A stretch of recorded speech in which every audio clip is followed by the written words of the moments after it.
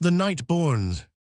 It was in the old Alteño Club, a warm night for San Francisco, and through the open windows, hushed and far, came the brawl of the streets. The talk had led on from the graft prosecution and the latest signs that the town was to be run wide open, down through all the grotesque sordidness and rottenness of man-hate and man-meanness, until the name of O'Brien was mentioned. O'Brien, the promising young pugilist who had been killed in the prize ring the night before. At once the air had seemed to freshen. O'Brien had been a clean-living young man with ideals. He neither drank, smoked, nor swore, and his had been the body of a beautiful young god. He had even carried his prayer book to the ringside. They found it in his coat pocket in the dressing room afterward. Here was youth, clean and wholesome, unsullied, the thing of glory and wonder for men to conjure with, after it has been lost to them and they have turned middle-aged. And so well did we conjure that romance came, and for an hour led us far from the man-city and its snarling roar. Bardwell, in a way, started it by quoting from Thoreau, but it was old Trefethen, bald-headed and dewlapped, who took up the quotation, and for the hour to come was romance incarnate. At first, we wondered how many scotches he had consumed since dinner, but very soon all that was forgotten. It was in 1898. I was 35 then, he said. Yes, I know you are adding it up. You're right. I'm 47 now, look 10 years more, and the doctors say damn the doctors anyway. He lifted the long glass to his lips and sipped it slowly to soothe away his irritation. But I was young, once. I was young 12 years ago, and I had hair on top of my head, and my stomach was lean as a runner's, and the longest day was none too long for me. I was a husky back there in '98. You remember me, Milner? You knew me then. Wasn't I a pretty good bit of all right? Milner nodded and agreed. Like Trefethen, he was another mining engineer who had cleaned up a fortune in the Klondike. You certainly were, old man, Milner said. I'll never forget when you cleaned out those lumberjacks in the M&M that night that little newspaper man started the row. Slavin was in the country at the time, this to us, and his manager wanted to get up a match with Trefethen. Well, look at me now, Trefethen commanded angrily. That's what the Goldstead did to me, God knows how many millions, but nothing left in my soul, nor in my veins. The good red blood is gone. I am a jellyfish, a huge, gross mass of oscillating protoplasm, a. But language failed him, and he drew solace from the long glass. Women looked at me then, and turned their heads to look a second time. Strange that I never married. But the girl, that's what I started to tell you about. I met her 1,000 miles from anywhere, and then some. And she quoted to me those very words of Thoreau that Bardwell quoted a moment ago, the ones about the day-born gods and the night-born. It was after I had made my locations on Goldstead and didn't know what a treasure pot that trip creek was going to prove, that I made that trip east over the Rockies, angling across to the great up north. There the Rockies are something more than a backbone. They are a boundary, a dividing line, a wall impregnable and unscalable. There is no intercourse across them, though on occasion, from the early days, wandering trappers have crossed them, though more were lost by the way than ever came through. And that was precisely why I tackled the job. It was a traverse any man would be proud to make. I am prouder of it right now than anything else I have ever done. It is an unknown land. Great stretches of it have never been explored. There are big valleys there where the white man has never set foot, and Indian tribes as primitive as 10,000 years, almost, for they have had some contact with the whites. Parties of them come out once in a while to trade, and that is all. Even the Hudson Bay Company failed to find them and farm them. And now the girl. I was coming up a stream, you'd call it a river in California, uncharted and unnamed. It was a noble valley, now shut in by high canyon walls, and again opening out into beautiful stretches, wide and long, with pasture shoulder-high in the bottoms, meadows dotted with flowers, and with clumps of timber spruce, virgin and magnificent. The dogs were packing on their backs, and were sore-footed and played out, while I was looking for any bunch of Indians to get sleds and drivers from and go on with the first snow. It was late fall, but the way those flowers persisted surprised me. I was supposed to be in subarctic America and high up among the buttresses of the Rockies, and yet there was that everlasting spread of flowers. Someday the white settlers will be in there and growing wheat down all that valley. And then I lifted a smoke and heard the barking of the dogs, Indian dogs, and came into camp. There must have been 500 of them, proper Indians at that, and I could see by the jerking frames that the fall hunting had been good. And then I met her, Lucy. That was her name. Sign language, that was all we could talk with, till they led me to a big fly, you know, half a tent, open on the one side where a campfire burned. It was all of moose skins, this fly, moose skins, smoke-cured, hand-rubbed, and golden brown. Under it everything was neat and orderly as no Indian camp ever was. The bed was laid on fresh spruce boughs. There were furs galore, and on top of all was a robe of swanskins, white swanskins. I have never seen anything like that robe. And on top of it, sitting cross-legged, was Lucy. She was nut-brown. I have called her a girl, but she was not. She was a woman, a nut-brown woman, an Amazon, a full-blooded, full-bodied woman and royal ripe. And her eyes were blue. That's what took me off my feet. Her eyes blue, not china blue, but deep blue, like the sea and sky all melted into one, and very wise. More than that, they had laughter in them, warm laughter, sun-warm and human, very human and, shall I say feminine? They were. They were a woman's eyes, a proper woman's eyes. You know what that means. Can I say more? Also in those blue eyes were, at the same time, a wild unrest, a wistful yearning, and a repose, an absolute repose, a sort of all-wise and philosophical calm. Trefethen broke off abruptly. You fellows think I am screwed. I'm not. This is only my 5th since dinner. I am dead sober. I am solemn. I sit here now side by side with my sacred youth. It is not I, old Trefethen, that talks. It is my youth, and it is my youth that says those were the most wonderful eyes I have ever seen, so very calm, so very restless, so very wise, so very curious, so very old, so very young, so satisfied and yet yearning so wistfully. Boys, I can't describe them.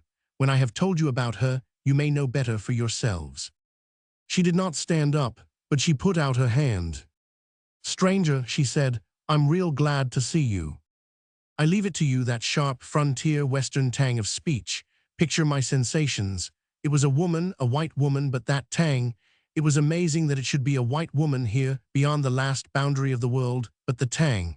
I tell you, it hurt. It was like the stab of a flatted note. And yet, let me tell you, that woman was a poet. You shall see. She dismissed the Indians, and by Jove, they went. They took her orders and followed her blind. She was Hayu Skookam chief. She told the bucks to make a camp for me and to take care of my dogs, and they did, too. And they knew enough not to get away with as much as a moccasin lace of my outfit. She was a regular she who must be obeyed, and I want to tell you it chilled me to the marrow. Sent those little thrills marathoning up and down my spinal column, meeting a white woman out there at the head of a tribe of savages, 1,000 miles the other side of no man's land. Stranger, she said, I reckon you're sure the first white that ever set foot in this valley. Set down and talk a spell, and then we'll have a bite to eat. Which way might you be common? There it was, that tang again. But from now to the end of the yarn, I want you to forget it.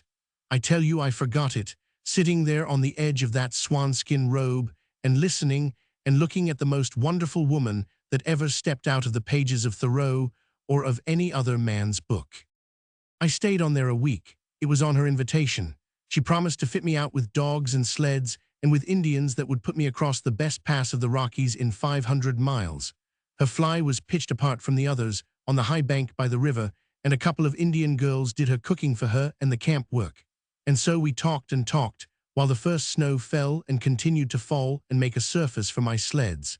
And this was her story. She was frontier-born of poor settlers, and you know what that means.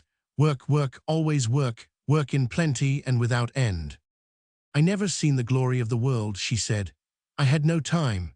I knew it was right out there anywhere, all around the cabin, but there was always the bread to set, the scrubbin' and the washin', and the work that was never done. I used to be plumb sick at times, Jess, to get out into it all, especially in the spring when the songs of the birds drove me most clean crazy. I wanted to run out through the long pasture grass, wetting my legs with the dew of it, and to climb the rail fence, and keep on through the timber and up over the divide, so as to get a look around. Oh, I had all kinds of hankerings, to follow up the canyon beds and slosh around from pool to pool, making friends with the water dogs and the speckly trout, to peep on the sly and watch the squirrels and rabbits and small furry things, and see what they was doing and learn the secrets of their ways. Seemed to me, if I had time, I could crawl among the flowers, and if I was good and quiet, catch them whispering with themselves, telling all kinds of wise things that mere humans never know. Trefethen paused to see that his glass had been refilled. Another time, she said, I wanted to run nights like a wild thing, just to run through the moonshine and under the stars, to run white and naked in the darkness that I knew must feel like cool velvet, and to run and keep on running. One evening Plum tuckered out. It had been a dreadful hard hot day, and the bread wouldn't raise and the churning had gone wrong, and I was all irritated and jerky. Well, that evening I made mention to Dad of this wanting to run of mine. He looked at me curious, some and a bit scared. And then he gave me 2 pills to take, said to go to bed and get a good sleep, and I'd be all hunky-dory in the morning. So I never mentioned my hankerings to him or anyone anymore. The mountain home broke up, starved out, I imagine, and the family came to Seattle to live. There she worked in a factory, long hours, you know, and all the rest, deadly work. And after a year of that she became waitress in a cheap restaurant, hash slinger she called it. She said to me once, romance I guess was what I wanted, but there went no romance floating around in dishpans and washtubs or in factories and hash joints.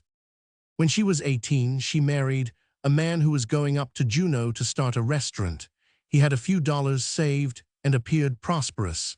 She didn't love him, she was emphatic about that, but she was all tired out, and she wanted to get away from the unending drudgery. Besides, Juneau was in Alaska, and her yearning took the form of a desire to see that wonderland, but little she saw of it. He started the restaurant, a little cheap one, and she quickly learned what he had married her for, to save paying wages.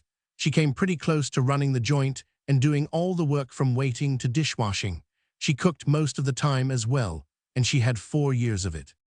Can't you picture her, this wild woods creature, quick with every old primitive instinct, yearning for the free open, and mowed up in a vile little hash joint and toiling and moiling for 4 mortal years? There was no meaning in anything, she said. What was it all about? Why was I born? Was that all the meaning of life? Just to work and be always tired? To go to bed tired and to wake up tired, with every day like every other day unless it was harder? She had heard talk of immortal life from the gospel sharps, she said, but she could not reckon that what she was doing was a likely preparation for her immortality. But she still had her dreams, though more rarely. She had read a few books, what it is pretty hard to imagine, seaside library novels most likely, yet they had been food for fancy. Sometimes, she said, when I was that dizzy from the heat of the cooking that if I didn't take a breath of fresh air I'd faint, I'd stick my head out of the kitchen window and close my eyes and see most wonderful things. All of a sudden I'd be traveling down a country road, and everything clean and quiet, no dust, no dirt, just streams rippling down sweet meadows, and lambs playing, breezes blowing the breath of flowers, and soft sunshine over everything, and lovely cows lazying knee-deep in quiet pools, and young girls bathing in a curve of stream, all white and slim and natural, and I'd know I was in Arcady. I'd read about that country once in a book, and maybe nights, all flashing in the sun, would come riding around a bend in the road, or a lady on a milk-white mare, and in the distance I could see the towers of a castle rising, or I just knew on the next turn that I'd come upon some palace, all white and airy and fairy-like, with fountains playing, and flowers all over everything, and peacocks on the lawn. And then I'd open my eyes, and the heat of the cooking range would strike on me, and I'd hear Jake saying, he was my husband, I'd hear Jake saying, why ain't you served them beans? Think I can wait here all day? Romance. I reckon the nearest I ever come to it was when a drunken Armenian cook got the snakes and tried to cut my throat with a potato knife, and I got my arm burned on the stove before I could lay him out with the potato stomper. I wanted easy ways and lovely things and romance and all that, but it just seemed I had no luck nohow and was only and expressly born for cooking and dishwashing. There was a wild crowd in Juneau them days, but I looked at the other women, and their way of life didn't excite me.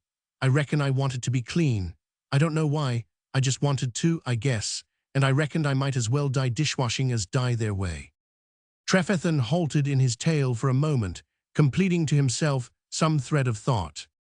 And this is the woman I met up there in the Arctic, running a tribe of wild Indians and a few thousand square miles of hunting territory.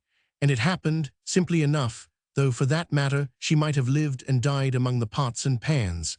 But came the whisper, came the vision. That was all she needed, and she got it. I woke up one day, she said, just happened on it in a scrap of newspaper. I remember every word of it, and I can give it to you. And then she quoted Thoreau's Cry of the Human. The young pines springing up, in the cornfield from year to year, are to me a refreshing fact. We talk of civilizing the Indian, but that is not the name for his improvement. By the wary independence and aloofness of his dim forest life, he preserves his intercourse with his native gods, and is admitted from time to time to a rare and peculiar society with nature. He has glances of starry recognition, to which our saloons are strangers. The steady illumination of his genius, dim only because distant, is like the faint but satisfying light of the stars compared with the dazzling but ineffectual and short-lived blaze of candles. The Society Islanders had their day-born gods, but they were not supposed to be of equal antiquity with the night-born gods. That's what she did, repeated it word for word, and I forgot the tang, for it was solemn, a declaration of religion, pagan, if you will, and clothed in the living garmenture of herself. And the rest of it was torn away, she added, a great emptiness in her voice. It was only a scrap of newspaper, but that Thoreau was a wise man. I wish I knew more about him. She stopped a moment, and I swear her face was ineffably holy as she said, I could have made him a good wife. And then she went on. I knew right away, as soon as I read that, what was the matter with me. I was a night-born. I who had lived all my life with the day-born was a night-born. That was why I had never been satisfied with cooking and dishwashing. That was why I had hankered to run naked in the moonlight. And I knew that this dirty little Juno hash joint was no place for me. And right there and then I said, I quit. I packed up my few rags of clothes and started. Jake saw me and tried to stop me. What you doing? He says. Divorcin', you and me, I says. I'm headin' for tall timber and where I belong. No you don't, he says, reaching for me to stop me. The cooking has got on your head. You listen to me talk before you up and do anything brash. But I pulled a gunner little Colts 44 and says, this does my talkin' for me.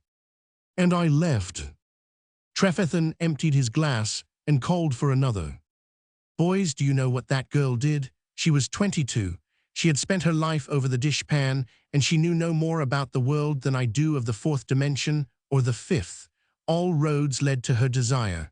No, she didn't head for the dance halls. On the Alaskan panhandle, it is preferable to travel by water. She went down to the beach. An Indian canoe was starting for Daya, you know the kind, carved out of a single tree, narrow and deep and 60 feet long. She gave them a couple of dollars and got on board. Romance, she told me. It was romance from the jump.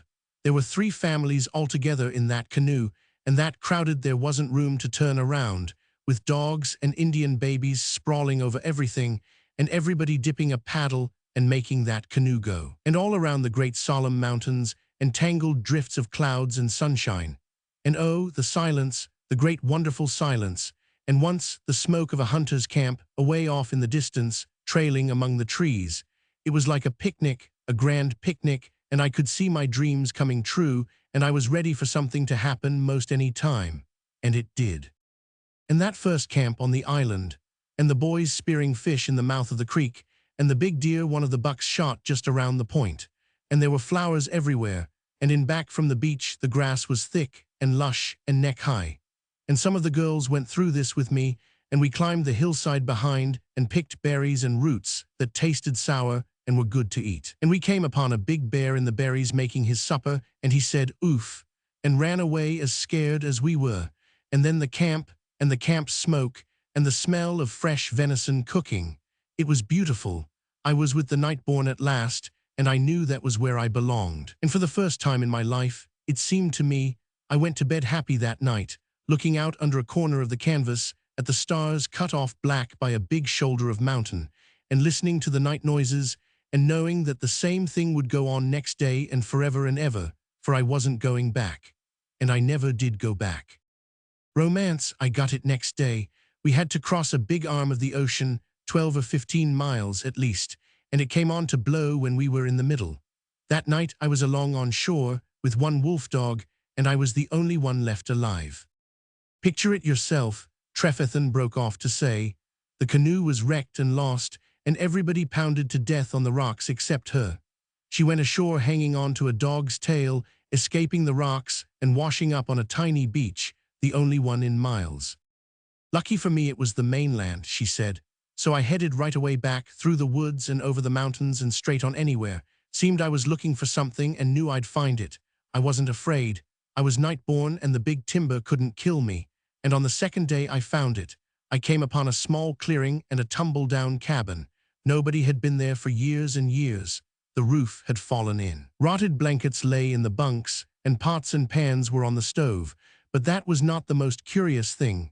Outside, along the edge of the trees, you can't guess what I found.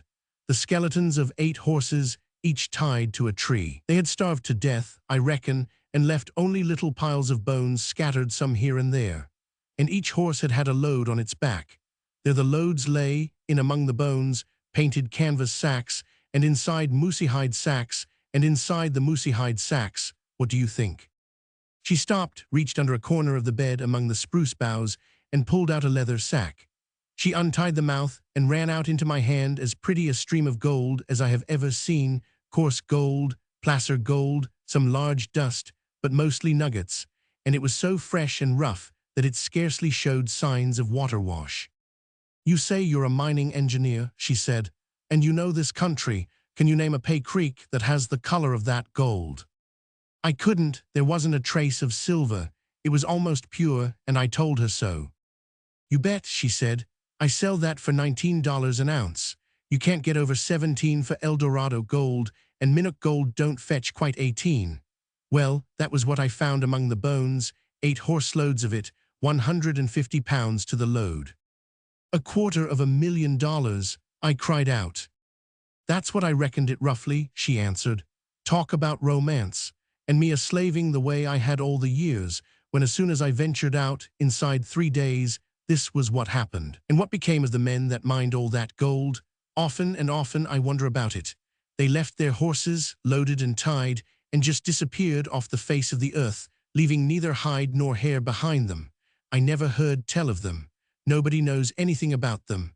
Well, being the night-born, I reckon I was their rightful heir. Trefethen stopped to light a cigar. Do you know what that girl did? She cashed the gold, saving out 30 pounds, which she carried back to the coast. Then she signaled a passing canoe, made her way to Pat Healy's trading post at Daya, outfitted, and went over Chilkoot Pass. That was in '88, 8 years before the Klondike strike, and the Yukon was a howling wilderness. She was afraid of the bucks, but she took 2 young squaws with her, crossed the lakes, and went down the river and to all the early camps on the lower Yukon. She wandered several years over that country and then on into where I met her. Like the looks of it, she said, seeing in her own words a big bull caribou knee-deep in purple iris on the valley bottom. She hooked up with the Indians, doctored them, gained their confidence, and gradually took them in charge. She had only left that country once, and then, with a bunch of the young bucks, she went over Chilkoot, cleaned up her gold cache, and brought it back with her. And here I be, stranger, she concluded her yarn, and here's the most precious thing I own. She pulled out a little pouch of buckskin, worn on her neck like a locket, and opened it. And inside, wrapped in oiled silk, yellowed with age and worn and thumbed, was the original scrap of newspaper containing the quotation from Thoreau. And are you happy, satisfied? I asked her. With $250,000 you wouldn't have to work down in the States. You must miss a lot. Not much, she answered. I wouldn't swap places with any woman down in the States. These are my people, this is where I belong.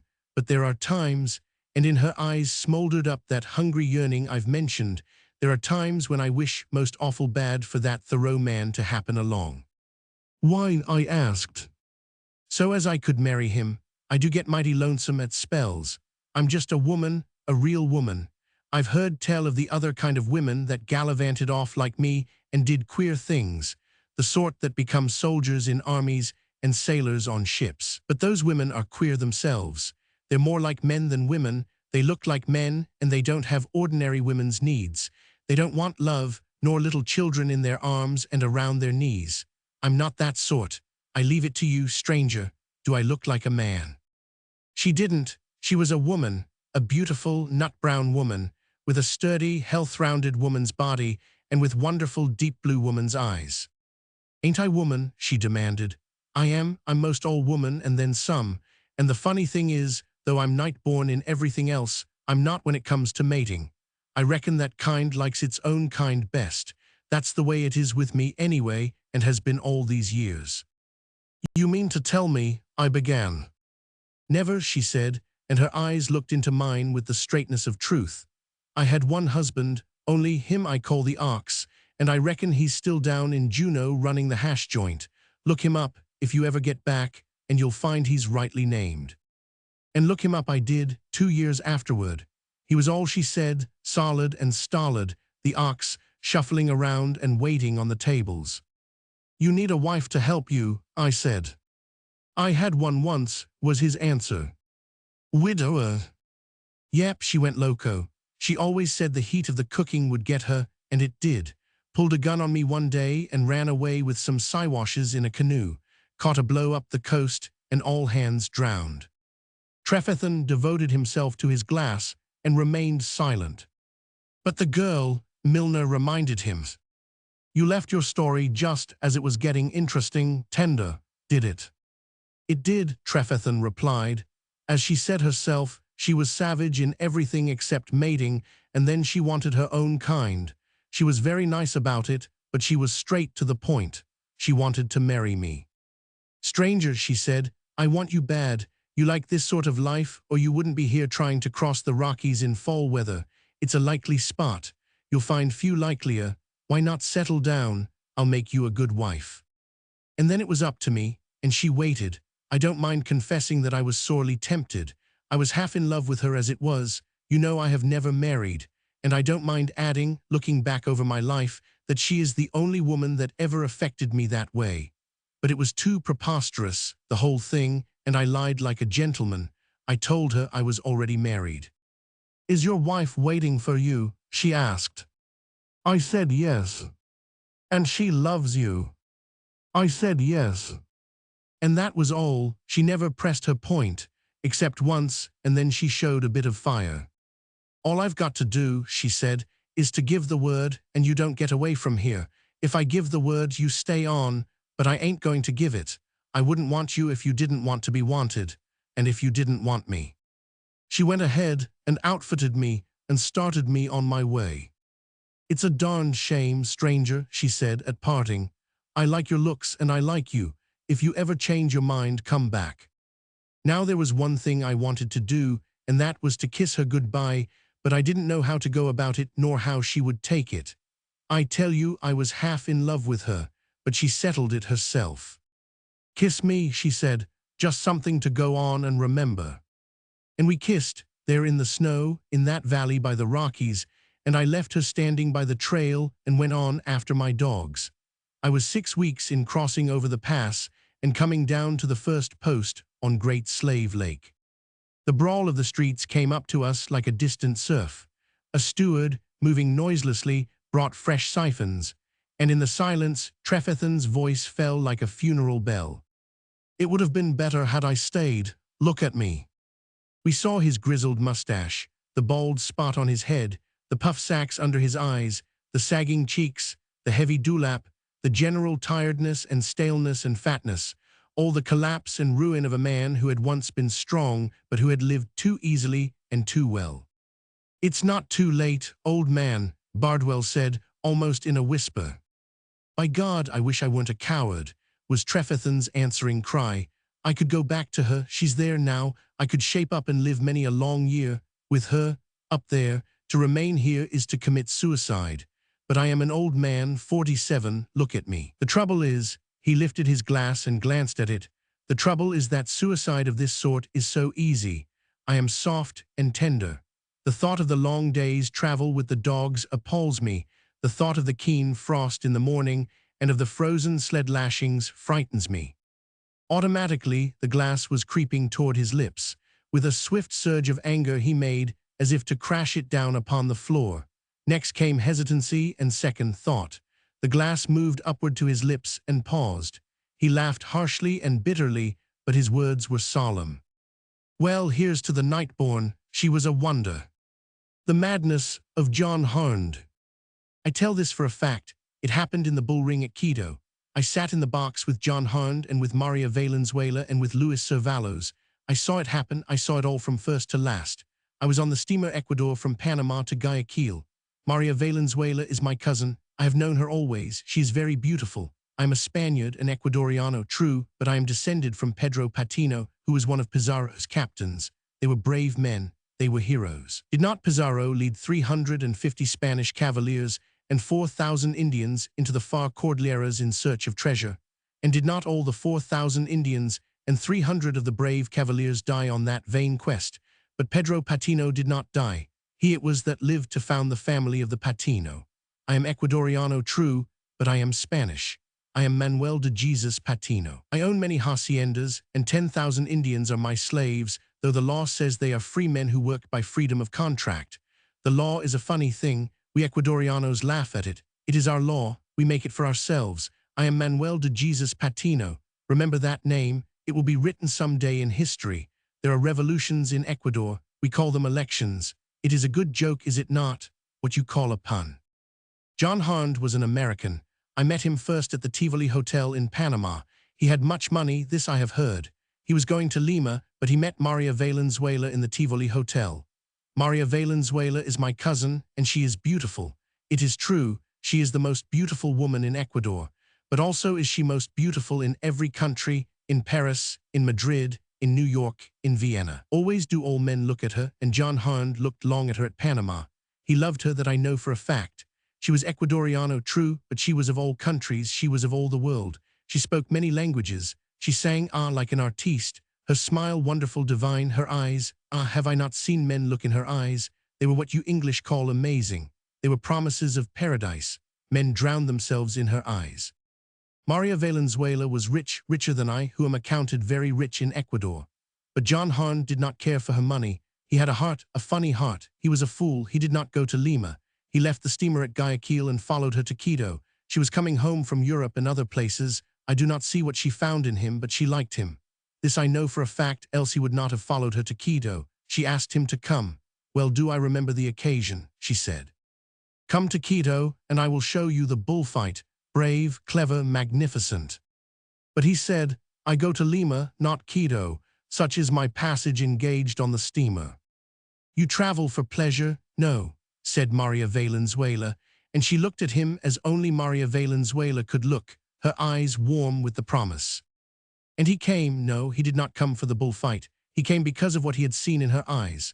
Women like Maria Valenzuela are born once in 100 years.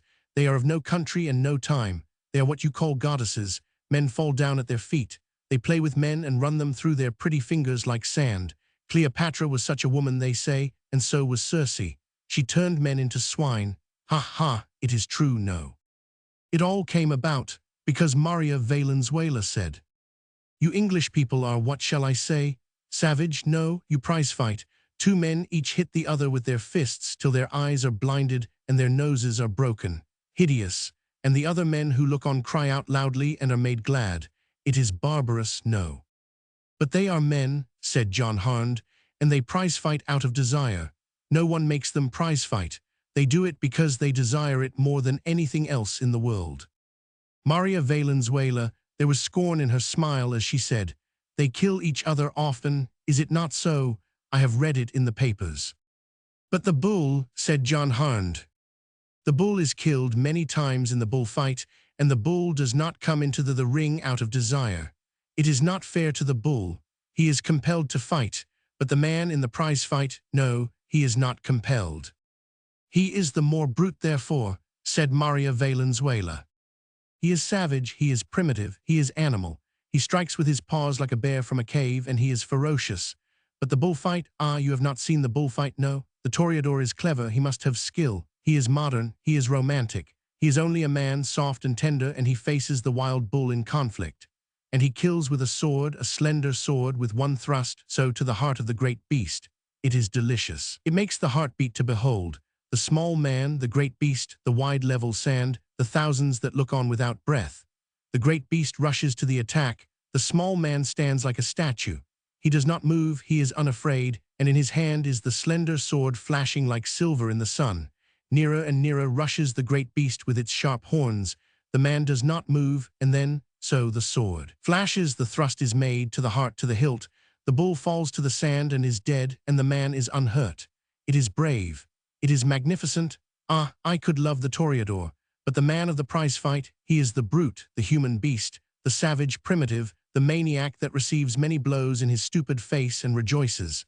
Come to Quito, and I will show you the brave sport of men, the toreador and the bull. But John Harn did not go to Quito for the bull fight. He went because of Maria Valenzuela. He was a large man, more broad of shoulder than we Ecuadorianos, more tall, more heavy of limb and bone. True, he was larger of his own race. His eyes were blue, though I have seen them gray, and sometimes like cold steel. His features were large, too, not delicate like ours, and his jaw was very strong to look at. Also, his face was smooth-shaven like a priest's. Why should a man feel shame for the hair on his face? Did not God put it there? Yes, I believe in God. I'm not a pagan like many of you English. God is good. He made me an Ecuadoriano with 10,000 slaves, and when I die I shall go to God. Yes, the priests are right. But John Harn, he was a quiet man. He talked always in a low voice, and he never moved his hands when he talked. One would have thought his heart was a piece of ice. Yet did he have a streak of warm in his blood, for he followed Maria Valenzuela to Quito. Also, and for all that he talked low without moving his hands, he was an animal, as you shall see, the beast primitive, the stupid, ferocious savage of the long ago that dressed in wild skins and lived in the caves along with the bears and wolves. Luis Cervalos is my friend, the best of Ecuadorianos. He owns 3 cacao plantations at Naranjito and Chobo. At Milagro is his big sugar plantation. He has large haciendas at Ambato and Latacunga, and down the coast is he interested in oil wells. Also has he spent much money in planting rubber along the Guayas. He is modern, like the Yankee, and like the Yankee, full of business. He has much money, but it is in many ventures, and ever he needs more money for new ventures and for the old ones. He has been everywhere and seen everything. When he was a very young man, he was in the Yankee Military Academy, what you call West Point. There was trouble. He was made to resign. He does not like Americans, but he did like Maria Valenzuela, who was of his own country. Also, he needed her money for his ventures and for his gold mine in eastern Ecuador, where the painted Indians live. I was his friend. It was my desire that he should marry Maria Valenzuela.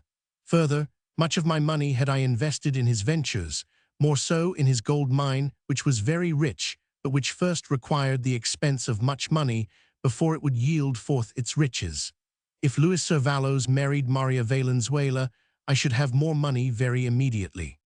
But John Harn followed Maria Valenzuela to Quito, and it was quickly clear to us, to Luis Cervalos and me, that she looked upon John Harn with great kindness. It is said that a woman will have her will, but this is a case not in point, for Maria Valenzuela did not have her will, at least not with John Harn. Perhaps it would all have happened as it did, even if Luis Cervalos and I had not sat in the box that day at the bull ring in Quito. But this I know, we did sit in the box that day, and I shall tell you what happened. The 4 of us were in the one box, guests of Luis Cervalos. I was next to the president's box. On the other side was the box of General José Eliseo Salazar. With him were Joaquin Endara and Asesino Castillo, both generals, and Colonel Jacinto Firo and Captain Baltazar de Echeverria. Only Luis Cervalos had the position and the influence to get that box next to the president. I know for a fact that the president himself expressed the desire to the management that Luis Cervalos should have that box. The band finished playing the national hymn of Ecuador. The procession of the toreadors was over. The president nodded to begin. The bugles blew, and the bull dashed in, you know the way, excited, bewildered, the darts in its shoulder burning like fire, itself seeking madly whatever enemy to destroy. The toreadors hid behind their shelters and waited. Suddenly they appeared forth, the capadores, 5 of them from every side, their colored capes flinging wide. The bull paused at sight of such a generosity of enemies, unable in his own mind to know which to attack, then advanced one of the capadores alone to meet the bull. The bull was very angry. With its 4 legs, it pawed the sand of the arena till the dust rose all about it. Then it charged, with lowered head, straight for the lone capador. It is always of interest, the first charge of the first bull. After a time, it is natural that one should grow tired, trifle, that the keenness should lose its edge. But that first charge of the first bull, John Harnd was seeing it for the first time, and he could not escape the excitement, the sight of the man, armed only with a piece of cloth, and of the bull rushing upon him across the sand with sharp horns, wide-spreading. "See," cried Maria Valenzuela, "is it not superb?" John Harnd nodded, but did not look at her. His eyes were sparkling, and they were only for the bull ring. The Capador stepped to the side, with a twirl of the cape eluding the bull and spreading the cape on his own shoulders. "What do you think?" asked Maria Valenzuela. "Is it not a what you call sporting proposition, no?" "It is certainly," said John Harnd. "It is very clever." She clapped her hands with delight. They were little hands. The audience applauded. The bull turned and came back. Again the Capador eluded him, throwing the cape on his shoulders, and again the audience applauded. 3 times did this happen. The Capador was very excellent. Then he retired, and the other Capador played with the bull. After that, they placed the banderillos in the bull, in the shoulders, on each side of the backbone, 2 at a time. Then stepped forward Ordonez, the chief matador, with the long sword and the scarlet cape. The bugles blew for the death. He is not so good as Maestini. Still he is good, and with one thrust he drove the sword to the heart, and the bull doubled his legs under him and lay down and died. It was a pretty thrust, clean and sure, and there was much applause, and many of the common people threw their hats into the ring. Maria Valenzuela clapped her hands with the rest, and John Harnd, whose cold heart was not touched by the event, looked at her with curiosity. "You like it?" he asked. "Always," she said, still clapping her hands. "From a little girl," said Luis Servalos.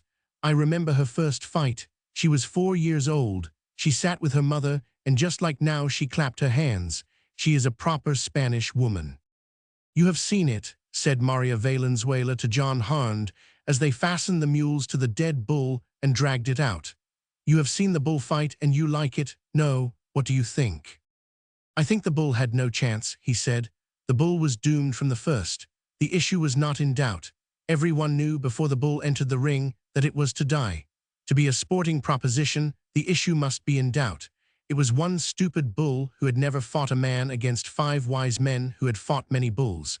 It would be possibly a little bit fair if it were 1 man against 1 bull." "Or 1 man against 5 bulls," said Maria Valenzuela, and we all laughed, and Luis Servalos laughed loudest. "Yes," said John Harnd, "against 5 bulls, and the man like the bulls, never in the bull ring before, a man like yourself, Senor Crevalos." "Yet we Spanish like the bull fight," said Luis Servalos, "and I swear the devil was whispering then in his ear, telling him to do that which I shall relate." "Then must it be a cultivated taste," John Harnd made answer. "We kill bulls by the 1,000 every day in Chicago, yet no one cares to pay admittance to see." "That is butchery," said I, "but this is an art. It is delicate, it is fine, it is rare." "Not always," said Luis Servalos. "I have seen clumsy matadors, and I tell you it is not nice." He shuddered, and his face betrayed such what you call disgust, that I knew then that the devil was whispering, and that he was beginning to play a part. "Senor Harnd may be right," said Luis Servalos. "It may not be fair to the bull, for is it not known to all of us that for 24 hours the bull is given no water, and that immediately before the fight he is permitted to drink his fill?" "And he comes into the ring heavy with water," said John Harnd quickly, and I saw that his eyes were very gray and very sharp and very cold. "It is necessary for the sport," said Luis Servalos. "Would you have the bull so strong that he would kill the toreadors?" "I would that he had a fighting chance," said John Harnd, facing the ring to see the second bull come in. It was not a good bull. It was frightened. It ran around the ring in search of a way to get out. The Capadors stepped forth and flared their capes, but he refused to charge upon them. "It is a stupid bull," said Maria Valenzuela. "I beg pardon," said John Harnd, "but it would seem to me a wise bull. He knows he must not fight man. See, he smells death there in the ring." True, the bull, pausing where the last one had died, was smelling the wet sand and snorting. Again he ran around the ring, with raised head, looking at the faces of the thousands that hissed him, that threw orange peel at him and called him names. But the smell of blood decided him, and he charged a cappador, so without warning that the man just escaped. He dropped his cape and dodged into the shelter.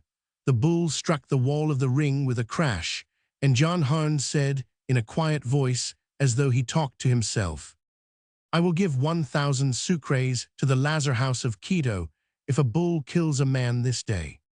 "You like bulls," said Maria Valenzuela with a smile. "I like such men less," said John Harnd. "A toreador is not a brave man. He surely cannot be a brave man. See, the bull's tongue is already out. He is tired, and he has not yet begun." "It is the water," said Luis Servalos. "Yes, it is the water," said John Harnd. "Would it not be safer to hamstring the bull before he comes on?" Maria Valenzuela was made angry by this sneer in John Harn's words, but Luis Servalos smiled so that only I could see him, and then it broke upon my mind surely the game he was playing. He and I were to be banderilleros. The big American bull was there in the box with us. We were to stick the darts in him till he became angry, and then there might be no marriage with Maria Valenzuela. It was a good sport, and the spirit of bullfighters was in our blood. The bull was now angry and excited. The cappadors had great game with him. He was very quick, and sometimes he turned with such sharpness that his hind legs lost their footing, and he plowed the sand with his quarter. But he charged always the flung capes and committed no harm. "He has no chance," said John Harnd. "He is fighting wind." "He thinks the cape is his enemy," explained Maria Valenzuela. "See how cleverly the cappador deceives him." "It is his nature to be deceived," said John Harnd. "Wherefore he is doomed to fight wind. The toreadors know it, you know it, I know it. We all know from the first that he will fight wind. He only does not know it. It is his stupid beast nature. He has no chance." "It is very simple," said Luis Servalos. "The bull shuts his eyes when he charges. Therefore—" "The man steps out of the way and the bull rushes by," Harnd interrupted. "Yes," said Luis Servalos, "that is it. The bull shuts his eyes and the man knows it."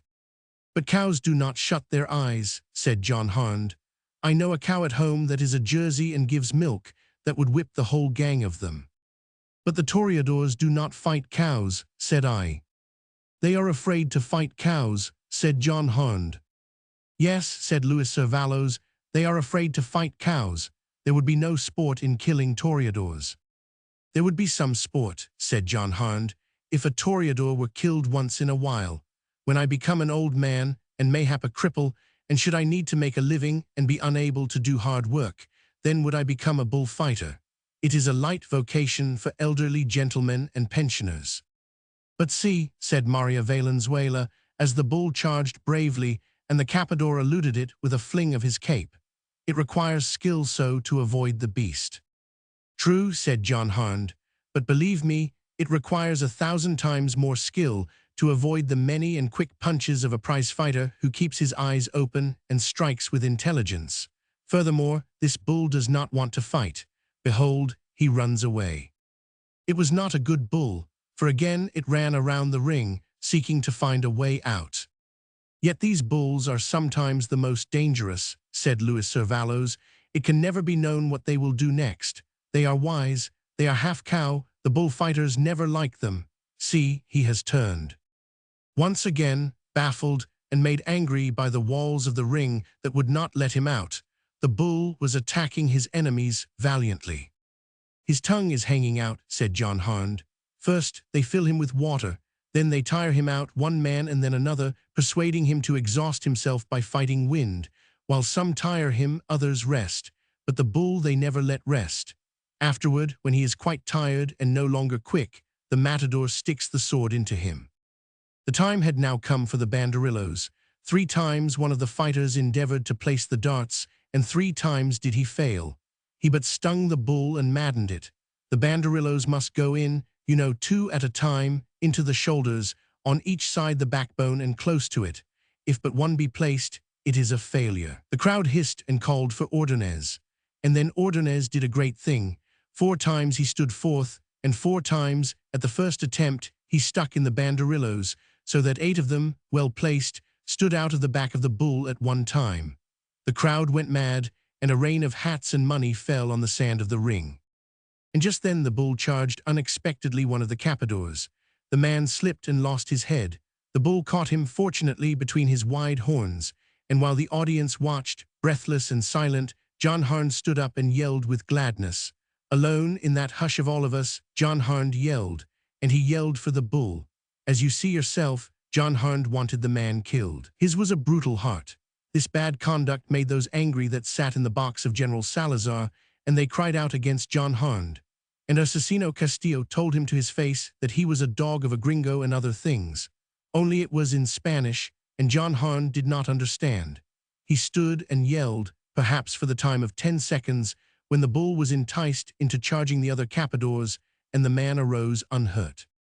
The bull has no chance, John Harnd said with sadness as he sat down. The man was uninjured. They fooled the bull away from him. Then he turned to Maria Valenzuela and said, "I beg your pardon, I was excited." She smiled, and in reproof, tapped his arm with her fan. "It is your first bullfight," she said. "After you have seen more you will not cry for the death of the man. You Americans, you see, are more brutal than we. It is because of your prize fighting. We come only to see the bull killed." "But I would the bull had some chance," he answered.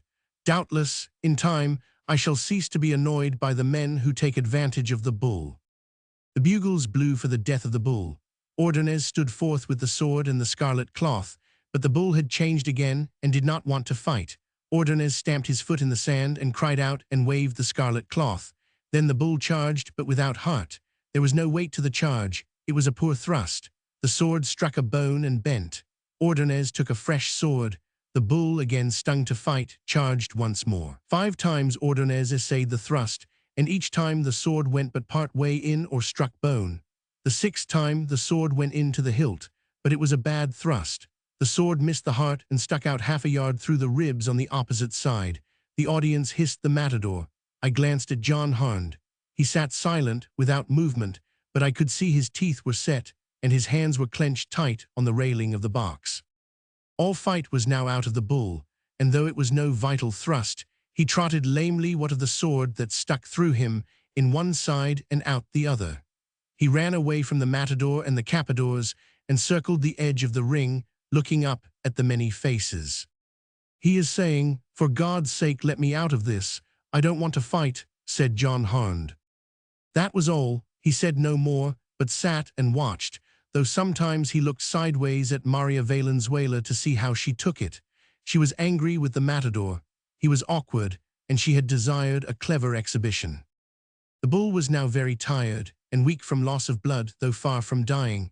He walked slowly around the wall of the ring, seeking a way out. He would not charge, he had had enough, but he must be killed. There is a place in the neck of a bull behind the horns where the cord of the spine is unprotected and where a short stab will immediately kill. Ordonez stepped in front of the bull and lowered his scarlet cloth to the ground.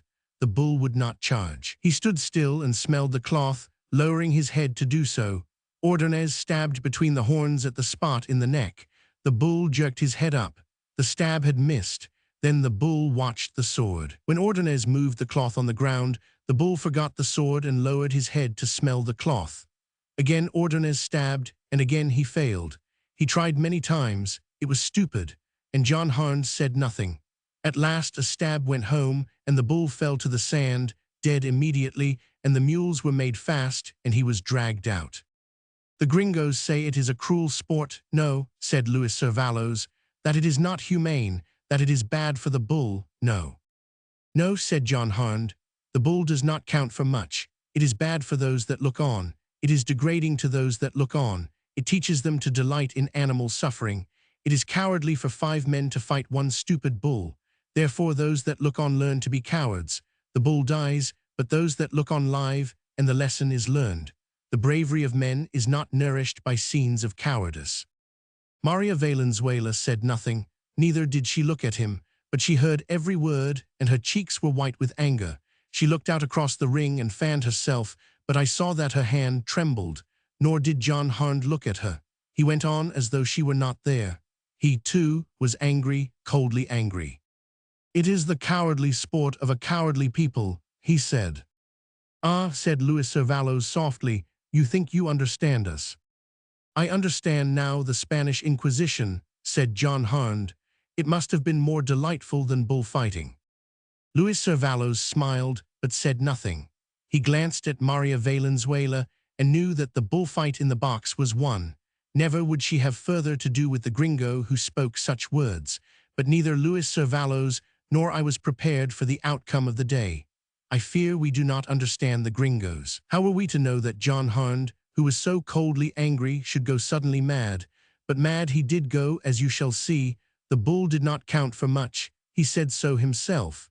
Then why should the horse count for so much? That I cannot understand. The mind of John Harnd lacked logic. That is the only explanation. It is not usual to have horses in the bull ring at Quito, said Luis Servalos, looking up from the program.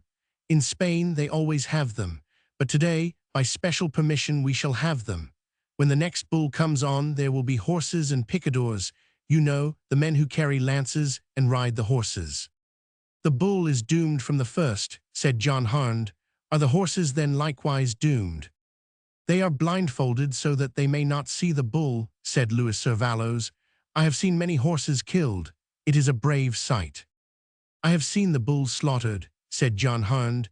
I will now see the horse slaughtered, so that I may understand more fully the fine points of this noble sport. They are old horses, said Luis Servalos, that are not good for anything else. I see, said John Harnd. The third bull came on, and soon against it were both capadors and picadors. One picador took his stand directly below us. I agree, it was a thin and aged horse he rode, a bag of bones covered with mangy hide. It is a marvel that the poor brute can hold up the weight of the rider, said John Harnd. And now that the horse fights the bull, what weapons has it? The horse does not fight the bull, said Luis Servalos.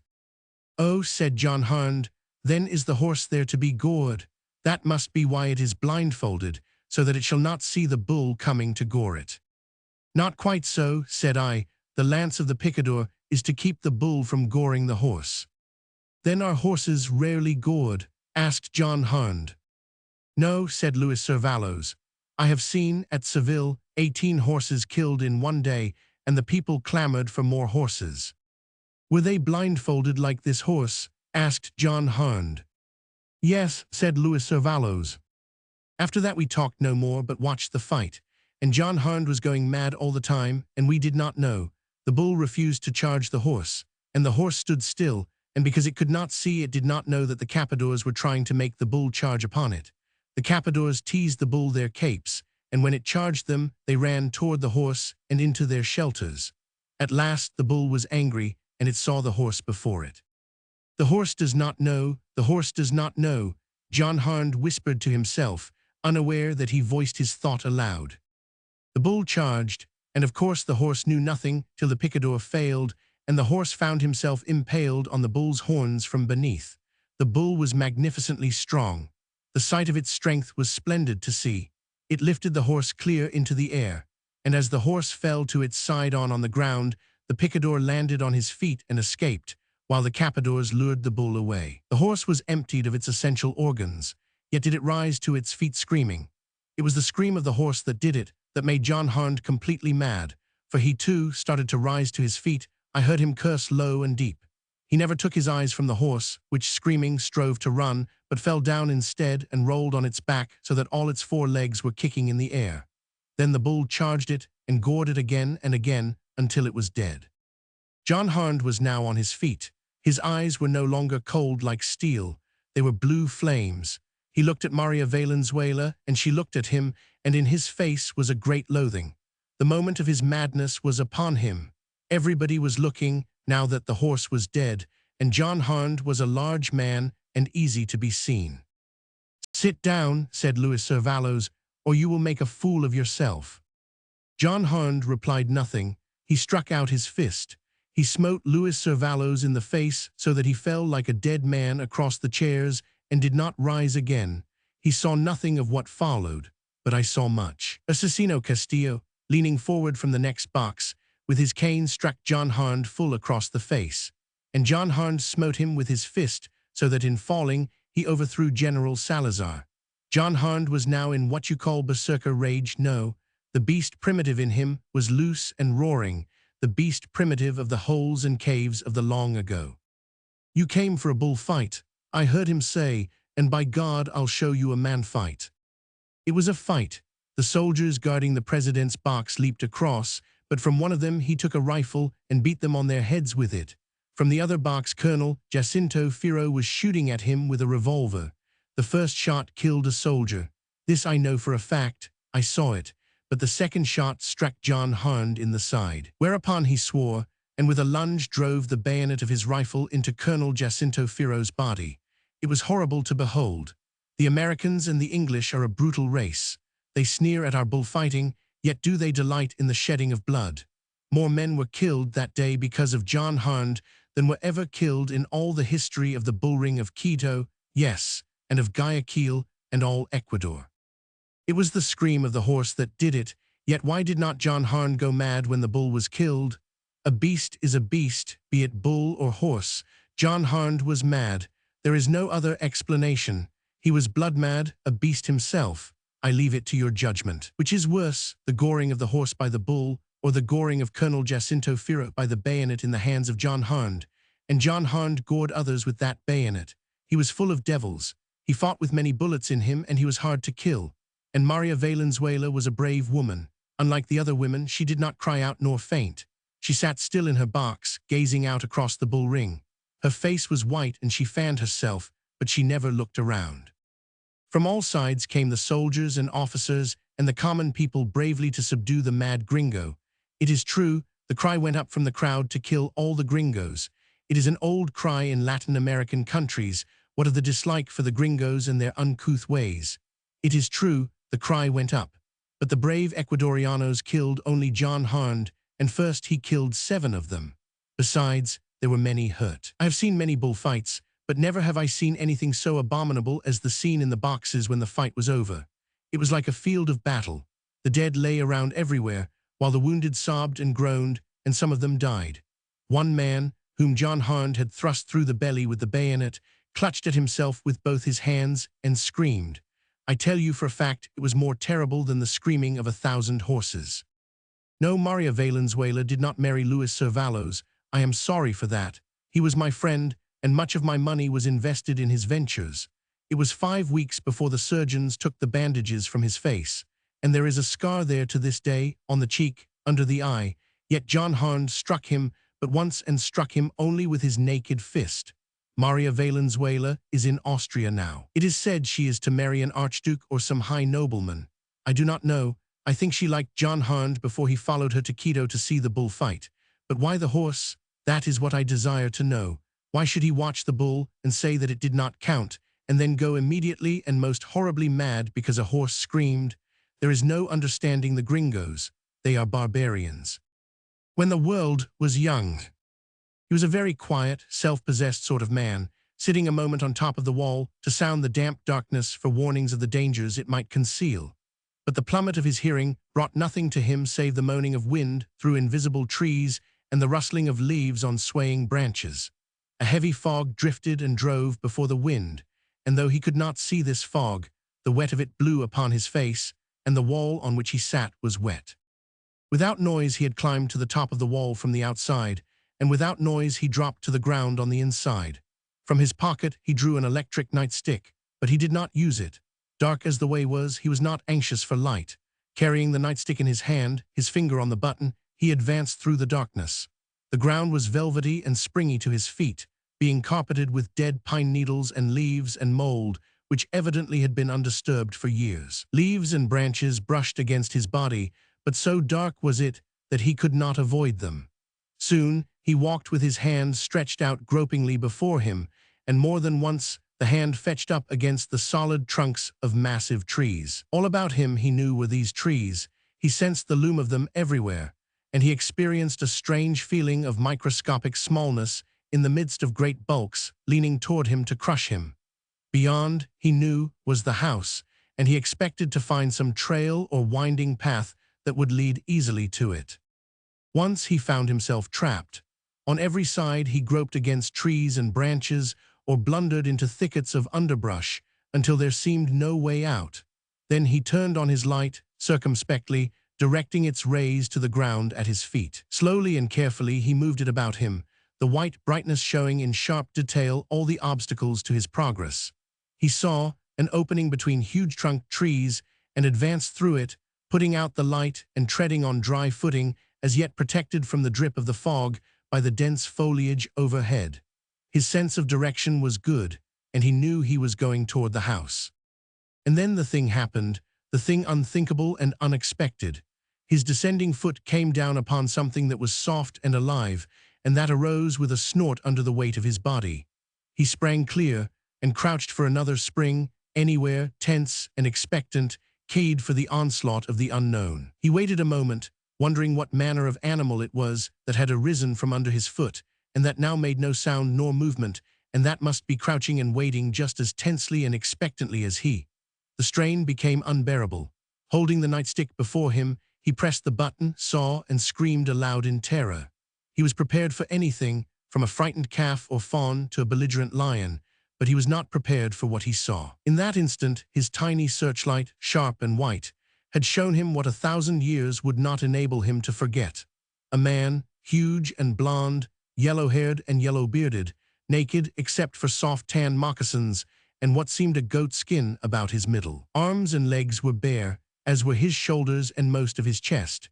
The skin was smooth and hairless, but browned by sun and wind, while under it heavy muscles were knotted like fat snakes.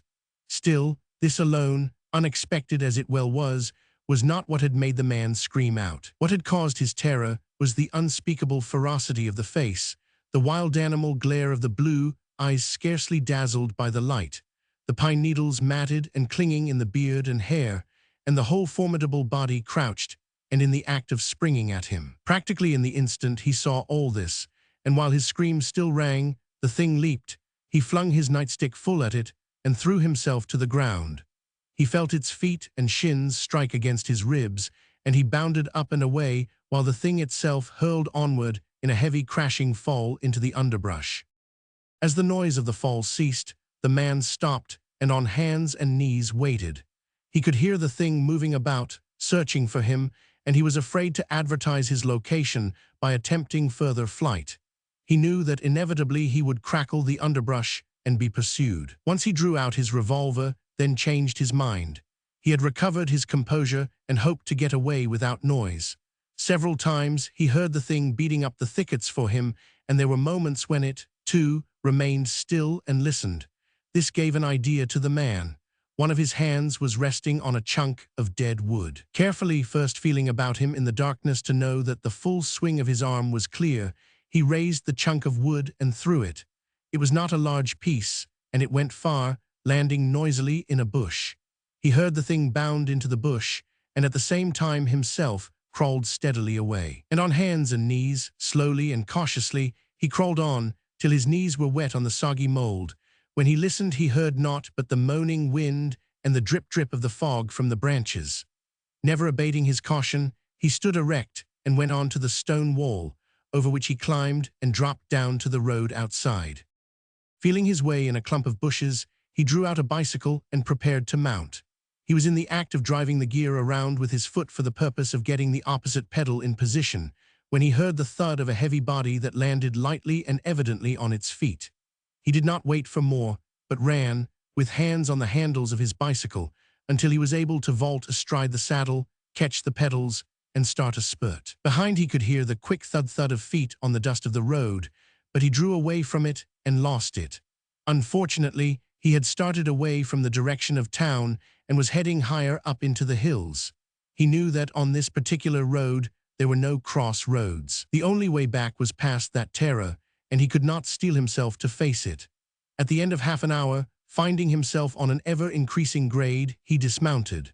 For still greater safety, leaving the wheel by the roadside, he climbed through a fence into what he decided was a hillside pasture, spread a newspaper on the ground, and sat down. "Gosh," he said aloud, mopping the sweat and fog from his face. "And gosh," he said once again, while rolling a cigarette, and as he pondered the problem of getting back. But he made no attempt to go back. He was resolved not to face that road in the dark, and with head bowed on knees, he dozed, waiting for daylight. How long afterward he did not know. He was awakened by the yapping bark of a young coyote. As he looked about and located it on the brow of the hill behind him, he noted the change that had come over the face of the night.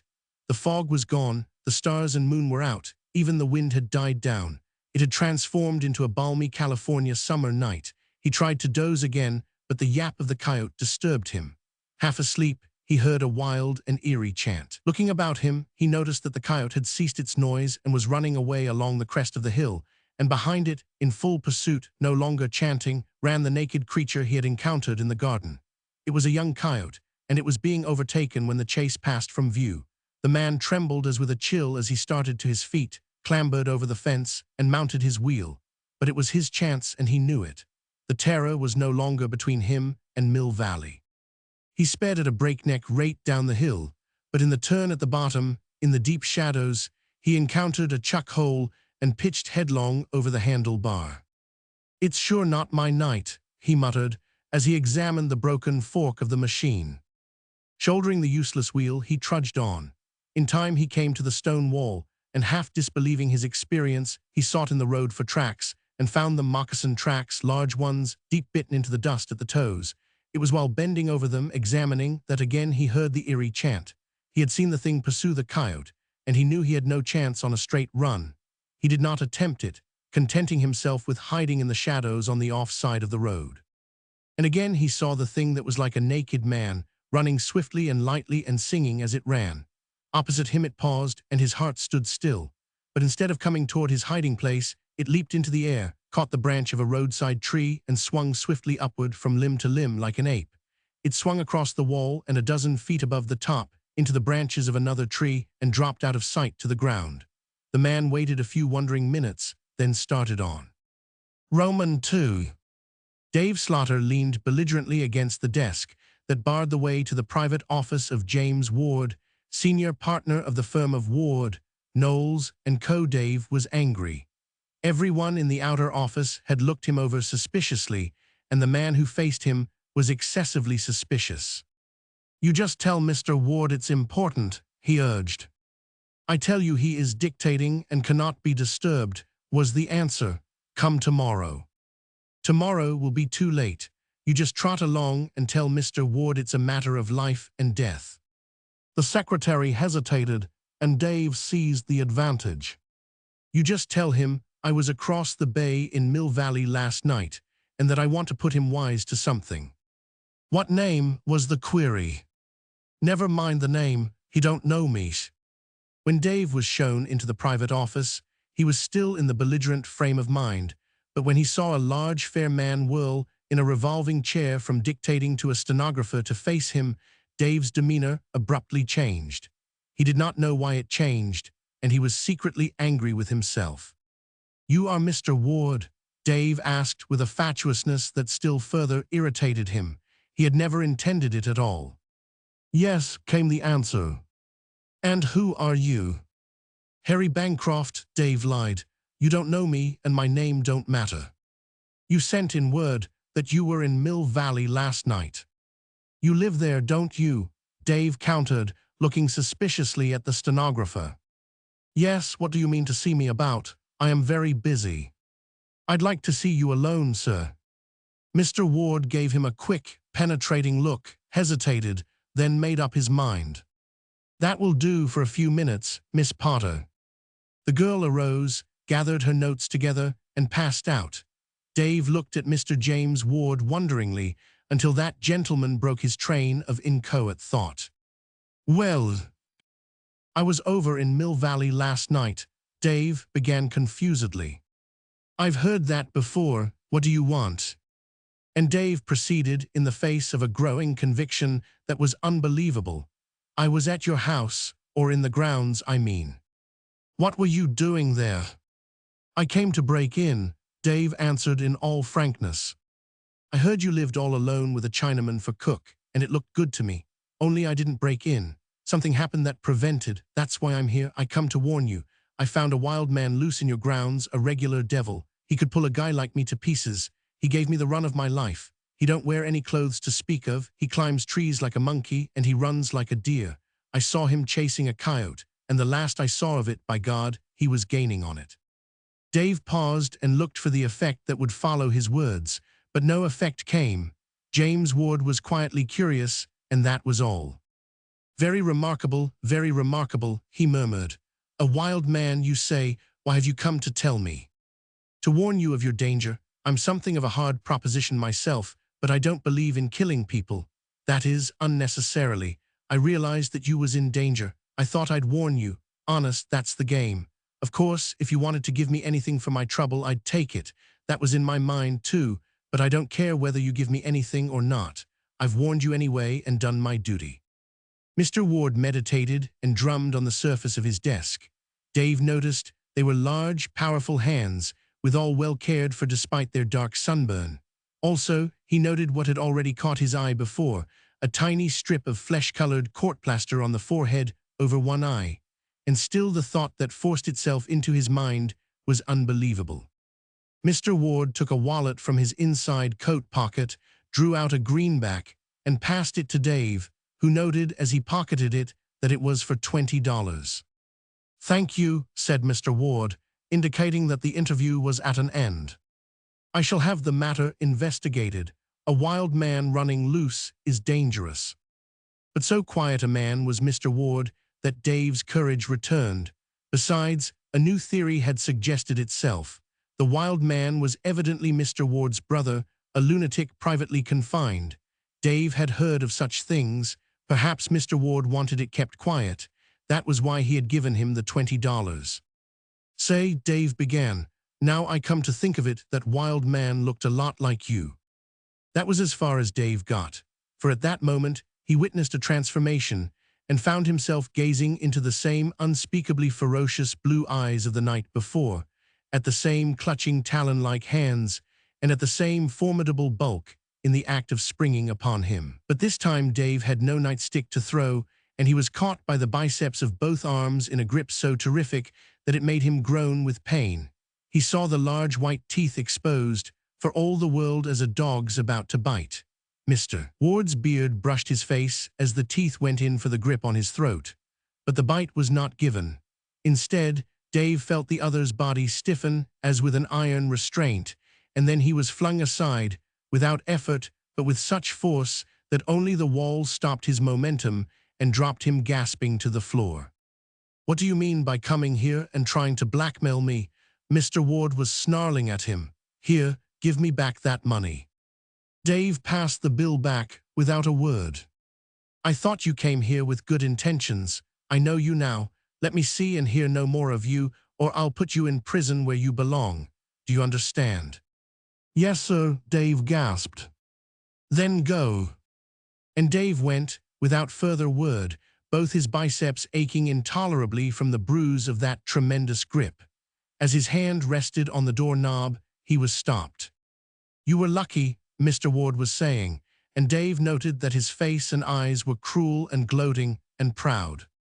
You were lucky. Had I wanted, I could have torn your muscles out of your arms and thrown them in the waste basket there. Yes, sir, said Dave. An absolute conviction vibrated in his voice. He opened the door and passed out. The secretary looked at him interrogatively. Gosh, was old Dave vouchsafed, and with this utterance passed out of the offices and the story. Roman 3. James G. Ward was 40 years of age, a successful businessman, and very unhappy. For 40 years, he had vainly tried to solve a problem that was really himself, and that with increasing years became more and more a woeful affliction. In himself, he was two men, and chronologically speaking, these men were several thousand years or so apart. He had studied the question of dual personality probably more profoundly than any half-dozen of the leading specialists in that intricate and mysterious psychological field. In himself, he was a different case from any that had been recorded. Even the most fanciful flights of the fiction writers had not quite hit upon him. He was not a Dr. Jekyll and Mr. Hyde, nor was he like the unfortunate young man in Kipling's greatest story in the world. His two personalities were so mixed that they were practically aware of themselves and of each other all the time. His other self he had located as a savage and a barbarian living under the primitive conditions of several thousand years before. But which self was he, and which was the other, He could never tell, for he was both selves and both selves all the time. Very rarely indeed did it happen that one self did not know what the other was doing. Another thing was that he had no visions nor memories of the past in which that early self had lived. That early self lived in the present, but while it lived in the present, it was under the compulsion to live the way of life that must have been in that distant past. In his childhood, he had been a problem to his father and mother, and to the family doctors, though never had they come within 1,000 miles of hitting upon the clue to his erratic conduct. Thus, they could not understand his excessive somnolence in the forenoon, nor his excessive activity at night. When they found him wandering along the hallways at night, or climbing over giddy roofs, or running in the hills, they decided he was a somnambulist. In reality, he was wide-eyed awake, and merely under the night-roaming compulsion of his early self. Questioned by an obtuse medico, he once told the truth and suffered the ignominy of having the revelation contemptuously labeled and dismissed as dreams. The point was that as twilight and evening came on, he became wakeful. The four walls of a room were an irk and a restraint. He heard 1,000 voices whispering to him through the darkness. The night called to him, for he was, for that period of the 24 hours, essentially a night prowler. But nobody understood, and never again did he attempt to explain. They classified him as a sleepwalker and took precautions accordingly, precautions that very often were futile. As his childhood advanced, he grew more cunning, so that the major portion of all his nights was spent in the open at realizing his other self. As a result, he slept in the forenoons.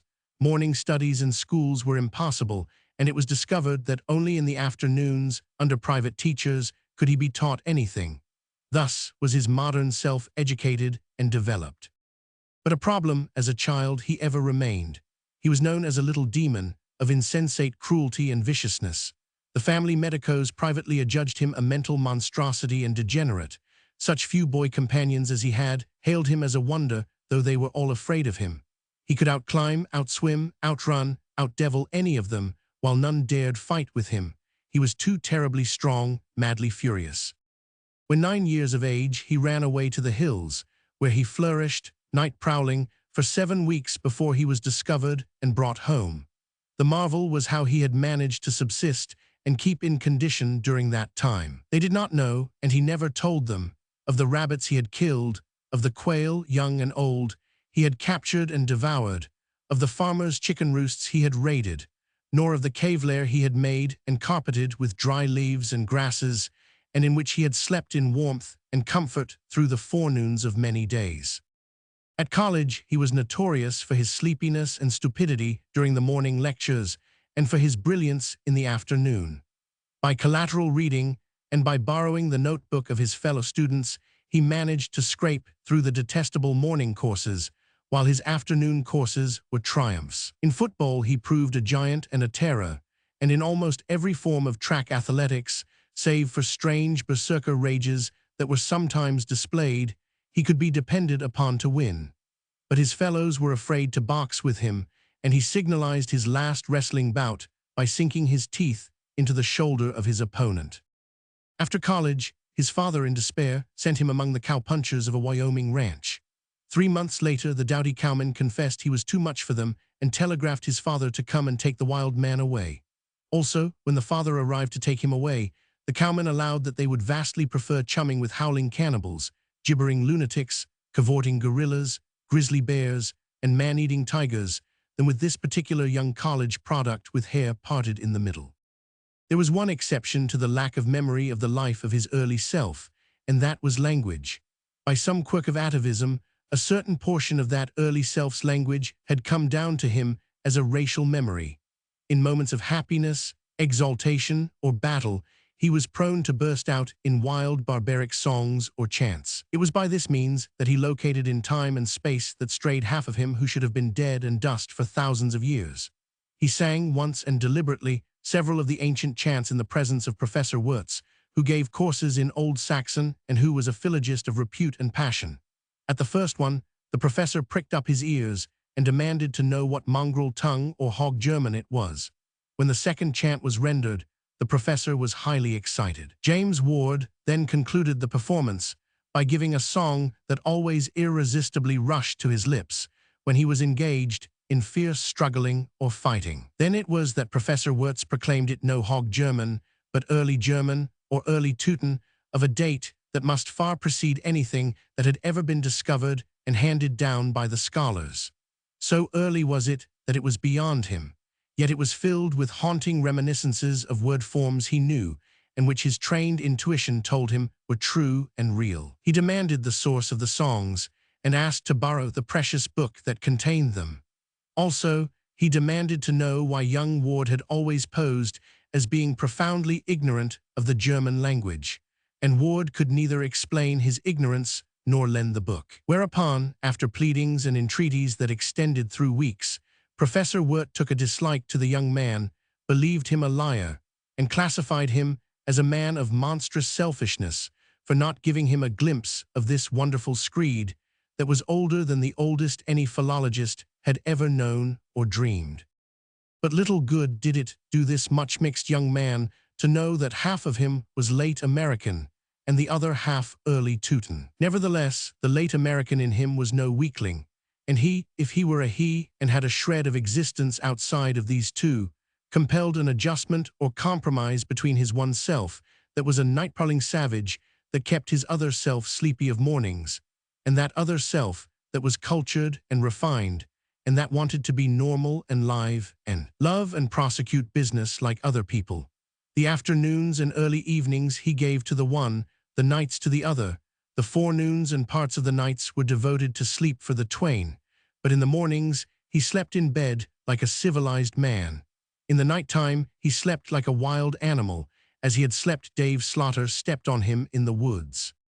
Persuading his father to advance the capital, he went into business, and keen and successful business he made of it, devoting his afternoons whole-souled to it, while his partner devoted the mornings. The early evenings he spent socially, but as the hour grew to 9 or 10, an irresistible restlessness overcame him, and he disappeared from the haunts of men until the next afternoon. Friends and acquaintances thought that he spent much of his time in sport, and they were right, though they never would have dreamed of the nature of the sport, even if they had seen him running coyotes in night chases over the hills of Mill Valley. Neither were the schooner captains believed when they reported seeing, on cold winter mornings, a man swimming in the tide-drips of Raccoon Straits or in the swift currents between Goat Island and Angel Island miles from shore. In the bungalow at Mill Valley he lived alone, save for Lei Sing, the Chinese cook and factotum, who knew much about the strangeness of his master, who was paid well for saying nothing, and who never did say anything. After the satisfaction of his nights, a morning's sleep, and a breakfast of Lei Sing's, James Ward crossed the bay to San Francisco on a midday ferryboat and went to the club and on to his office, as normal and conventional a man of business as could be found in the city. But as the evening lengthened, the night called to him. There came a quickening of all his perceptions and a restlessness. His hearing was suddenly acute. The myriad night noises told him a luring and familiar story, and if alone, he would begin to pace up and down the narrow room like any caged animal from the wild. Once he ventured to fall in love. He never permitted himself that diversion again. He was afraid. And for many a day the young lady, scared at least out of a portion of her young ladyhood, bore on her arms and shoulders and wrists divers black and blue bruises, tokens of caresses which he had bestowed in all fond gentleness, but too late at night. There was the mistake. Had he ventured love-making in the afternoon, all would have been well, for it would have been as the quiet gentleman that he would have made love. But at night it was the uncouth, wife-stealing savage of the dark German forests. Out of his wisdom, he decided that afternoon love-making could be prosecuted successfully, but out of the same wisdom he was convinced that marriage as would prove a ghastly failure. He found it appalling to imagine being married and encountering his wife after dark. So he had eschewed all love-making, regulated his dual life, cleaned up $1 million in business, fought shy of matchmaking mamas and bright-eyed and eager young ladies of various ages, met Lillian Gersdale, and made it a rigid observance never to see her later than 8 o'clock in the evening, run of nights after his coyotes, and slept in forest lairs, and through it all had kept his secret safe save Lei Sing, and now Dave Slaughter. It was the latter's discovery of both his selves that frightened him. In spite of the counter-fright he had given the burglar, the latter might talk. and even if he did not, sooner or later he would be found out by someone else. Thus it was that James Ward made a fresh and heroic effort to control the Teutonic barbarian that was half of him. So well did he make it a point to see Lillian in the afternoons, that the time came when she accepted him for better or worse, and when he prayed privily and fervently that it was not for worse. During this period, no prizefighter ever trained more harshly and faithfully for a contest than he trained to subdue the wild savage in him. Among other things, he strove to exhaust himself during the day, so that sleep would render him deaf to the call of the night. He took a vacation from the office and went on long hunting trips, following the deer through the most inaccessible and rugged country he could find, and always in the daytime. Night found him indoors and tired. At home he installed a score of exercise machines, and where other men might go through a particular movement 10 times, he went hundreds. Also, as a compromise, he built a sleeping porch on the second story. Here he at least breathed the blessed night air.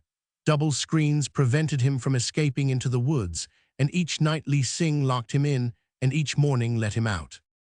The time came, in the month of August, when he engaged additional servants to assist Li Sing and dared a house party in his Mill Valley bungalow. Lillian, her mother and brother, and half a dozen mutual friends were the guests. For 2 days and nights all went well, and on the third night, playing bridge till 11 o'clock, he had reason to be proud of himself. His restlessness fully hid, but as luck would have it, Lillian Gersdale was his opponent on his right. She was a frail, delicate flower of a woman, and in his night mood, her very frailty incensed him. Not that he loved her less, but that he felt almost irresistibly impelled to reach out and paw and maul her. Especially was this true when she was engaged in playing a winning hand against him. He had one of the deerhounds brought in, and when it seemed he must fly to pieces with the tension, a caressing hand laid on the animal brought him relief. These contacts with the hairy coat gave him instant easement and enabled him to play out the evening. Nor did anyone guess the while terrible struggle their host was making, the while he laughed so carelessly and played so keenly and deliberately. When they separated for the night, he saw to it that he parted from Lillian in the presence or the others. Once on his sleeping porch and safely locked in, he doubled and tripled and even quadrupled his exercises until, exhausted, he lay down on the couch to woo sleep and to ponder 2 problems that especially troubled him. One was this matter of exercise. It was a paradox. The more he exercised in this excessive fashion, the stronger he became. While it was true that he thus quite tired out his night-running Teutonic self, it seemed that he was merely setting back the fatal day when his strength would be too much for him and overpower him, and then it would be a strength more terrible than he had yet known. The other problem was that of his marriage and of the stratagems he must employ in order to avoid his wife after dark. And thus, fruitlessly pondering, he fell asleep.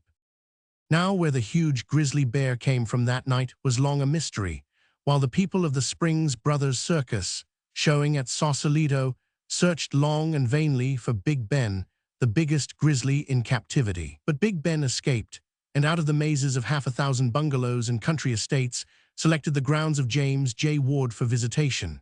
The self first Mr. Ward knew was when he found him on his feet, quivering and tense, a surge of battle in his breast, and on his lips the old war chant. From without came a wild baying and bellowing of the hounds, and sharp as a knife thrust through the pandemonium came the agony of a stricken dog, his dog, he knew. Not stopping for slippers, pajama-clad, he burst through the door Li Sing had so carefully locked, and sped down the stairs and out into the night. As his naked feet struck the graveled driveway, he stopped abruptly, reached under the steps to a hiding place he knew well, and pulled forth a huge knotty club, his old companion on many a mad night adventure on the hills.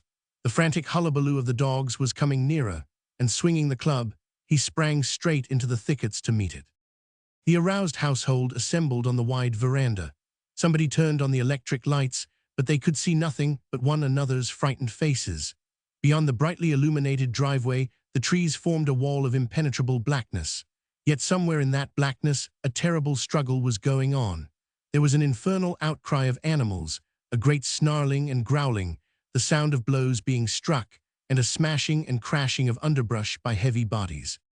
The tide of battle swept out from among the trees and upon the driveway just beneath the onlookers. Then they saw.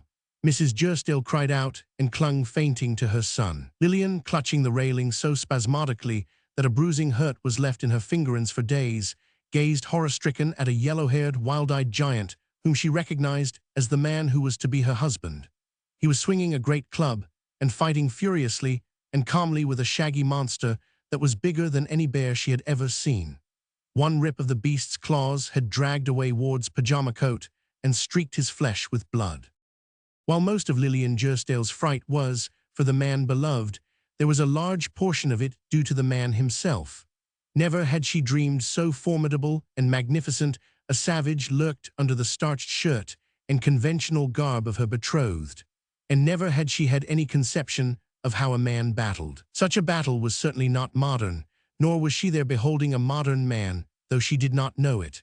For this was not Mr. James J. Ward, the San Francisco businessman, but one, unnamed and unknown, a crude, rude savage creature who, by some freak of chance, lived again after thrice 1,000 years. The hounds, ever maintaining their mad uproar, circled about the fight, or dashed in and out, distracting the bear.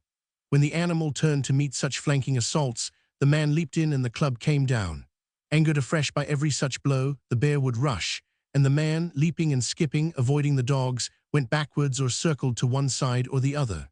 Whereupon the dogs, taking advantage of the opening, would again spring in and draw the animal's wrath to them. The end came suddenly.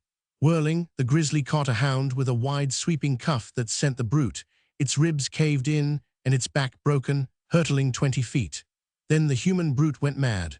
A foaming rage flecked the lips that parted with a wild, inarticulate cry as it sprang in, swung the club mightily in both hands, and brought it down full on the head of the uprearing grizzly. Not even the skull of a grizzly could withstand the crushing force of such a blow, and the animal went down to meet the worrying of the hounds. And through their scurrying leaped the man, squarely upon the body, where in the white electric light, resting on his club, he chanted a triumph in an unknown tongue, a song so ancient that Professor Wirtz would have given 10 years of his life for it. His guests rushed to possess him and acclaim him, but James Ward, suddenly looking out of the eyes of the early Teuton, saw the fair, frail 20th-century girl he loved, and felt something snap in his brain. He staggered weakly toward her, dropped the club, and nearly fell. Something had gone wrong with him. Inside his brain was an intolerable agony. It seemed as if the soul of him were flying asunder. Following the excited gaze of the others, he glanced back and saw the carcass of the bear. The sight filled him with fear. He uttered a cry and would have fled, had they not restrained him and led him into the bungalow. James J. Ward is still at the head of the firm of Ward, Knowles & Co., but he no longer lives in the country, nor does he run of nights after the coyotes under the moon. The early Teuton in him died the night of the Mill Valley fight with the bear. James J. Ward is now wholly James J. Ward, and he shares no part of his being with any vagabond anachronism from the younger world. And so wholly is James J. Ward modern that he knows in all its bitter fullness the curse of civilized fear. He is now afraid of the dark, and night in the forest is to him a thing of abysmal terror. His city house is of the spick and span order, and he evinces a great interest in burglar-proof devices. His home is a tangle of electric wires, and after bedtime, a guest can scarcely breathe without setting off an alarm. Also, he had invented a combination keyless door lock that travelers may carry in their vest pockets and apply immediately and successfully under all circumstances. But his wife does not deem him a coward. She knows better, and like any hero, he is content to rest on his laurels. His bravery is never questioned by those friends who are aware of the Mill Valley episode. The benefit of the doubt. Carter Watson, a current magazine under his arm, strolled slowly along, gazing about him curiously. 20 years had elapsed since he had been on this particular street, and the changes were great and stupefying. This western city of 300,000 souls had contained but 30,000 when, as a boy, he had been wont to ramble along its streets. In those days, the street he was now on had been a quiet residence street in the respectable working-class quarter. On this late afternoon, he found that it had been submerged by a vast and vicious tenderloin. Chinese and Japanese shops and dens abounded, all confusedly intermingled with low white resorts and boozing dens. This quiet street of his youth had become the toughest quarter of the city. He looked at his watch. It was 5:30. It was the slack time of the day in such a region, as he well knew, yet he was curious to see. In all his score of years of wandering and studying social conditions over the world, he had carried with him the memory of his old town as a sweet and wholesome place. The metamorphosis he now beheld was startling. He certainly must continue his stroll and glimpse the infamy to which his town had descended. Another thing, Carter Watson had a keen social and civic consciousness. Independently wealthy, he had been loath to dissipate his energies in the pink teas and freak dinners of society, while actresses, racehorses, and kindred diversions had left him cold. He had the ethical bee in his bonnet and was a reformer of no mean pretension, though his work had been mainly in the line of contributions to the heavier reviews and quarterlies, and to the publication over his name of brightly, cleverly written books on the working classes and the slum dwellers. Among the 27 to his credit occurred titles such as If Christ Came to New Orleans, The Worked-Out Worker, Tenement Reform in Berlin, The Rural Slums of England, The People of the East Side, Reform versus Revolution, The University Settlement as a Hotbed of Radicalism, and The Caveman of Civilization. But Carter Watson was neither morbid nor fanatic. He did not lose his head over the horrors he encountered, studied, and exposed. No hair-brained enthusiasm branded him. His humor saved him, as did his wide experience and his conservative philosophically temperament. Nor did he have any patience with lightning change reform theories. As he saw it, society would grow better only through the painfully slow and arduously painful processes of evolution. There were no shortcuts, no sudden regenerations. The betterment of mankind must be worked out in agony and misery, just as all past social betterments had been worked out. But on this late summer afternoon, Carter Watson was curious. As he moved along, he paused before a gaudy drinking place. The sign above read, "The Vendome." There were two entrances. One evidently led to the bar. This he did not explore. The other was a narrow hallway. Passing through this, he found himself in a huge room, filled with chair-encircled tables and quite deserted. In the dim light, he made out a piano in the distance. Making a mental note that he would come back some time and study the class of persons that must sit and drink at those multitudinous tables, he proceeded to circumnavigate the room. Now at the rear, a short hallway led off to a small kitchen, and here at a table alone sat Patsy Horan, proprietor of the Vendome, consuming a hasty supper ere the evening rush of business. Also, Patsy Horan was angry with the world. He had got out of the wrong side of bed that morning, and nothing had gone right all day. Had his barkeepers been asked, they would have described his mental condition as a grouch. But Carter Watson did not know this. As he passed the little hallway, Patsy Horan's sullen eyes lighted on the magazine he carried under his arm. Patsy did not know Carter Watson, nor did he know that what he carried under his arm was a magazine. Patsy, out of the depths of his grouch, decided that this stranger was one of those pests who marred and scarred the walls of his back rooms by tacking up or pasting up advertisements. The color on the front cover of the magazine convinced him that it was such an advertisement. Thus the trouble began. Knife and fork in hand, Patsy leaped for Carter Watson. "Out wid ye," Patsy bellowed. "I know your game." Carter Watson was startled. The man had come upon him like the eruption of a jack-in-the-box. "A defasten me walls," cried Patsy, at the same time emitting a string of vivid and vile, rather than virile, epithets of opprobrium. "If I have given any offense, I did not mean to." But that was as far as the visitor got. Patsy interrupted. "Get out wid ye talk too much wid your mouth," quoted Patsy, emphasizing his remarks with flourishes of the knife and fork. Carter Watson caught a quick vision of that eating fork inserted uncomfortably between his ribs, knew that it would be rash to talk further with his mouth, and promptly turned to go. The sight of his meekly retreating back must have further enraged Patsy Horan, for that worthy, dropping the table implements, sprang upon him.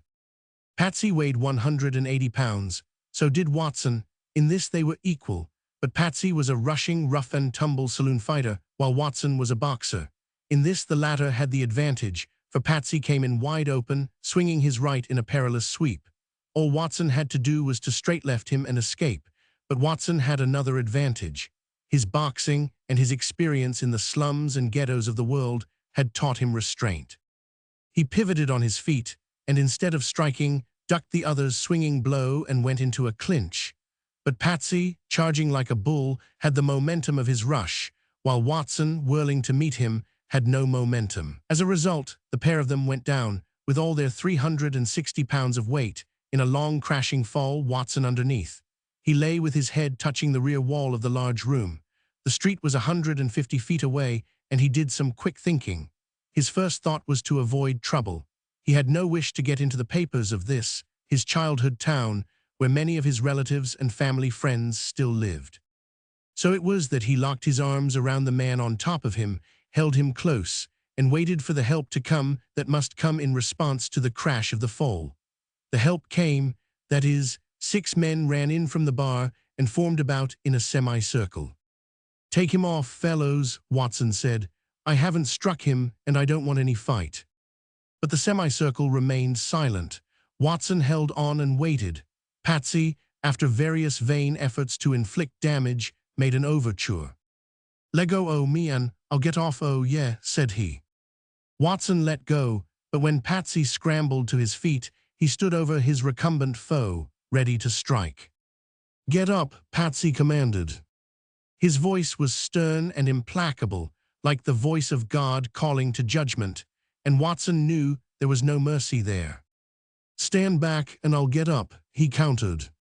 "If you're a gentleman, get up," quoth Patsy, his pale blue eyes aflame with wrath, his fist ready for a crushing blow. At the same moment, he drew his foot back to kick the other in the face.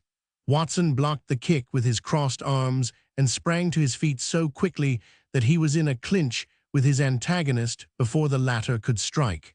Holding him, Watson spoke to the onlookers. "Take him away from me, fellows. You see I am not striking him. I don't want to fight. I want to get out of here."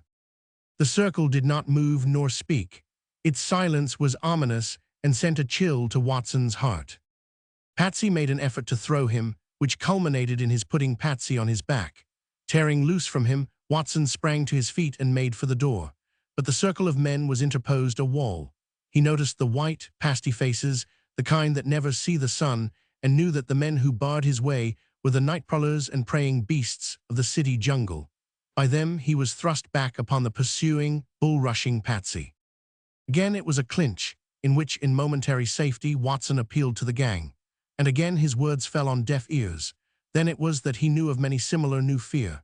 For he had known of many similar situations in low dens like this, when solitary men were manhandled, their ribs and features caved in, themselves beaten and kicked to death. And he knew further that if he were to escape he must neither strike his assailant nor any of the men who opposed him. Yet in him was righteous indignation. Under no circumstances could 7 to 1 be fair. Also he was angry, and there stirred in him the fighting beast that is in all men. But he remembered his wife and children, his unfinished book, the 10,000 rolling acres of the up-country ranch he loved so well. He even saw in flashing visions the blue of the sky, the golden sun pouring down on his flower-spangled meadows, the lazy cattle knee-deep in the brooks, and the flash of trout in the riffles. Life was too good for him to risk it for a moment's sway of the beast. In short, Carter Watson was cool and scared. His opponent, locked by his masterly clinch, was striving to throw him. Again Watson put him on the floor, broke away, and was thrust back by the pasty-faced circle to duck Patsy's swinging right and effect another clinch. This happened many times, and Watson grew even cooler, while the baffled Patsy, unable to inflict punishment, raged wildly and more wildly. He took to batting with his head in the clinches.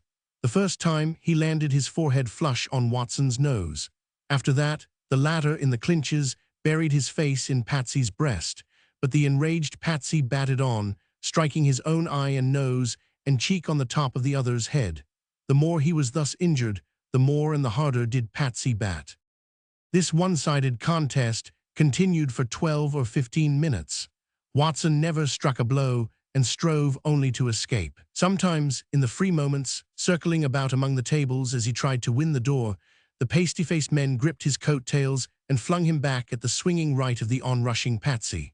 Time upon time, and times without end, he clinched and put Patsy on his back, each time first whirling him around and putting him down in the direction of the door and gaining toward that goal by the length of the fall. In the end, hatless, disheveled, with streaming nose and one eye closed, Watson won to the sidewalk and into the arms of a policeman. "Arrest that man," Watson panted. "Hello, Patsy," said the policeman. "What's the mix-up?" "Hello, Charlie," was the answer. "This guy comes in." "Arrest that man, officer," Watson repeated. "G1, bite it," said Patsy. "Bait it," added the policeman. "If you don't, I'll pull you in." "Not unless you arrest that man. He has committed a violent and unprovoked assault on me." "Is it so, Patsy?" was the officer's query. "Nah, let me tell you, Charlie, and I got the witnesses to prove it, so help me God. I was settin' in me kitchen eatin' a bowl of soup when this guy comes in and gets gay wid me. I never seen him in me born days before. He was drunk." "Look at me, officer," protested the indignant sociologist. "Am I drunk?" The officer looked at him with sullen, menacing eyes and nodded to Patsy to continue. "This guy gets gay wid me. I'm Tim McGrath," says he, "and I can do the like to you," says he. "Put up your hands." I smiles, and with that biff biff, he lands me twice and spills me soup. Look at me eye, I'm fair murdered. "What are you going to do, officer?" Watson demanded. "Go on, bait it," was the answer, "or I'll pull you sure." The civic righteousness of Carter Watson flamed up. "Mr. Officer, I protest." But at that moment, the policeman grabbed his arm with a savage jerk that nearly overthrew him.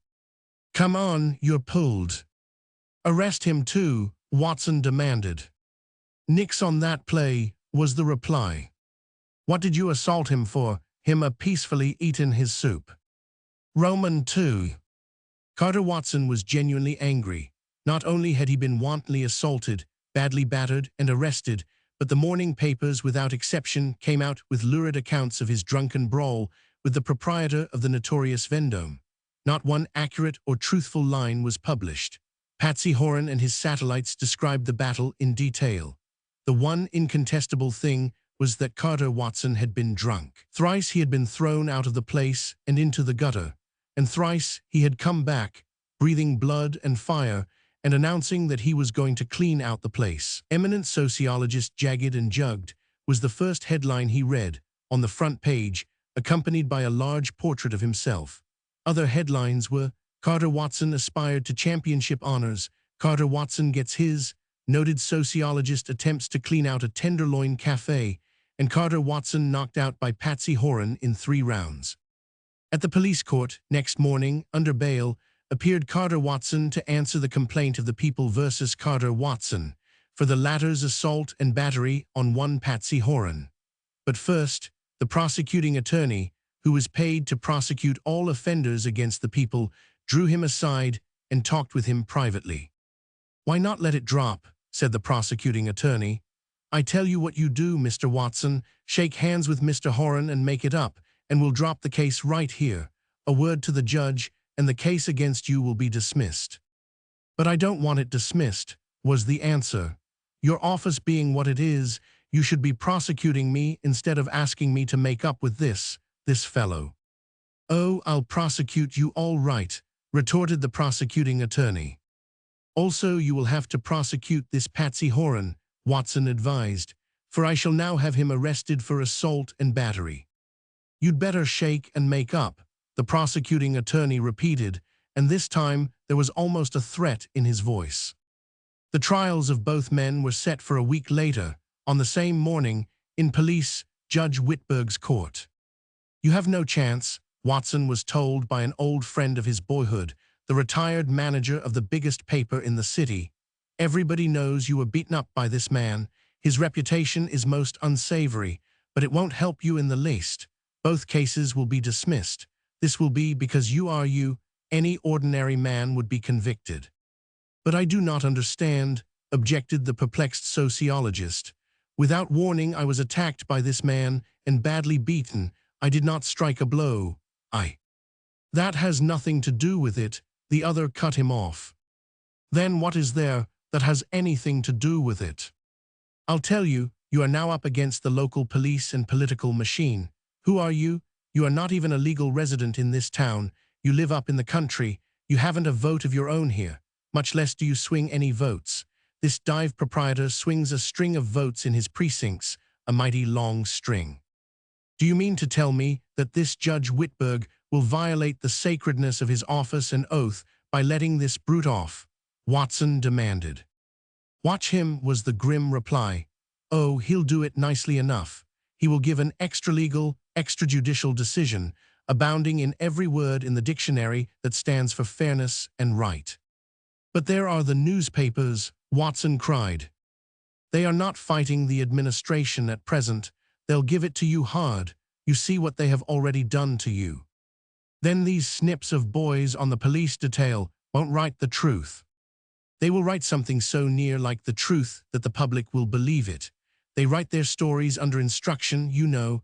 They have their orders to twist and color, and there won't be much left of you when they get done. Better drop the whole thing right now.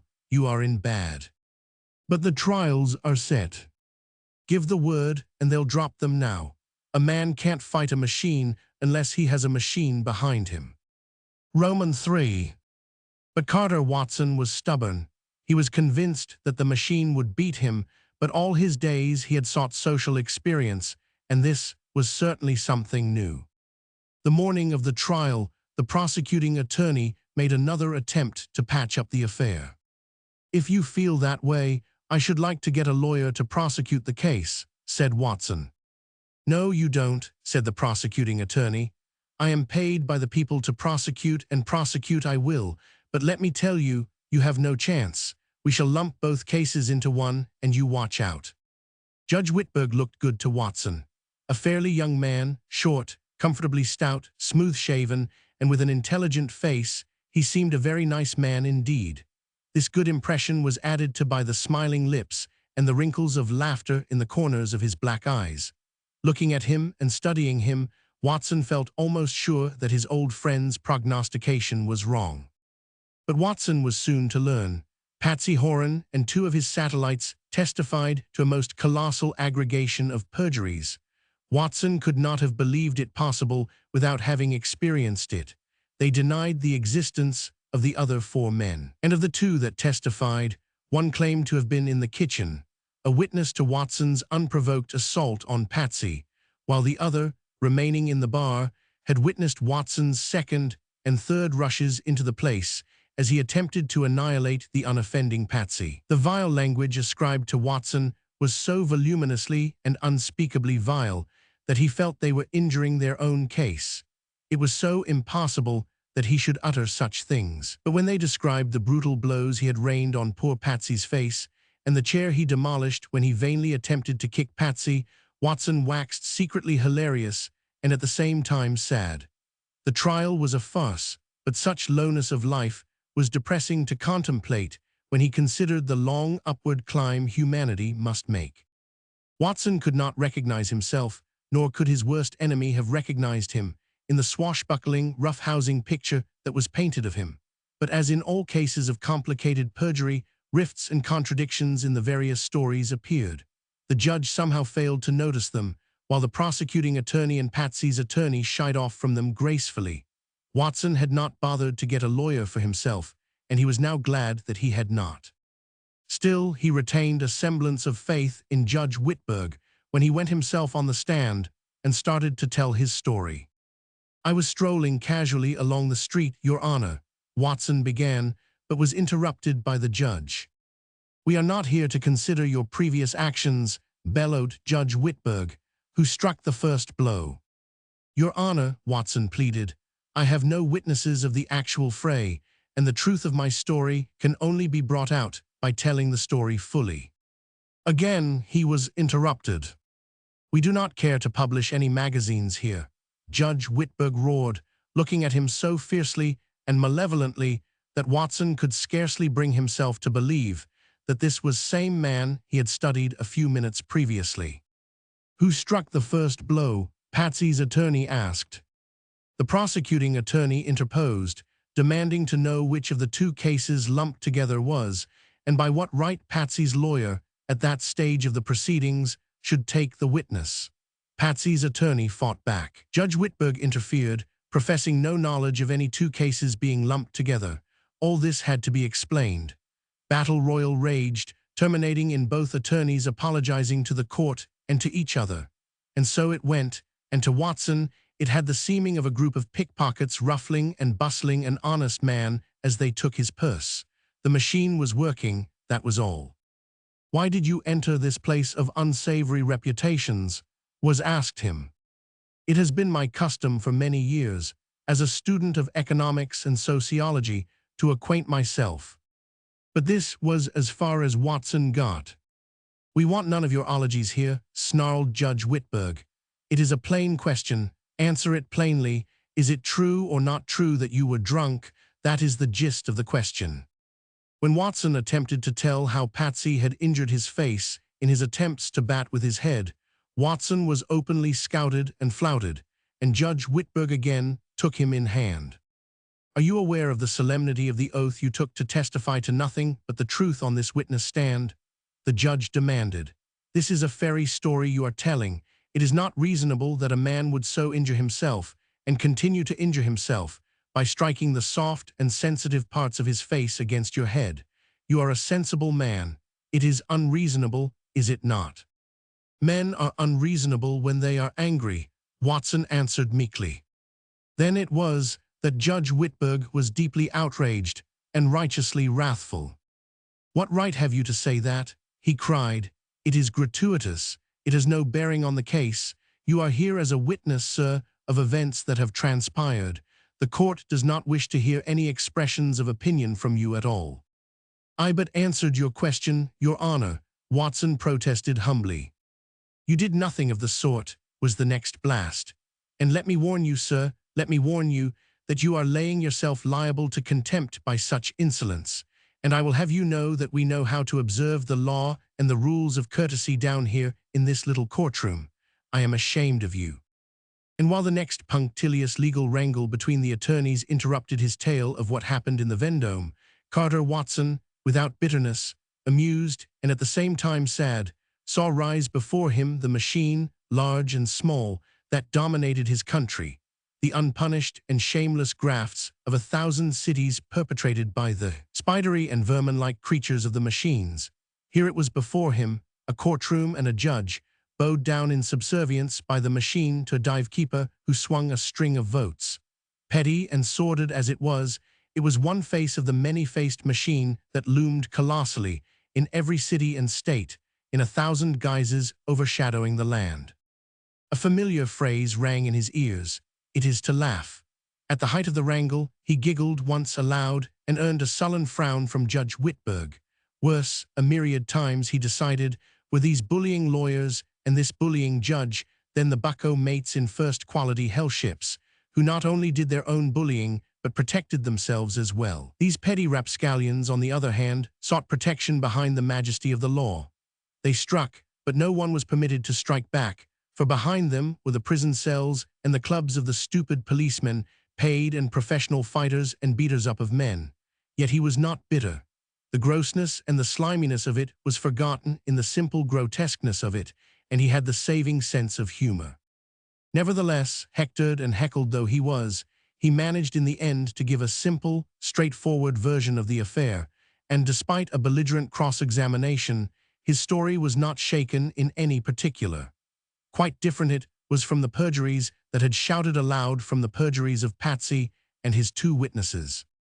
Both Patsy's attorney and the prosecuting attorney rested their cases, letting everything go before the court without argument. Watson protested against this, but was silenced when the prosecuting attorney told him that public prosecutor and knew his business.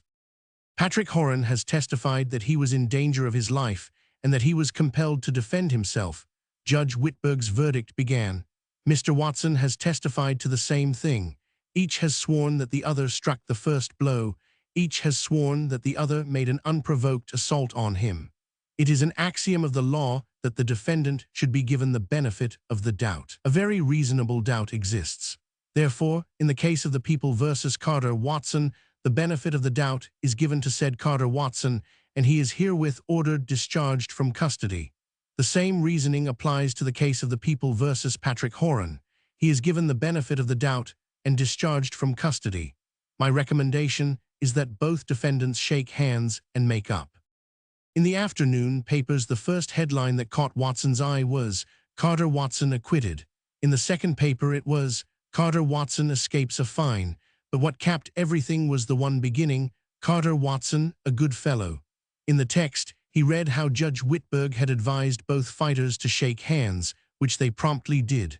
Further, he read, "Let's have a nip on it," said Patsy Horan. "Sure," said Carter Watson. And arm in arm, they ambled for the nearest saloon. Roman 4. Now from the whole adventure, Watson carried away no bitterness.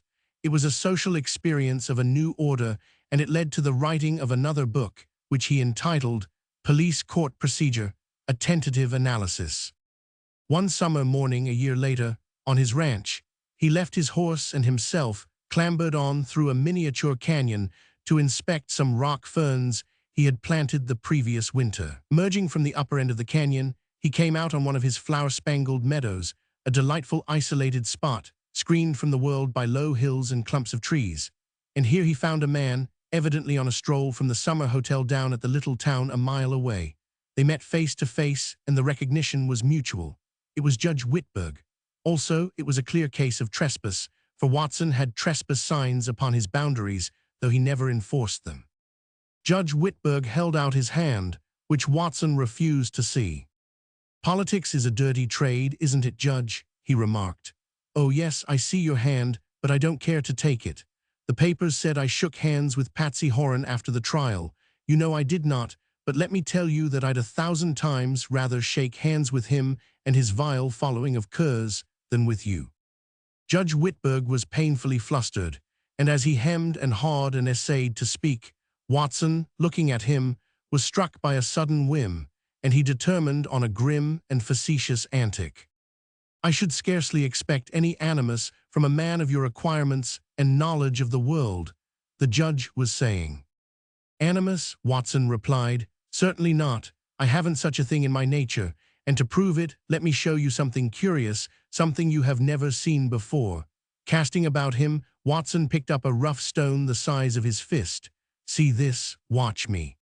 So saying, Carter Watson tapped himself a sharp blow on the cheek. The stone laid the flesh open to the bone, and the blood spurted forth. The stone was too sharp, he announced to the astounded police judge, who thought he had gone mad. "I must bruise it a trifle. There is nothing like being realistic in such matters." Whereupon Carter Watson found a smooth stone, and with it pounded his cheek nicely several times. "Ah," he cooed, "that will turn beautifully green and black in a few hours. It will be most convincing." "You are insane," Judge Whitberg quavered. "Don't use such vile language to me," said Watson. "You see my bruised and bleeding face? You did that with that right hand of yours. You hit me twice, biff, biff. It is a brutal and unprovoked assault. I am in danger of my life. I must protect myself." Judge Whitberg backed away in alarm before the menacing fists of the other. "If you strike me, I'll have you arrested," Judge Whitberg threatened. "That is what I told Patsy," was the answer. "And do you know what he did when I told him that?" "No." "That." And at the same moment, Watson's right fist landed flush on Judge Whitberg's nose, putting that legal gentleman over on his back on the grass. "Get up," commanded Watson. "If you are a gentleman, get up. That's what Patsy told me, you know." Judge Whitberg declined to rise and was dragged to his feet by the coat collar, only to have one eye blacked and be put on his back again. After that, it was a Red Indian massacre. Judge Whitberg was humanely and scientifically beaten up. His checks were boxed, his cars cuffed, and his face was rubbed in the turf. And all the time Watson exposited the way Patsy Horan had done it. Occasionally, and very carefully, the facetious sociologist administered a real bruising blow. Once, dragging the poor judge to his feet, he deliberately bumped his own nose on the gentleman's head. The nose promptly bled. "See that?" cried Watson, stepping back and deftly shedding his blood all down his own shirt front. "You did it. With your fist you did it. It is awful, I am fair murdered, I must again defend myself. And once more Judge Whitberg impacted his features on a fist and was sent to grass. I will have you arrested, he sobbed as he lay. That's what Patsy said. A brutal sniff, sniff, an unprovoked sniff, sniff assault. That's what Patsy said. I will surely have you arrested. Speaking slangily, not if I can beat you to it. And with that, Carter Watson departed down the canyon, mounted his horse, and rode to town. An hour later, as Judge Whitberg limped up the grounds to his hotel, he was arrested by a village constable on a charge of assault and battery preferred by Carter Watson. "Vey, Your Honor," Watson said next day to the village justice, a well-to-do farmer and graduate 30 years before from a cow college, "since this Saul Whitberg has seen fit to charge me with battery, following upon my charge of battery against him, I would suggest that both cases be lumped together. The testimony and the facts are the same in both cases." To this the justice agreed, and the double case proceeded. Watson, as prosecuting witness, first took the stand and told his story. "I was picking flowers," he testified, "picking flowers on my own land, never dreaming of danger. Suddenly this man rushed upon me from behind the trees. 'I am the dodo,' he says, 'and I can do you to a frazzle, put up your hands.' I smiled, but with that biff, biff, he struck me, knocking me down and spilling my flowers.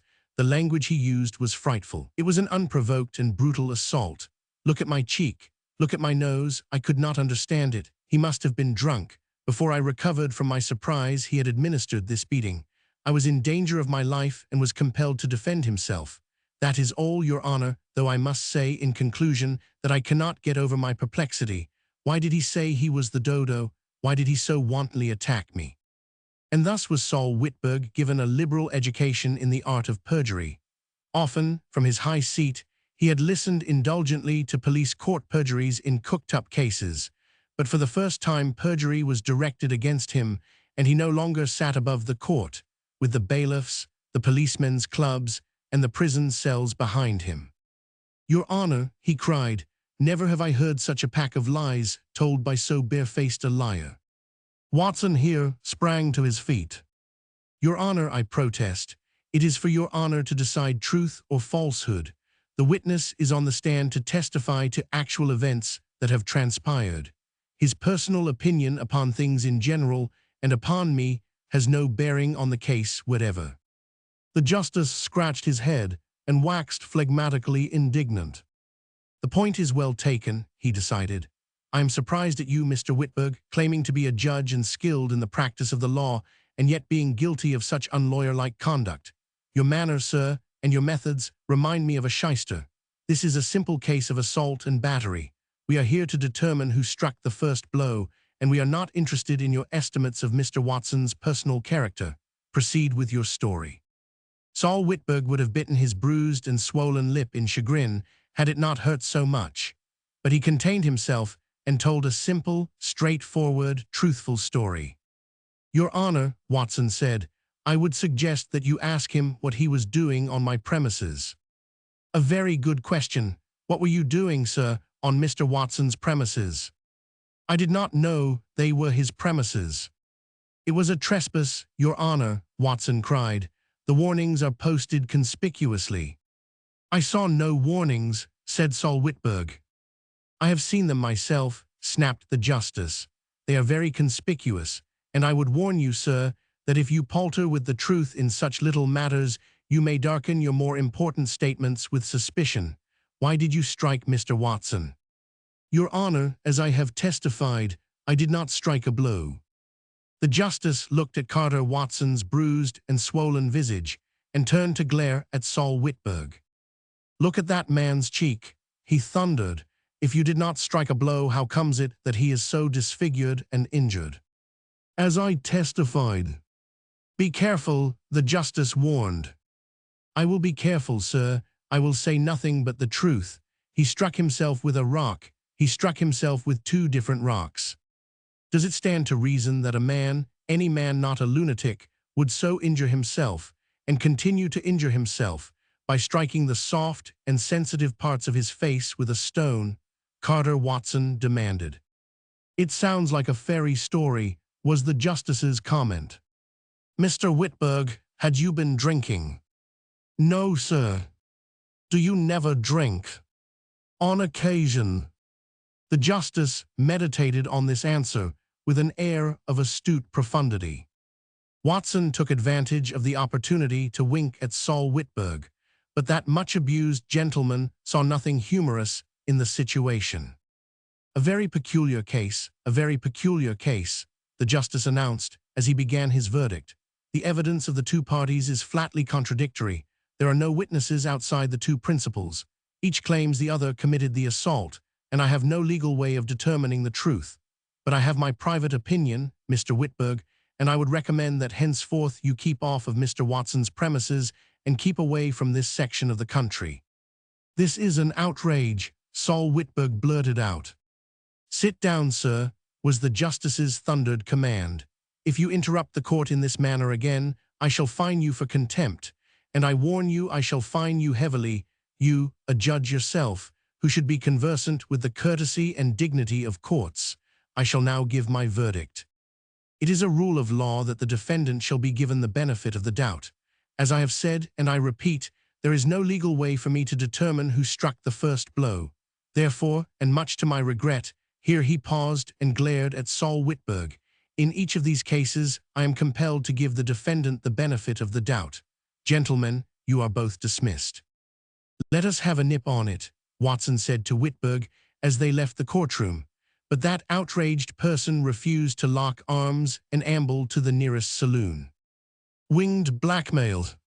Peter Wynne lay back comfortably in a library chair, with closed eyes, deep in the cogitation of a scheme of campaign destined in the near future to make a certain coterie of hostile financiers sit up. The central idea had come to him the night before, and he was now reveling in the planning of the remoter, minor details. By obtaining control of a certain up-country bank, 2 general stores, and several logging camps, he could come into control of a certain dinky jerkwater line which shall here be nameless, but which, in his hands, would prove the key to a vastly larger situation involving more mainline mileage almost than there were spikes in the aforesaid dinky jerkwater. It was so simple that he had almost laughed aloud when it came to him. No wonder those astute and ancient enemies of his had passed it by. The library door opened, and a slender, middle-aged man, weak-eyed and eye-glassed, entered. In his hands was an envelope and an open letter.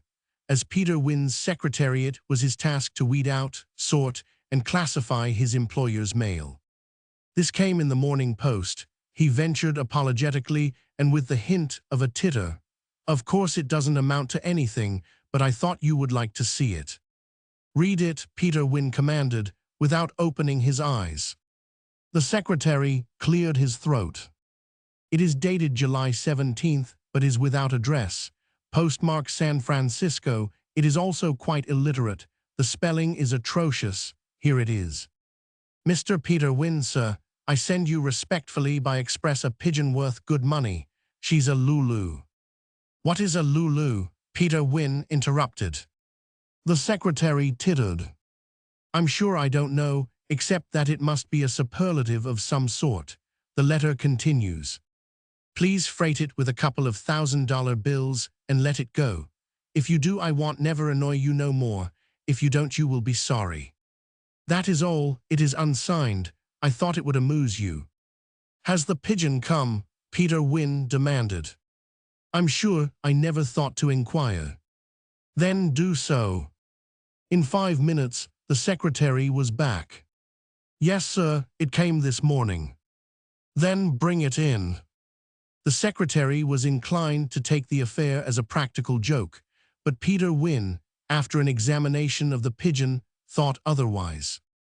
Look at it, he said, stroking and handling it. See the length of the body and that elongated neck. A proper carrier. I doubt if I've ever seen a finer specimen, powerfully winged and muscled. As our unknown correspondent remarked, she is a Lulu. It's a temptation to keep her. The secretary tittered. Why not? Surely you will not let it go back to the writer of that letter. Peter Wynne shook his head. I'll answer. No man can threaten me, even anonymously or in foolery.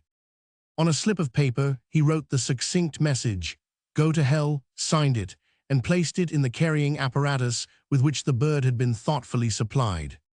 "Now we'll let her loose. Where's my son? I'd like him to see the flight." "He's down in the workshop. He slept there last night and had his breakfast sent down this morning." "He'll break his neck yet," Peter Wynne remarked, half fiercely, half proudly, as he led the way to the veranda. Standing at the head of the broad steps, he tossed the pretty creature outward and upward. She caught herself with a quick beat of wings, fluttered about undecidedly for a space, then rose in the air. Again high up, there seemed indecision. Then, apparently getting her bearings, she headed east, over the oak trees that dotted the park-like grounds. "Beautiful, beautiful," Peter Wynne murmured. "I almost wish I had her back." But Peter Wynne was a very busy man, with such large plans in his head and with so many reins in his hands that he quickly forgot the incident.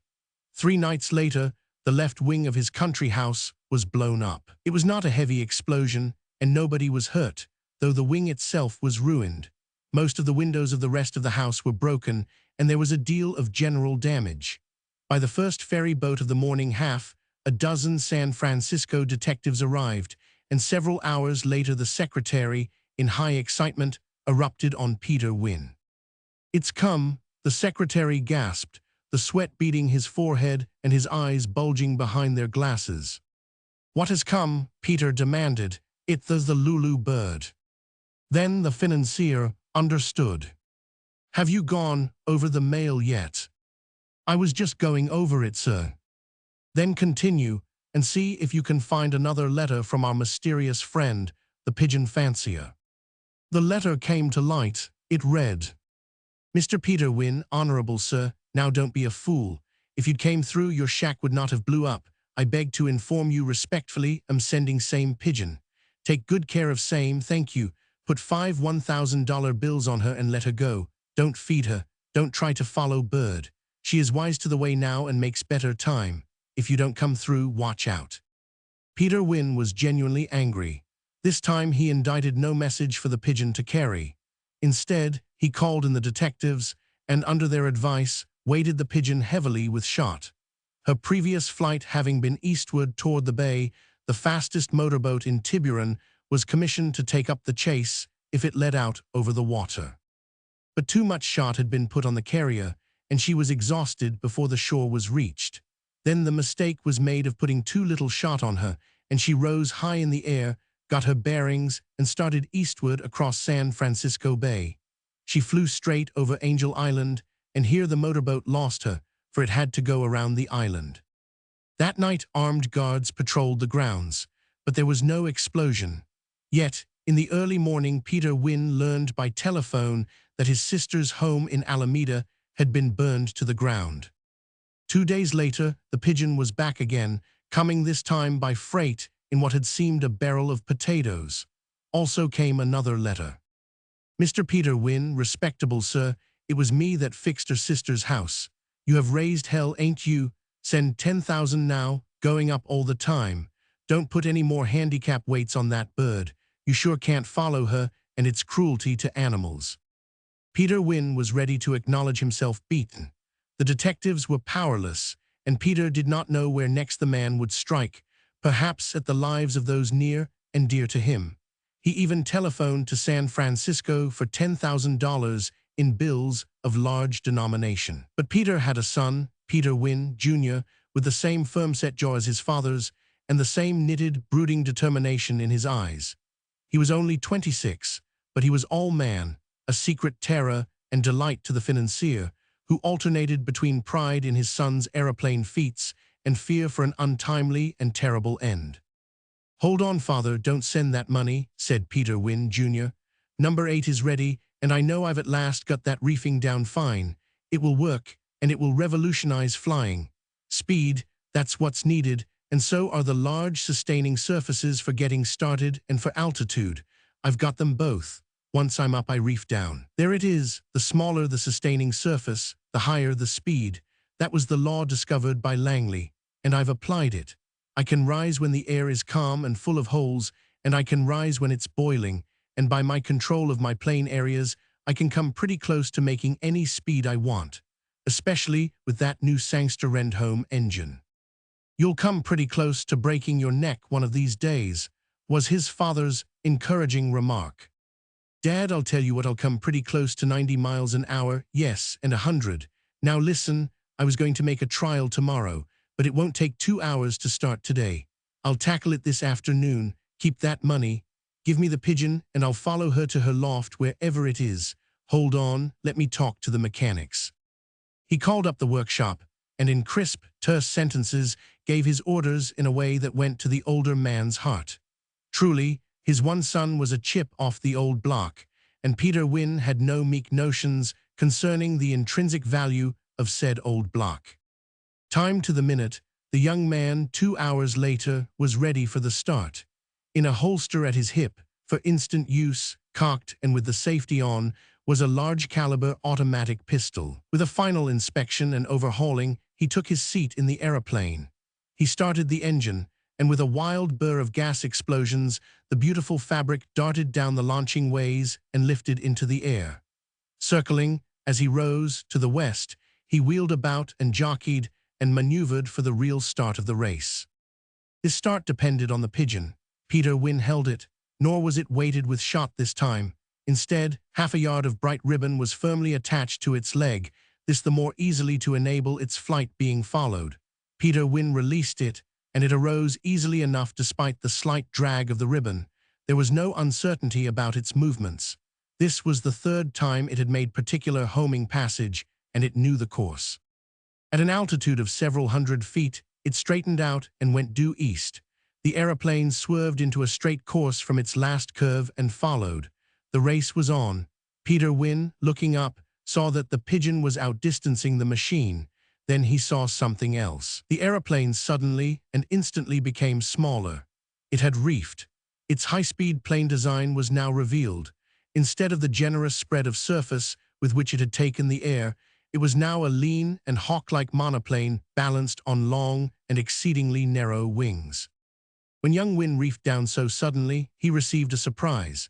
It was his first trial of the new device, and while he was prepared for increased speed, he was not prepared for such an astonishing increase. It was better than he dreamed, and before he knew it, he was hard upon the pigeon. That little creature, frightened by this, the most monstrous hawk it had ever seen, immediately darted upward, after the manner of pigeons that strive always to rise above a hawk. In great curves, the monoplane followed upward, higher and higher into the blue. It was difficult, from underneath, to see the pigeon, and young Wynne dared not lose it from his sight. He even shook out his reefs in order to rise more quickly. Up they went, until the pigeon, true to its instinct, dropped and struck at what it thought to be the back of its pursuing enemy. Once was enough, for evidently finding no life in the smooth cloth surface of the machine, it ceased soaring and straightened out on its eastward course. Carrier pigeon on a passage can achieve a high rate of speed, and Wynne reefed again. And again, to his satisfaction, he found that he was beating the pigeon. But this time he quickly shook out a portion of his reefed-sustaining surface and slowed down in time. From then on he knew he had the chase safely in hand, and from then on a chant rose to his lips which he continued to sing at intervals and unconsciously for the rest of the passage. It was, going some, what did I tell you? Going some. Even so, it was not all plain sailing. The air is an unstable medium at best, and quite without warning, at an acute angle, he entered an aerial tide which he recognized as the Gulf Stream of wind that poured through the draughty-mouthed Golden Gate. His right wing caught it first, a sudden, sharp puff that lifted and tilted the monoplane and threatened to capsize it. But he rode with a sensitive, loose curb, and quickly, but not too quickly, he shifted the angles of his wingtips, depressed the front horizontal rudder, and swung over the rear vertical rudder to meet the tilting thrust of the wind. As the machine came back to an even keel, and he knew that he was now wholly in the invisible stream, he readjusted the wingtips, rapidly away from him during the several moments of his discomfiture. The pigeon drove straight on for the Alameda County shore, and it was near this shore that Wynne had another experience. He fell into an air hole. He had fallen into air holes before, in previous flights, but this was a far larger one than he had ever encountered. With his eyes strained on the ribbon attached to the pigeon, By that fluttering bit of color, he marked his fall. Down he went, at the pit of his stomach, that old sink sensation which he had known as a boy. He first negotiated quick-starting elevators. But Wynne, among other secrets of aviation, had learned that to go up it was sometimes necessary first to go down. The air had refused to hold him. Instead of struggling futilely and perilously against this lack of sustention, he yielded to it. With steady head and hand, he depressed the forward horizontal rudder, just recklessly enough and not a fraction more, and the monoplane dived head foremost and sharply down the void. It was falling with the keenness of a knife blade. Every instant the speed accelerated frightfully. Thus he accumulated the momentum that would save him. But few instants were required, when, abruptly shifting the double horizontal rudders forward and astern, he shot upward on the tense and straining plane and out of the pit. At an altitude of 500 feet, the Pigeon drove on over the town of Berkeley and lifted its flight to the Contra Costa Hills. Young Wynne noted the campus and buildings of the University of California, his university, as he rose after the Pigeon.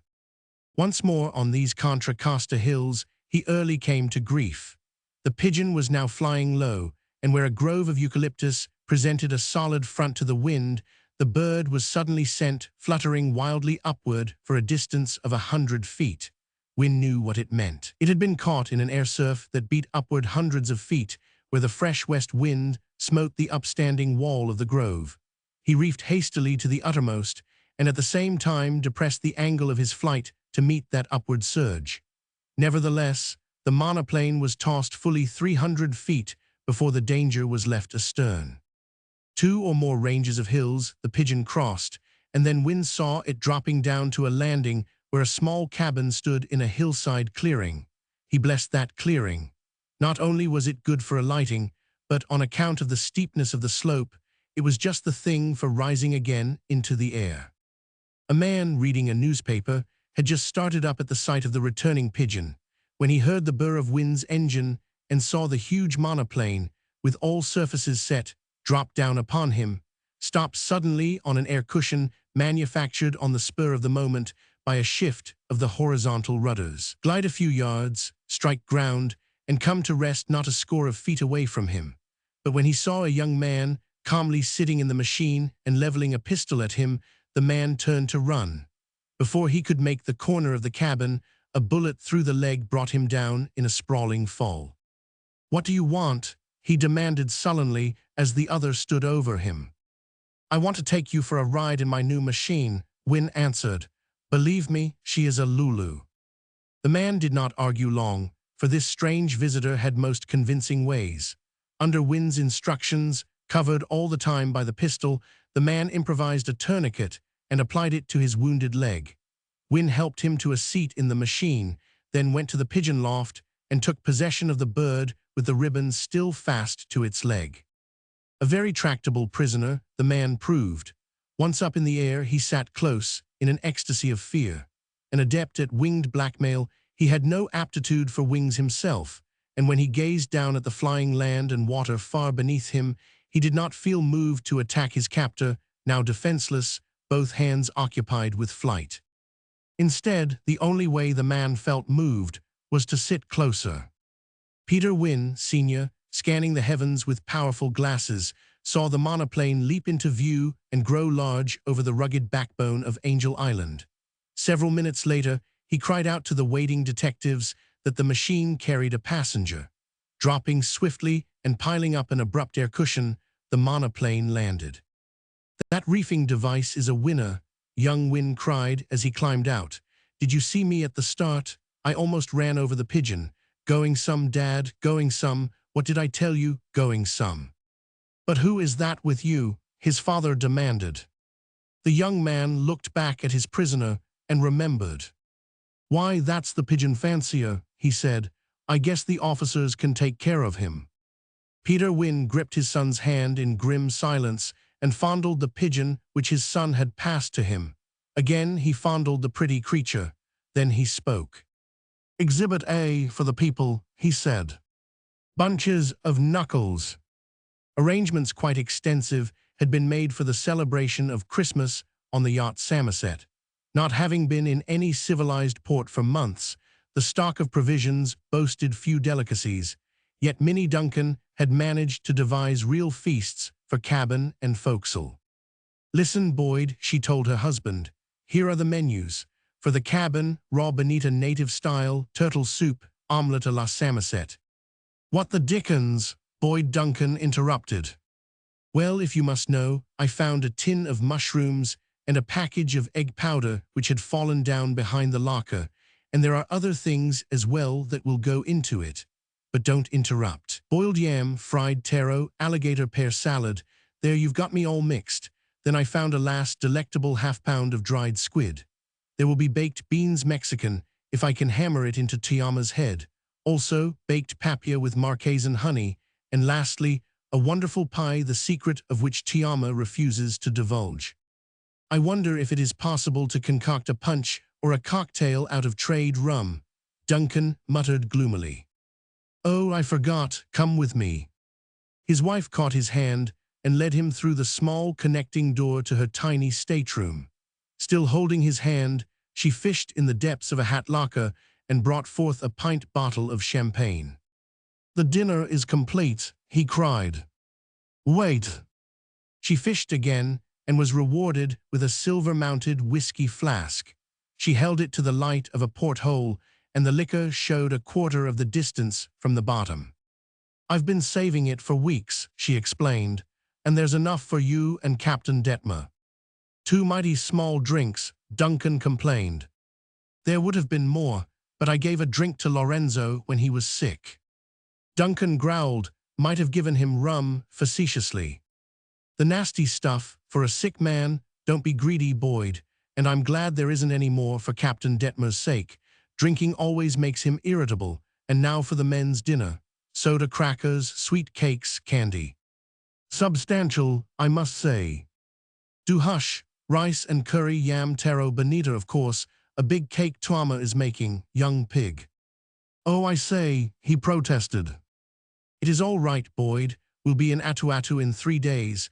Besides, it's my pig. That old chief, whatever his name, distinctly presented it to me. You saw him yourself. And then 2 tins of bulamacao. That's their dinner. And now about the presents. Shall we wait until tomorrow or give them this evening?" "Christmas Eve, by all means," was the man's judgment.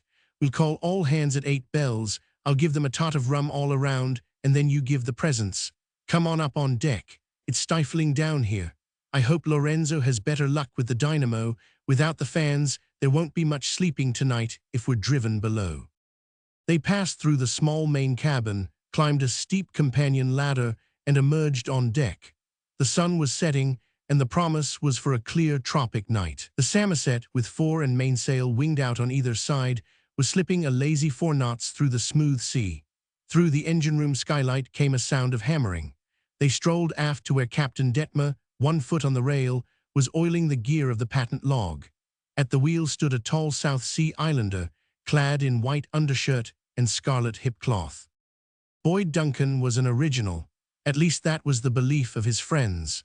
Of comfortable fortune, with no need to do anything but take his comfort, he elected to travel about the world in outlandish and most uncomfortable ways. Incidentally, he had ideas about coral reefs, disagreed profoundly with Darwin on that subject, had voiced his opinion in several monographs and 1 book, and was now back at his hobby, cruising the South Seas in a tiny, 30-ton yacht and studying reef formations.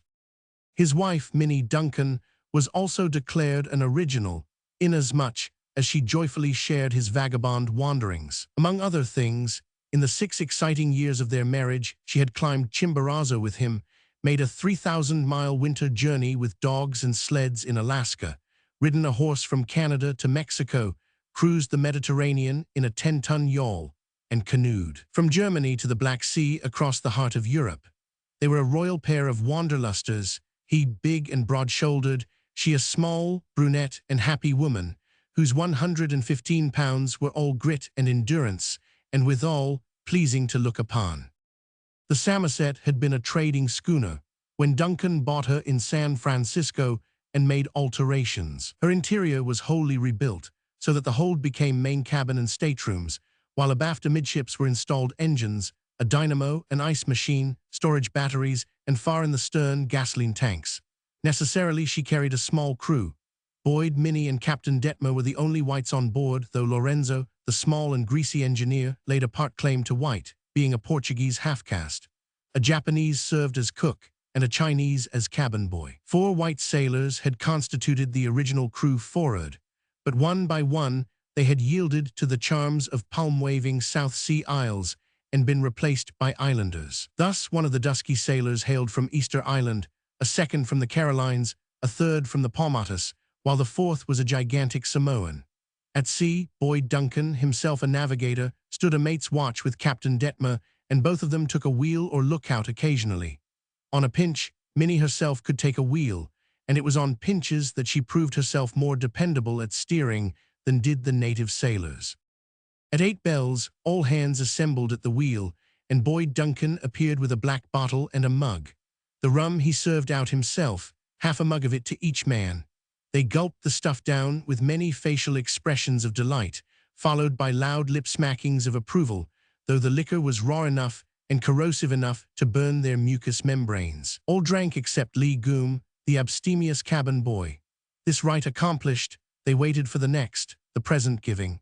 Generously molded on Polynesian lines, huge-bodied and heavy-muscled, they were nevertheless like so many children, laughing merrily at little things, their eager black eyes flashing in the lantern light as their big bodies swayed to the heave and roll of the ship. Calling each by name, Minnie gave the presents out, accompanying each presentation with some happy remark that added to the glee. There were trade watches, clasp knives, amazing assortments of fish hooks in packages, plug tobacco, matches, and gorgeous strips of cotton for loincloths all around. That Boyd Duncan was liked by them was evidenced by the roars of laughter with which they greeted his slightest joking allusion. Captain Detmer, white-faced, smiling only when his employer chanced to glance at him, leaned against the wheelbox, looking on. Twice, he left the group and went below, remaining there but a minute each time. Later, in the main cabin, when Lorenzo, Lee Goom, and Tiama received their presents, he disappeared into his stateroom twice again. For of all times, the devil that slumbered in Captain Detmer's soul chose this particular time of good cheer to awaken.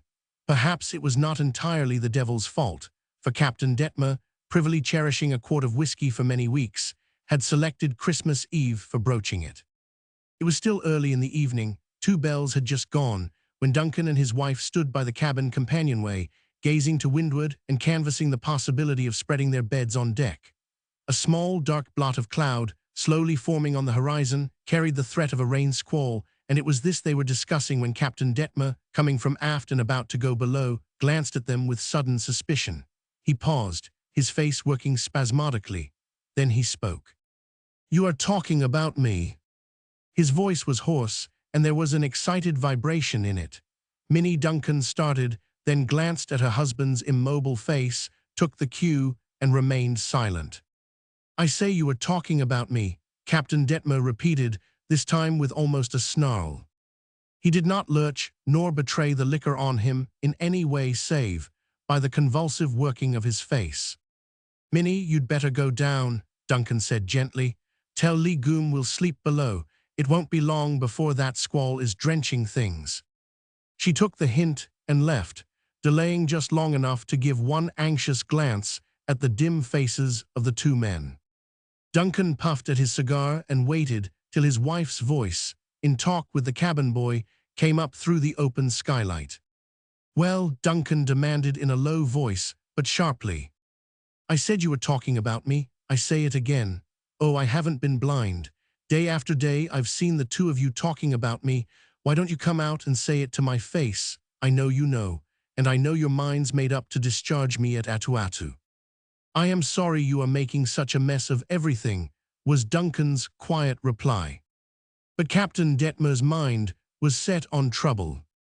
"You know you are going to discharge me. You think you are too good to associate with the likes of me, you and your wife."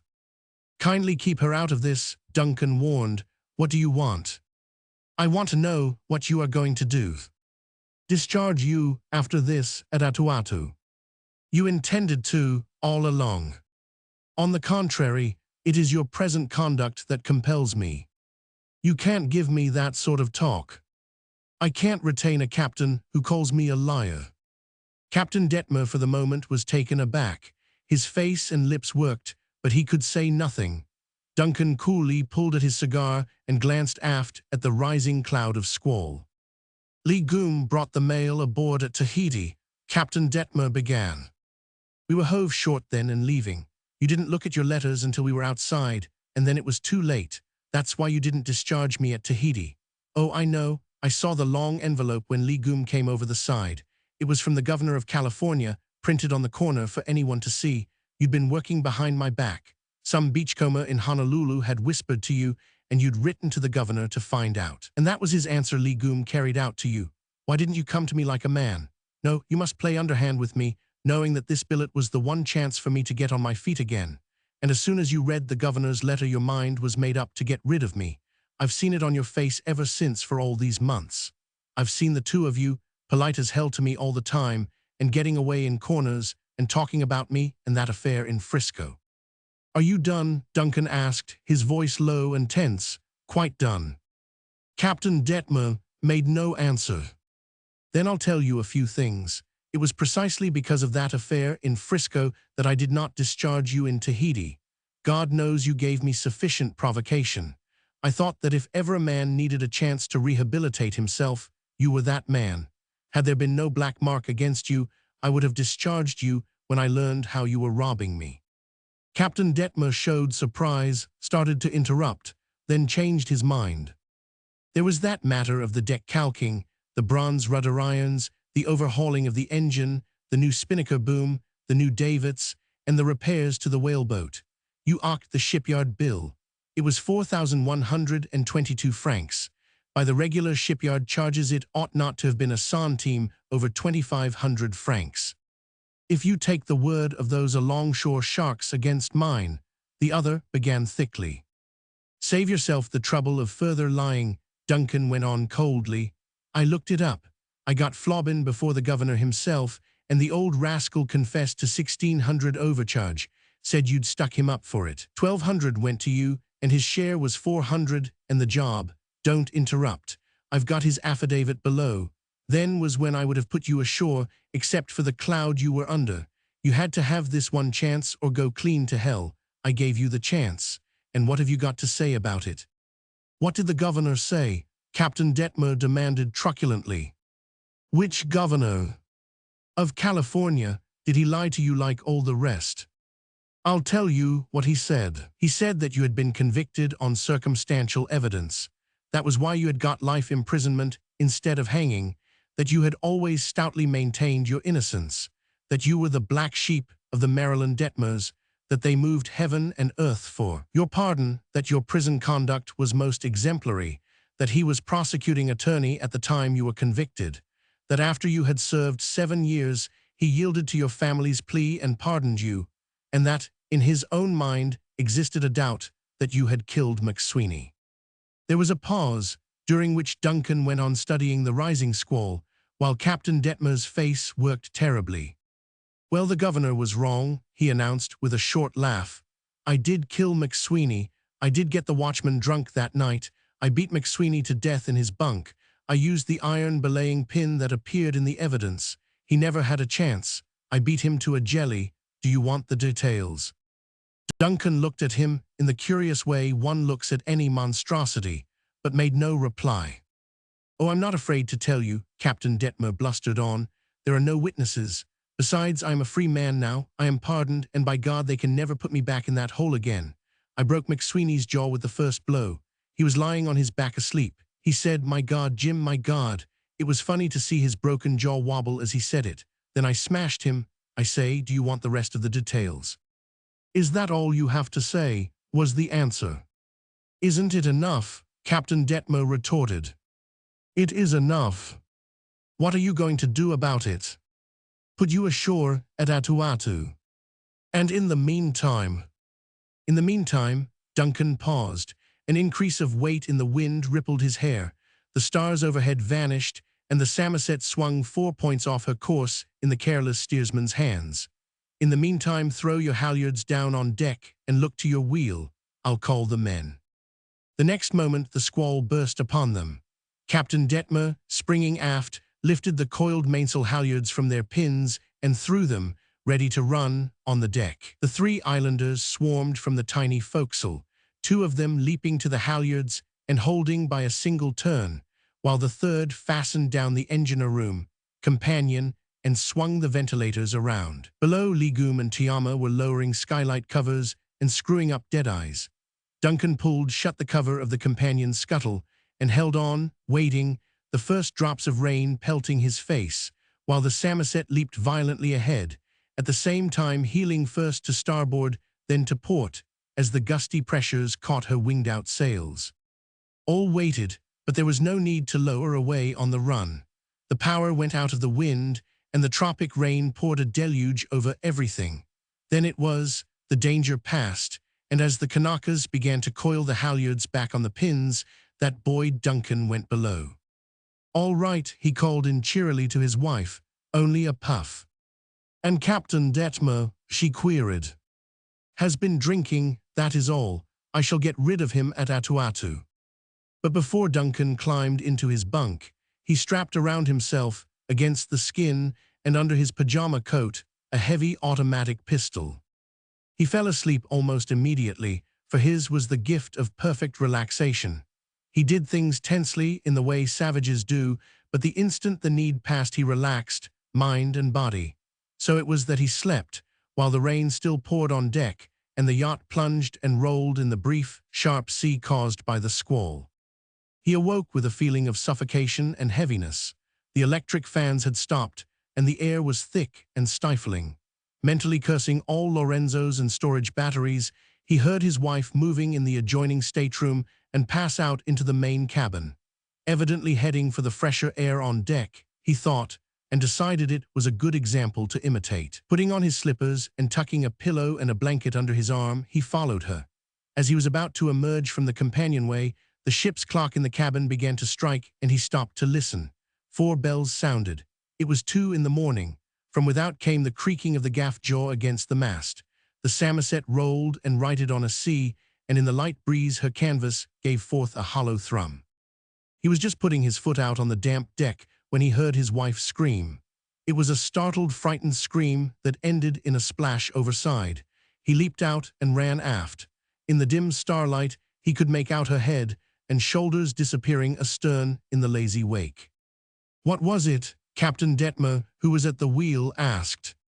"Mrs. Duncan," was Duncan's reply as he tore the lifebuoy from its hook and flung it aft. "Jibe over to starboard and come up on the wind," he commanded. And then Boyd Duncan made a mistake. He dived overboard. When he came up, he glimpsed the blue light on the buoy, which had ignited automatically when it struck the water. He swam for it and found Minnie had reached it first. "Hello," he said, "just trying to keep cool."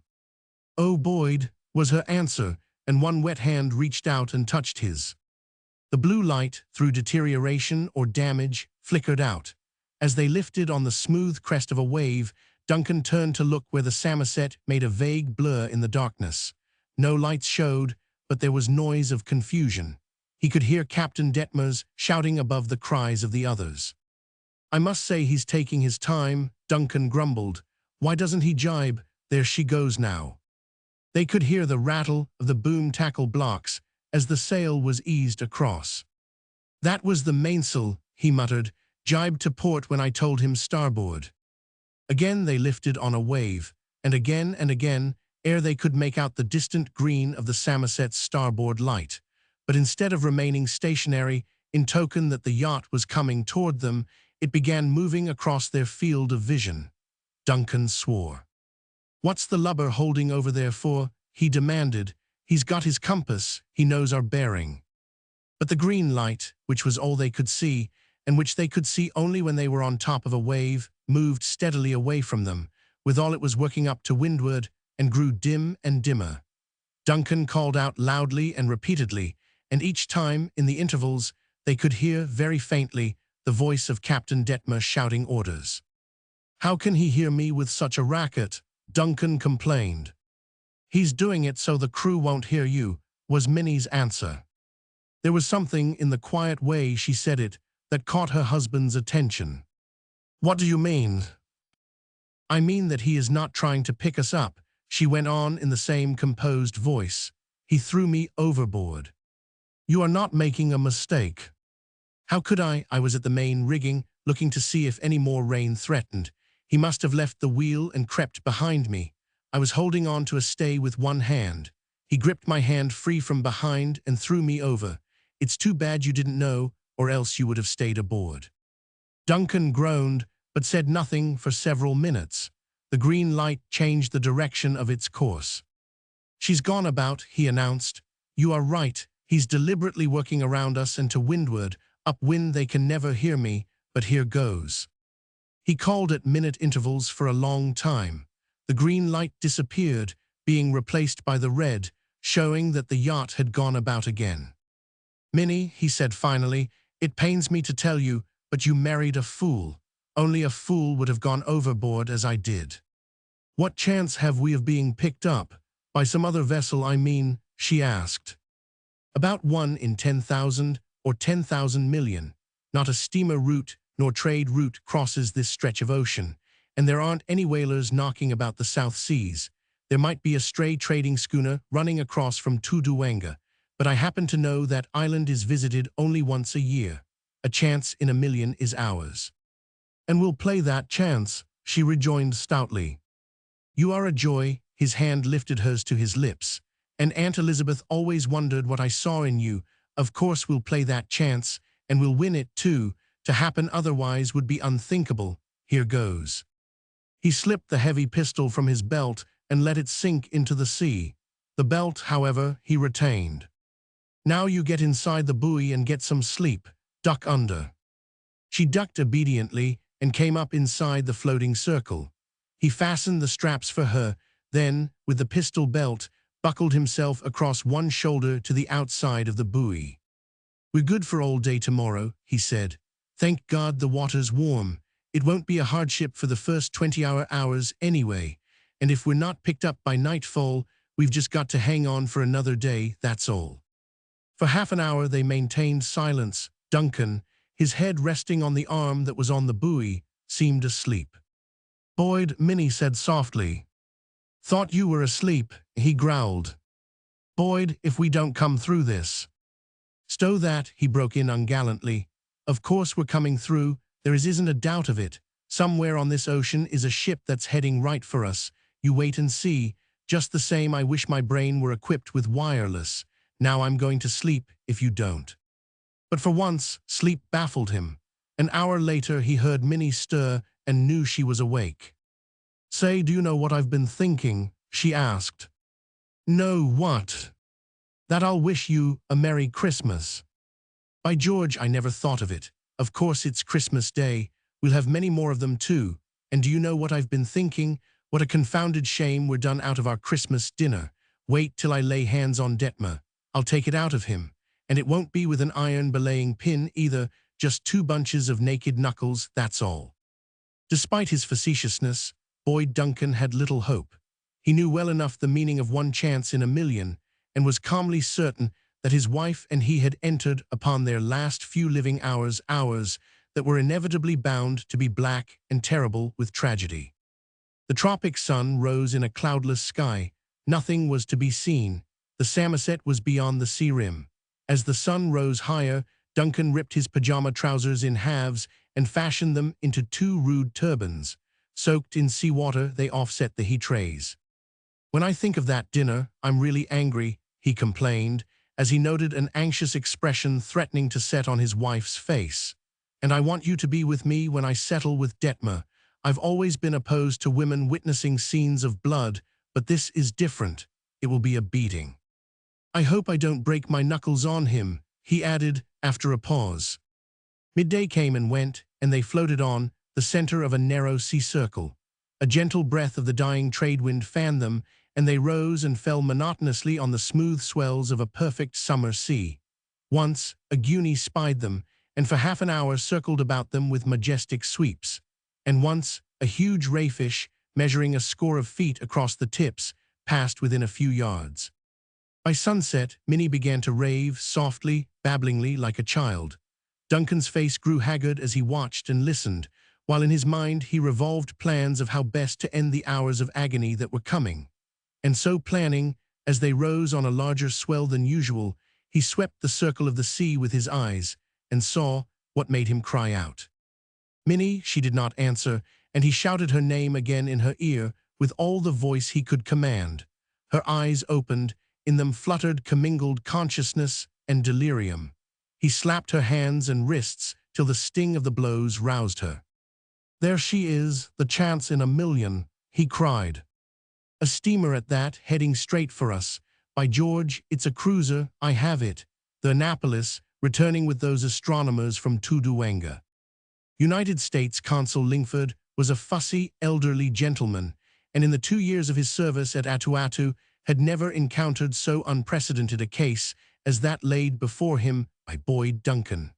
The latter, with his wife, had been landed there by the Annapolis, which had promptly gone on with its cargo of astronomers to Fiji. "It was cold-blooded, deliberate attempt to murder," said Consul Lingford. "The law shall take its course. I don't know how precisely to deal with this Captain Detmer, but if he comes to Atu, depend upon it, he shall be dealt with. He shall be dealt with. In the meantime, I shall read up the law. And now, won't you and your good lady stop for lunch?" As Duncan accepted the invitation, Minnie, who had been glancing out of the window at the harbor, suddenly leaned forward and touched her husband's arm. He followed her gaze and saw the Samoset, flag at half-mast, rounding up and dropping anchor scarcely 100 yards away.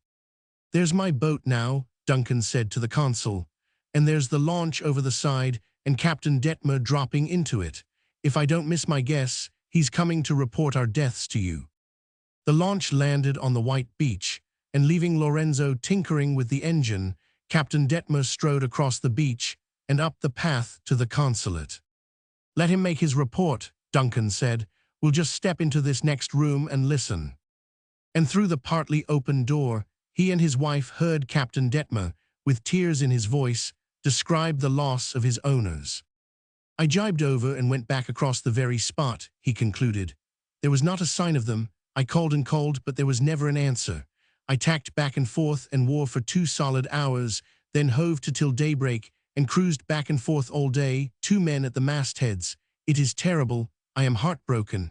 Mr. Duncan was a splendid man, and I shall never—" But he never completed the sentence, for at that moment his splendid employer strode out upon him, leaving Minnie standing in the doorway.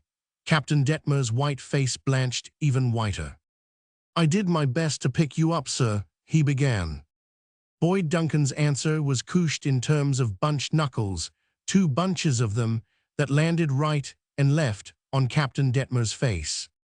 Captain Detmer staggered backward, recovered, and rushed with swinging arms at his employer, only to be met with a blow squarely between the eyes.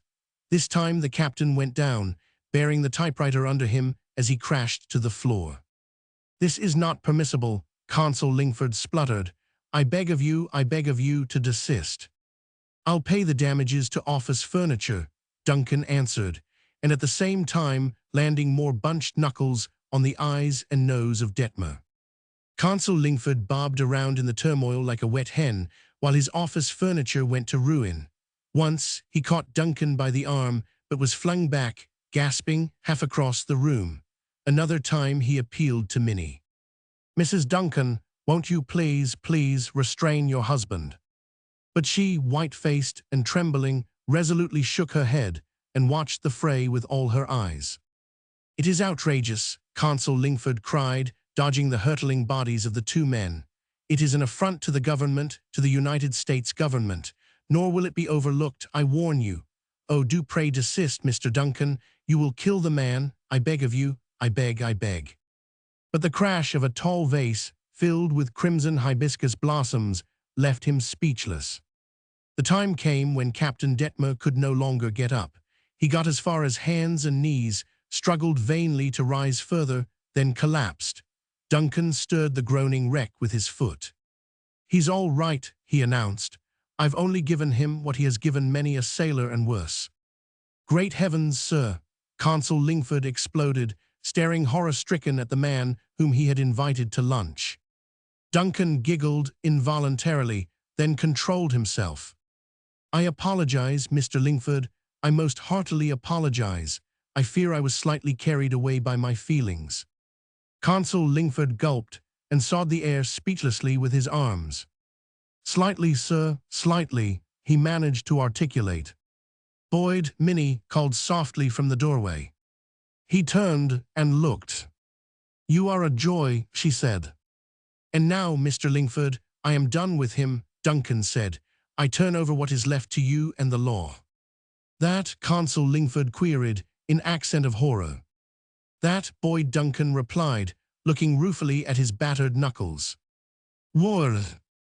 He was a young man, not more than 24 or 5, and he might have sat his horse with the careless grace of his youth had he not been so cat-like and tense. His black eyes roved everywhere, catching the movements of twigs and branches where small birds hopped, questing ever onward through the changing vistas of trees and brush, and returning always to the clumps of undergrowth on either side. And as he watched, so did he listen, though he rode on in silence, save for the boom of heavy guns from far to the west.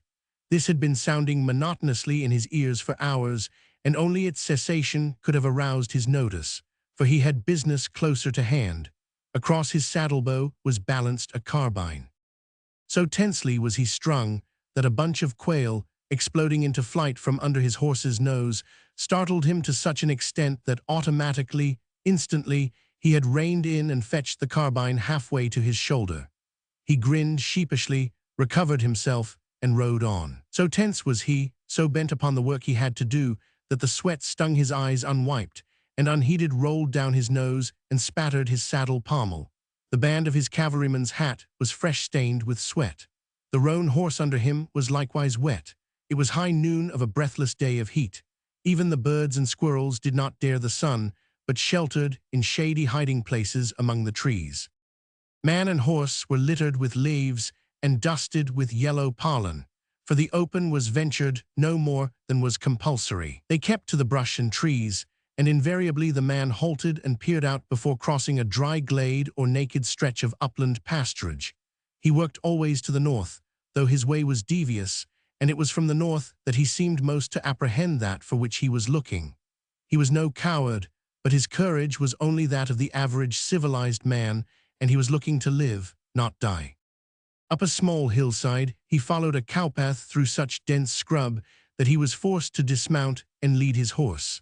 But when the path swung around to the west, he abandoned it and headed to the north again along the oak-covered top of the ridge. The ridge ended in a steep descent so steep that he zigzagged back and forth across the face of the slope, sliding and stumbling among the dead leaves and matted vines, and keeping a watchful eye on the horse above that threatened to fall down upon him. The sweat ran from him, and the pollen dust, settling pungently in mouth and nostrils, increased his thirst. Try as he would, nevertheless the descent was noisy, and frequently he stopped, panting in the dry heat and listening for any warning from beneath. At the bottom he came out on a flat, so densely forested that he could not make out its extent. Here the character of the woods changed, and he was able to remount.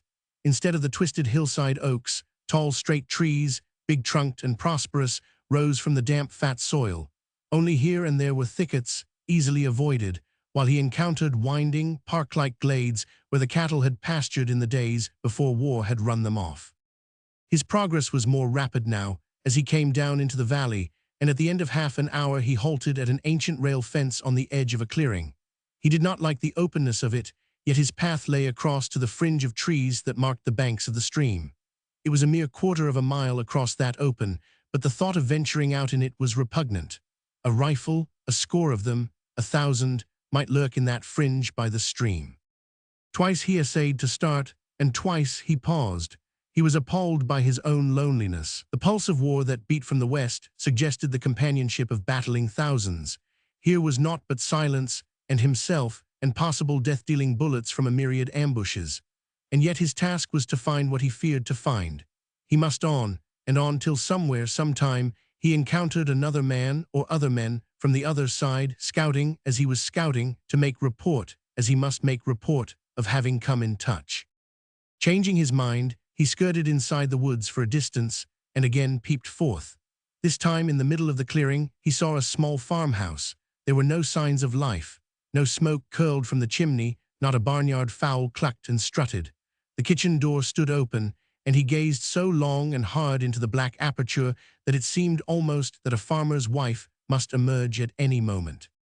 He licked the pollen and dust from his dry lips, stiffened himself, mind and body, and rode out into the blazing sunshine. Nothing stirred. He went on past the house and approached the wall of trees and bushes by the river's bank. One thought persisted maddeningly. It was of the crash into his body of a high-velocity bullet. It made him feel very fragile and defenseless, and he crouched lower in the saddle. Tethering his horse in the edge of the wood, he continued 100 yards on foot till he came to the stream. 20 feet wide it was, without perceptible current, cool and inviting, and he was very thirsty. But he waited inside his screen of leafage, his eyes fixed on the screen on the opposite side. To make the wait endurable, he sat down, his carbine resting on his knees. The minutes passed, and slowly his tenseness relaxed. At last he decided there was no danger, but just as he prepared to part the bushes and bend down to the water, a movement among the opposite bushes caught his eye. It might be a bird, but he waited. Again there was an agitation of the bushes, and then, so suddenly that it almost startled a cry from him, the bushes parted and a face peered out. It was a face covered with several weeks' growth of ginger-colored beard. The eyes were blue and wide apart, with laughter wrinkles in the corners that showed despite the tired and anxious expression of the whole face. All this he could see with microscopic clearness, for the distance was no more than 20 feet, and all this he saw in such brief time that he saw it as he lifted his carbine to his shoulder. He glanced along the sights and knew that he was gazing upon a man who was as good as dead. It was impossible to miss at such point-blank range. But he did not shoot. Slowly he lowered the carbine and watched. A hand, clutching a water bottle, became visible, and the ginger beard bent downward to fill the bottle. He could hear the gurgle of the water. Then arm and bottle and ginger beard disappeared behind the closing bushes. A long time he waited, when, with thirst unslaked, he crept back to his horse, rode slowly across the sun-washed clearing, and passed into the shelter of the woods beyond. Roman 2. Another day, hot and breathless. A deserted farmhouse, large, with many outbuildings and an orchard, standing in a clearing. From the woods, on a roan horse, carbine across pommel, rode the young man with the quick black eyes. He breathed with relief as he gained the house. That a fight had taken place here earlier in the season was evident. Clips and empty cartridges, tarnished with verdigris, lay on the ground, which while wet had been torn up by the hoofs of horses. Hard by the kitchen garden were graves, tagged and numbered. From the oak tree by the kitchen door, in tattered, weather-beaten garments, hung the bodies of 2 men. The faces, shriveled and defaced, bore no likeness to the faces of men. The roan horse snorted beneath them, and the rider caressed and soothed it and tied it farther away. Entering the house, he found the interior a wreck. He trod on empty cartridges as he walked from room to reconnoiter from the windows.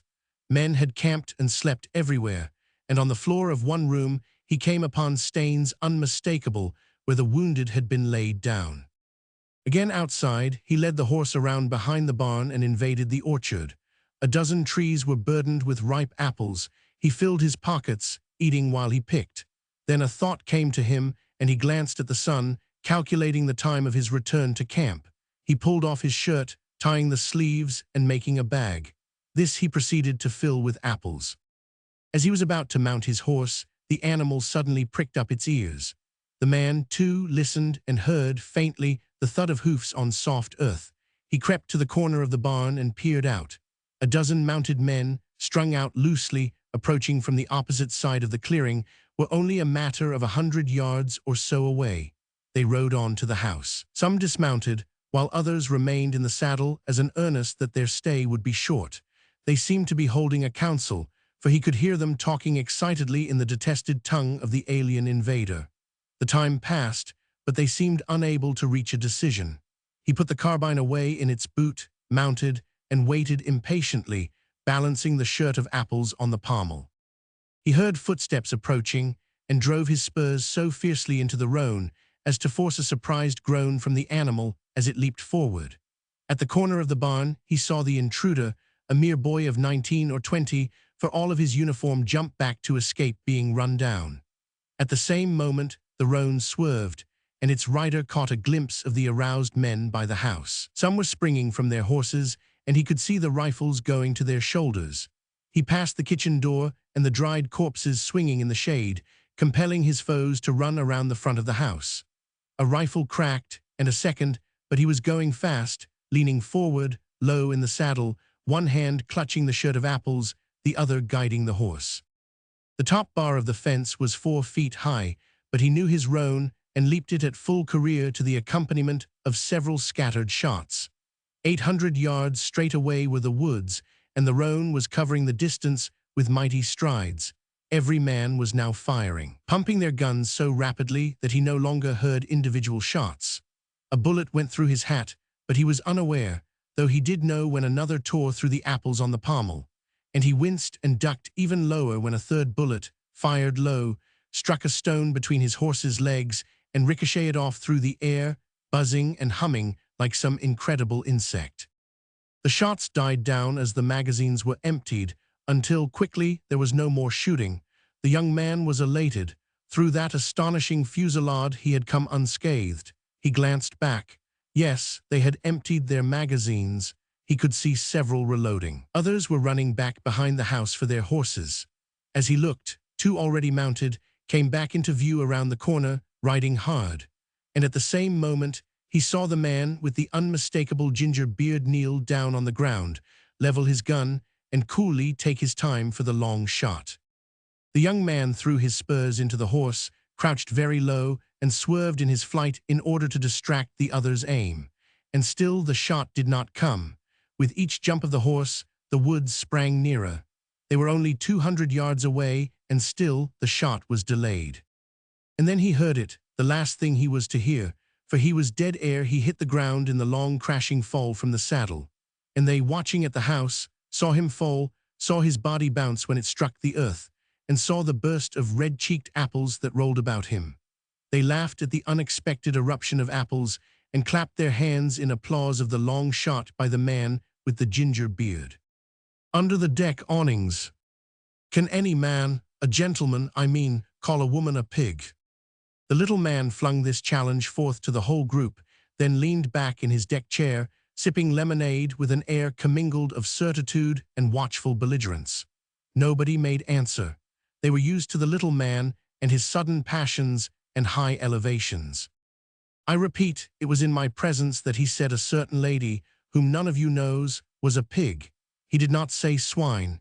He grossly said that she was a pig, and I hold that no man who is a man could possibly make such a remark about any woman. Dr. Dawson puffed stolidly at his black pipe.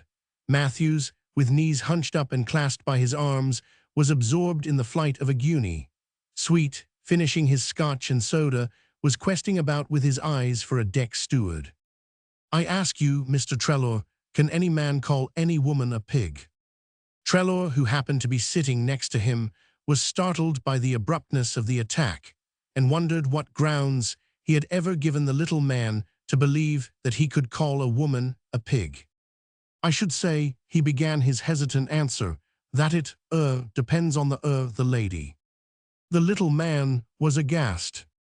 You means, he quavered, that I have seen female humans who were as bad as pigs and worse.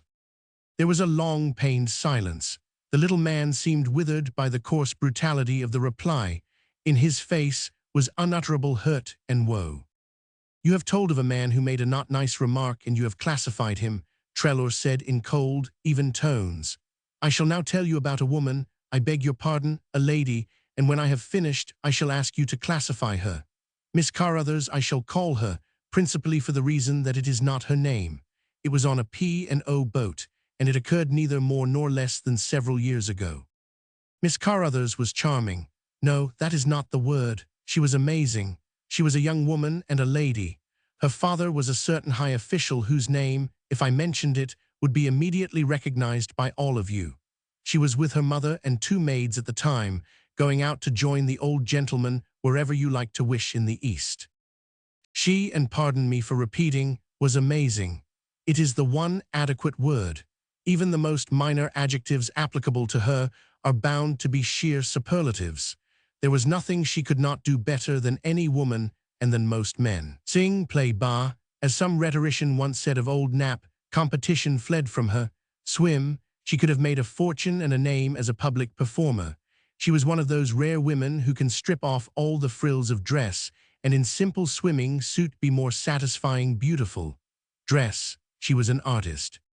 But her swimming, physically she was the perfect woman, you know what I mean, not in the gross, muscular way of acrobats, but in all the delicacy of line and fragility of frame and texture. And combined with this, strength. How she could do it was the marvel. You know the wonder of a woman's arm, the forearm I mean, the sweet fading away from rounded biceps and hint of muscle, down through small elbow and firm soft swell to the wrist, small, unthinkably small and round and strong. This was hers. And yet to see her swimming the sharp, quick English overhand stroke, and getting somewhere with it too, was, well, I understand anatomy and athletics and such things, and yet it was a mystery to me how she could do it. She could stay under water for 2 minutes. I have timed her. No man on board, except Dennison, could capture as many coins as she with a single dive. On the forward main deck was a big canvas tank with 6 feet of seawater. We used to toss small coins into it. I have seen her dive from the bridge deck, no mean feat in itself, into that 6 feet of water and fetch up no less than 47 coins, scattered willy-nilly over the whole bottom of the tank. Dennison, a quiet young Englishman, never exceeded her in this, though he made it a point always to tie her score. She was a sea-woman, true, but she was a land-woman, a horse-woman, she was the universal woman. To see her, all softness of soft dress, surrounded by half a dozen eager men, languidly careless of them all or flashing brightness and wit on them, and at them and through them, one would fancy she was good for nothing else in the world. At such moments, I have compelled myself to remember her score of 47 coins from the bottom of the swimming tank. But that was she, the everlasting wonder of a woman who did all things well. She fascinated every betrousered human around her. She had me, and I don't mind confessing it, she bade me to heel along with the rest. Young puppies and old grey dogs who ought to have known better, oh, they all came up and crawled around her skirts and whined and fawned when she whistled. They were all guilty, from young Ardmore, a pink cherub of 19 outward bound for some clerkship in the consular service, to old Captain Bentley, grizzled and sea-worn, and as emotional to look at as a Chinese joss. There was a nice middle-aged chap, Perkins, I believe, who forgot his wife was on board until Miss Carruthers sent him to the right about and back where he belonged. Men were wax in her hands. She melted them, or softly molded them, or incinerated them as she pleased. There wasn't a steward, even grand and remote as she was, who, at her bidding, would have hesitated to souse the old man himself with a plate of soup. You have all seen such women, a sort of world's desire to all men. As a man-conqueror she was supreme. She was a whiplash, a sting and a flame, an electric spark. Oh, believe me, at times there were flashes of will that scorched through her beauty and seduction and smote a victim into blank and shivering idiocy and fear. And don't fail to mark, in the light of what is to come, that she was a prideful woman. Pride of race, pride of caste, pride of sex, pride of power, she had it all, a pride strange and willful and terrible. She ran the ship, she ran the voyage, she ran everything, and she ran Dennison. That he had outdistanced the pack even the least wise of us admitted. That she liked him, and that this feeling was growing, there was not a doubt. I am certain that she looked on him with kinder eyes than she had ever looked with on man before. We still worshipped, and were always hanging about waiting to be whistled up, though we knew that Dennison was laps and laps ahead of us. What might have happened we shall never know, for we came to Colombo and something else happened. You know Colombo, and how the native boys dive for coins in the shark-infested bay. Of course, it is only among the ground sharks and fish sharks that they venture. It is almost uncanny the way they know sharks and can sense the presence of a real killer, a tiger shark, for instance, or a grey nurse strayed up from Australian waters. Let such a shark appear, and long before the passengers can guess, every mother's son of them is out of the water in a wild scramble for safety.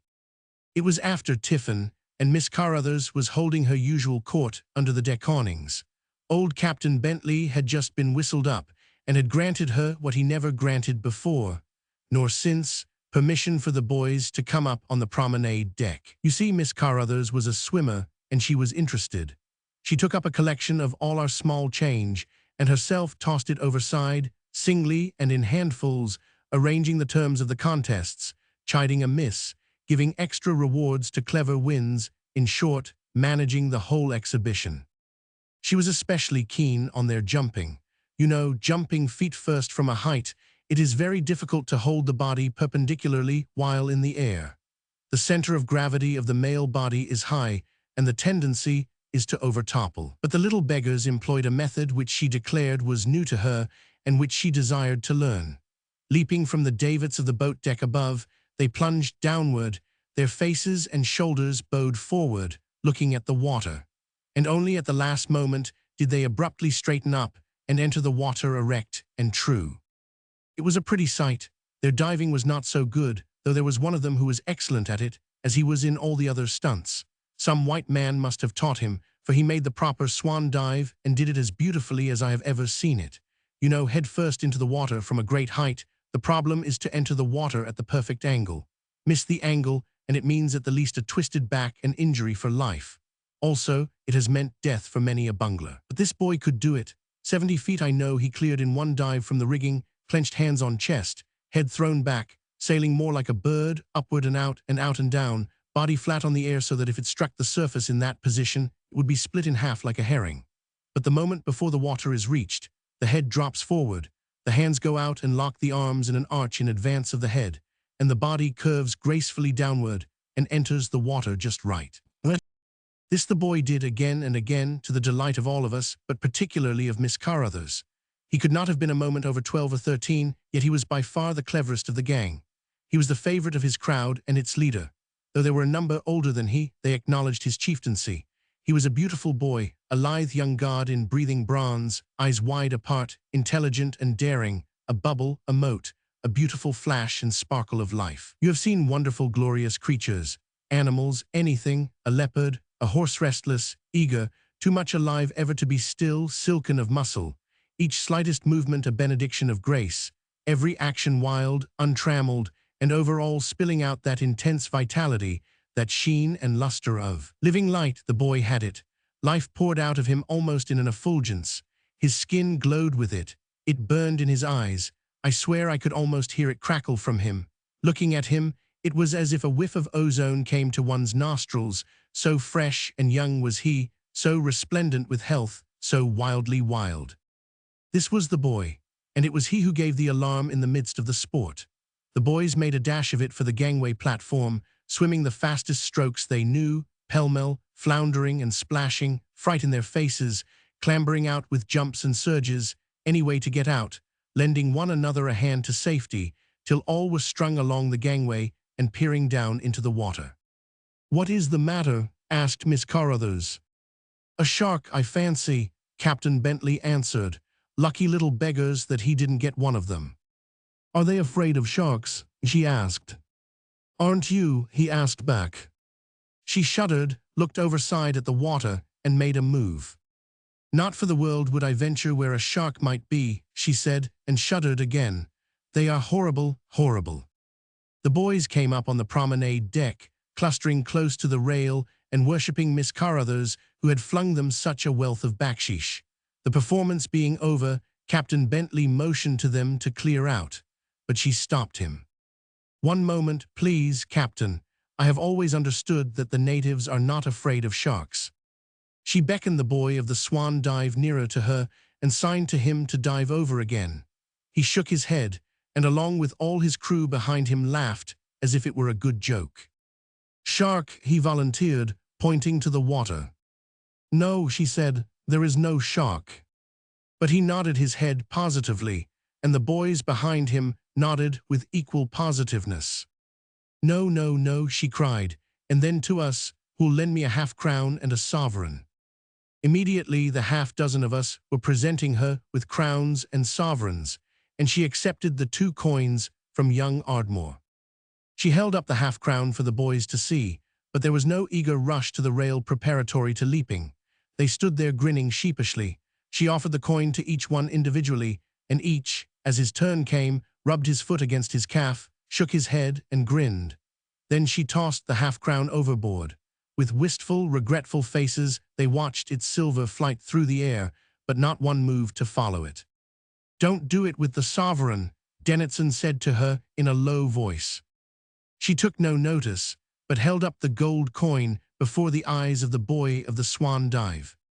"Don't," said Captain Bentley. "I wouldn't throw a sick cat overside with a shark around." But she laughed, bent on her purpose, and continued to dazzle the boy. "Don't tempt him," Dennison urged. "It is a fortune to him, and he might go over after it." "Wouldn't you," she flared at him, "if I threw it?" This last more softly. Dennison shook his head. "Your price is high," she said. "For how many sovereigns would you go?" "There are not enough coin to get me overside," was his answer. She debated a moment, the boy forgotten in her tilt with Dennison. "For me," she said very softly. "To save your life, yes, but not otherwise." She turned back to the boy. Again she held the coin before his eyes, dazzling him with the vastness of its value. Then she made as to toss it out, and involuntarily he made a half-movement toward the rail, but was checked by sharp cries of reproof from his companions. There was anger in their voices as well. "I know it is only fooling," Dennison said. "Carry it as far as you like, but for heaven's sake don't throw it." Whether it was that strange willfulness of hers, or whether she doubted the boy could be persuaded, there is no telling. It was unexpected to all of us. Out from the shade of the awning, the coin flashed golden in the blaze of sunshine and fell toward the sea in a glittering arch. Before a hand could stay him, the boy was over the rail and curving beautifully downward after the coin. Both were in the air at the same time. It was a pretty sight. The sovereign cut the water sharply, and at the very spot, almost at the same instant, with scarcely a splash, the boy entered. From the quicker-eyed black boys watching came an exclamation. We were all at the railing. Don't tell me it is necessary for a shark to turn on its back. That one did not. In the clear water, from the height we were above it, we saw everything. The shark was a big brute, and with one drive he cut the boy squarely in half.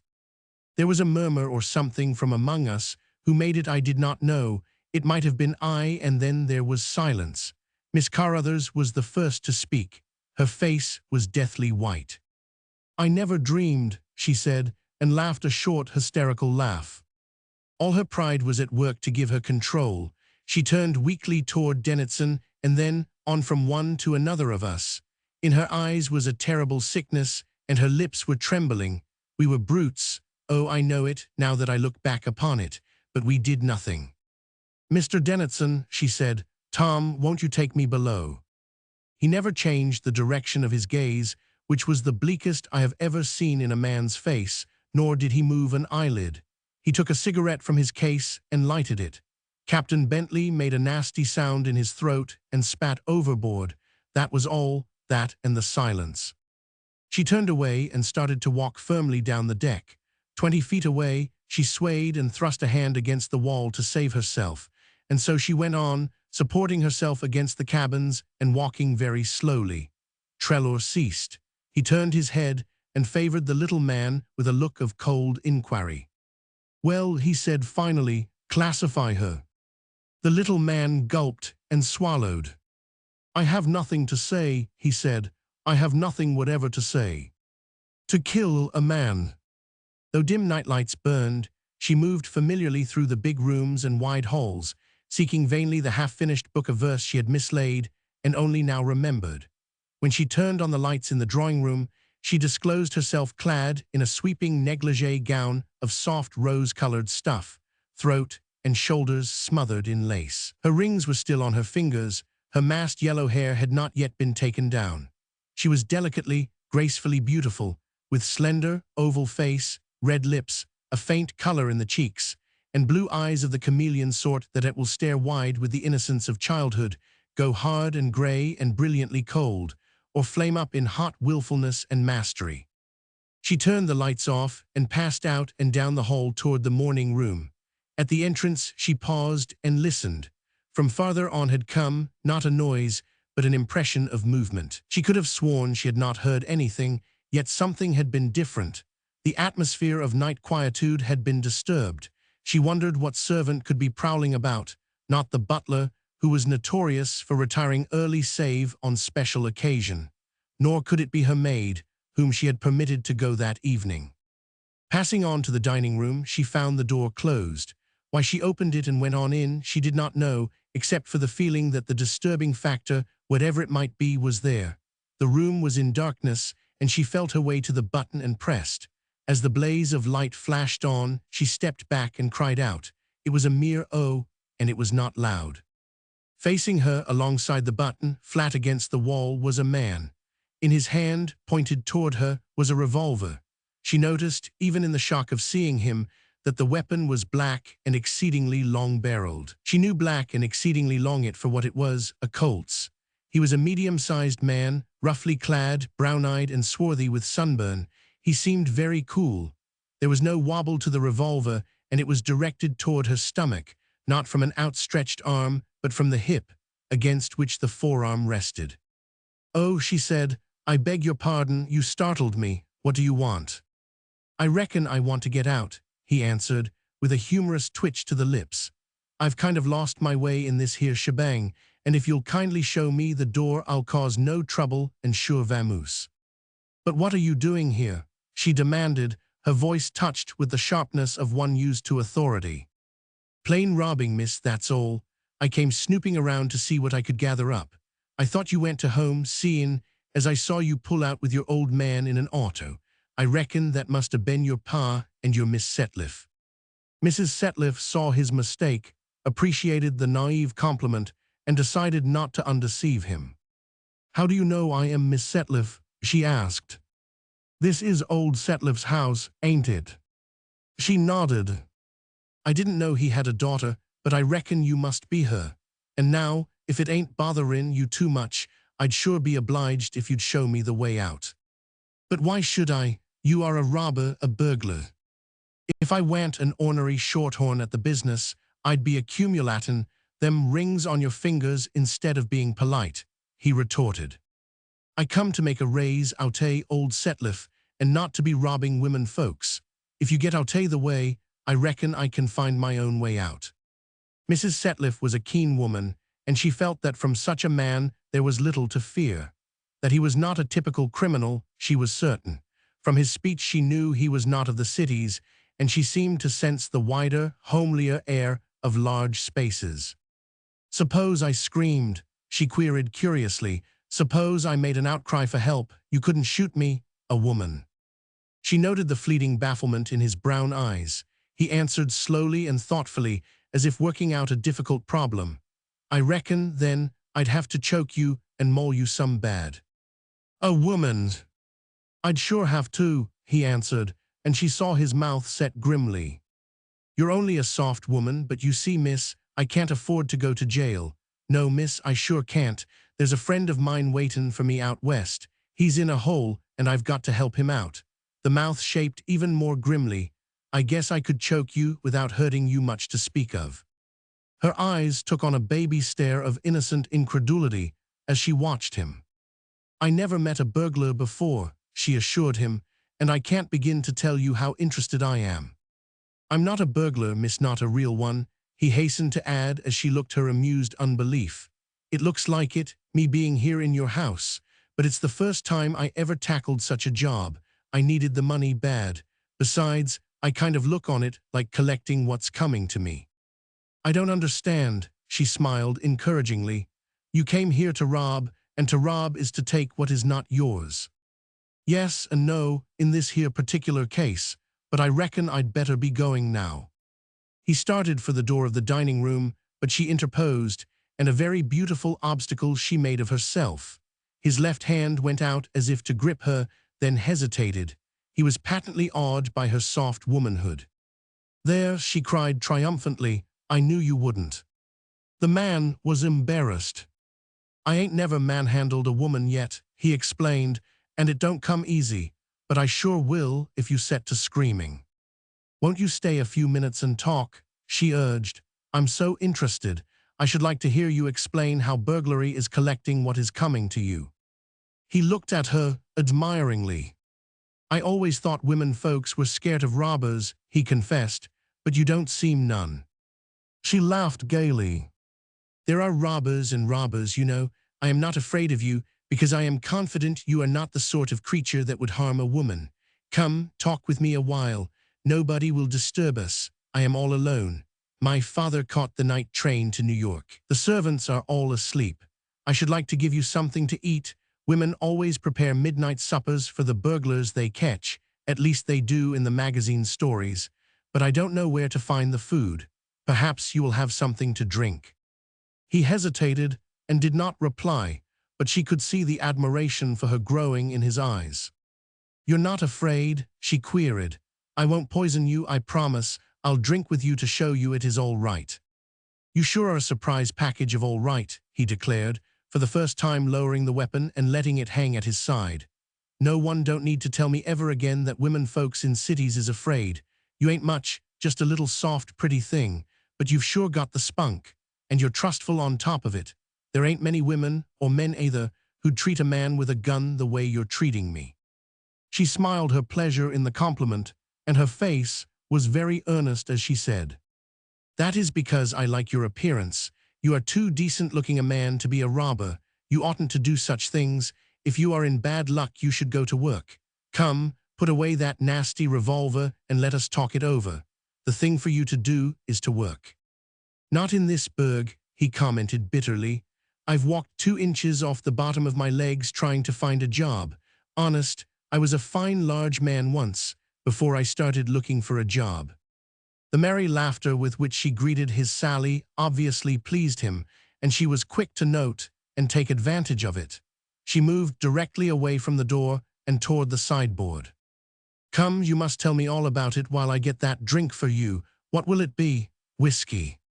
"Yes, ma'am," he said, as he followed her, though he still carried the big revolver at his side, and though he glanced reluctantly at the unguarded open door. She filled a glass for him at the sideboard. "I promised to drink with you," she said hesitatingly, "but I don't like whiskey, I prefer sherry." She lifted the sherry bottle tentatively for his consent. "Sure," he answered with a nod. "Whiskey's a man's drink. I never like to see women at it. Wine's more their stuff." She raised her glass to his, her eyes meltingly sympathetic. "Here's to finding you a good position." But she broke off at sight of the expression of surprised disgust on his face. The glass, barely touched, was removed from his wry lips. "What is the matter?" she asked anxiously. "Don't you like it? Have I made a mistake?" "It's sure funny whiskey. Tastes like it got burned and smoked in the making." "Oh, how silly of me. I gave you scotch. Of course you are accustomed to rye. Let me change it." She was almost solicitously maternal, as she replaced the glass with another and sought and found the proper bottle. "Better?" she asked. "Yes, ma'am, no smoke in it. It's sure the real good stuff. I ain't had a drink in a week. Kind of slick, that, oily, you know, not made in a chemical factory." "You are a drinking man." It was half a question, half a challenge. "No, ma'am, not to speak of. I have reared up and rip-snorted at spells, but most unfrequent. But there is times when a good stiff jolt lands on the right spot, kerchunk, and this is sure one of them. And now, thanking you for your kindness, ma'am, I'll just be a-pulling along." But Mrs. Setliff did not want to lose her burglar.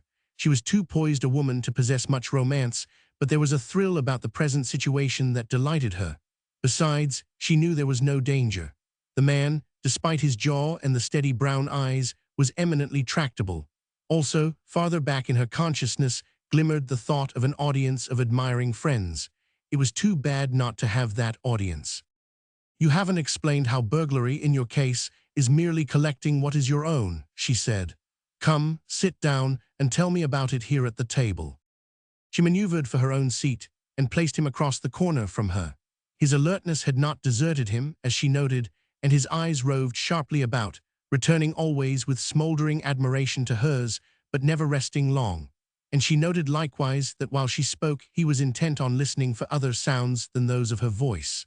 Nor had he relinquished the revolver, which lay at the corner of the table between them, the butt close to his right hand. But he was in a new habitat which he did not know. This man from the West, cunning in woodcraft and plainscraft, with eyes and ears open, tense and suspicious, did not know that under the table, close to her foot, was the push button of an electric bell. He had never heard of such a contrivance, and his keenness and wariness went for naught. "It's like this, miss," he began, in response to her urging. "Old Setliff done me up in a little deal once. It was raw, but it worked. Anything will work full and legal when it's got few $100 million behind it. I'm not squealin', and I ain't taking a slam at your pa. He don't know me from Adam, and I reckon he don't know he done me out anything. He's too big, thinking and dealing in millions, to ever hear of a small potato like me. He's an operator. He's got all kinds of experts thinking and planning and working for him, some of them, I hear, getting more cash salary than the President of the United States. I'm only one of thousands that have been done up by your pa, that's all. You see, ma'am, I had a little hole in the ground, a dinky, hydraulic, one-horse outfit of a mine. And when the Setliff crowd shook down Idaho and reorganized the smelter trust and roped in the rest of the landscape and put through the big hydraulic scheme at Twin Pines, why, I sure got squeezed. I never had a run for my money. I was scratched off the card before the first heat. And so tonight, being broke and my friend needing me bad, I just dropped around to make a raise out your pa. Seeing as I needed it, it kinda was coming to me." "Granting all that you say is so," she said, "nevertheless, it does not make housebreaking any the less housebreaking. You couldn't make such a defense in a court of law." "I know that," he confessed meekly. "What's right ain't always legal, and that's why I am so uncomfortable settin' here and talking with you. Not that I ain't enjoying your company, I sure do enjoy it, but I just can't afford to be caught. I know what they'd do to me in this here city. There was a young fellow that got 50 years only last week for holding a man up on the street for $2.85. I read about it in the paper. When times is hard and they ain't no work, men get desperate. And then the other men who have got something to be robbed of get desperate too, and they just sure soak it to the other fellows. If I got caught, I reckon I wouldn't get a mite less than 10 years. That's why I'm hankering to be on my way." "No, wait." She lifted a detaining hand, at the same time removing her foot from the bell, which she had been pressing intermittently. "You haven't told me your name yet." He hesitated. "Call me Dave." "Then, Dave," she laughed with pretty confusion, "something must be done for you. You are a young man, and you are just at the beginning of a bad start. If you begin by attempting to collect what you think is coming to you, later on you will be collecting what you are perfectly sure isn't coming to you. And you know what the end will be. Instead of this, we must find something honorable for you to do." "I need the money, and I need it now," he replied doggedly. "It's not for myself, but for that friend I told you about. He's in a peck of trouble, and he's got to get his lift now or not at all." "I can find you a position," she said quickly. "And yes, the very thing, I'll lend you the money you want to send to your friend. This you can pay back out of your salary." "About 300 would do," he said slowly. 300 would pull him through. I'd work my fingers off for a year for that, and my keep, and a few cents to buy Bull Durham with." "Ah, you smoke. I never thought of it." Her hand went out over the revolver toward his hand as she pointed to the telltale yellow stain on his fingers. At the same time, her eyes measured the nearness of her own hand and of his to the weapon. She ached to grip it in one swift movement. She was sure she could do it, and yet she was not sure, and so it was that she refrained as she withdrew her hand. "Won't you smoke?" she invited. "I'm most dying to." "Then do so, I don't mind. I really like it, cigarettes I mean." With his left band he dipped into his side pocket, brought out a loose wheat straw paper, and shifted it to his right hand close by the revolver. Again he dipped, transferring to the paper a pinch of brown, flaky tobacco. Then he proceeded, both hands just over the revolver, to roll the cigarette. "From the way you hover close to that nasty weapon, you seem to be afraid of me," she challenged. "Not exactly afraid of you, ma'am, but under the circumstances, just a mite timid." "But I've not been afraid of you." "You've got nothing to lose." "My life," she retorted. "That's right," he acknowledged promptly, "and you ain't been scared of me. Meb I am over anxious." I wouldn't cause you any harm." Even as she spoke, her slipper felt for the bell and pressed it. At the same time, her eyes were earnest with a plea of honesty. "You are a judge of men, I know it, and of women. Surely, when I am trying to persuade you from a criminal life and to get you honest work to do." He was immediately contrite. "I sure beg your pardon, ma'am," he said. "I reckon my nervousness ain't complimentary." As he spoke, he drew his right hand from the table, and after lighting the cigarette, dropped it by his side. "Thank you for your confidence," she breathed softly, resolutely keeping her eyes from measuring the distance to the revolver and keeping her foot pressed firmly on the bell. "About that 300, he began. "I can telegraph it west tonight, and I'll agree to work a year for it and my keep." "You will earn more than that. I can promise $75 a month at the least.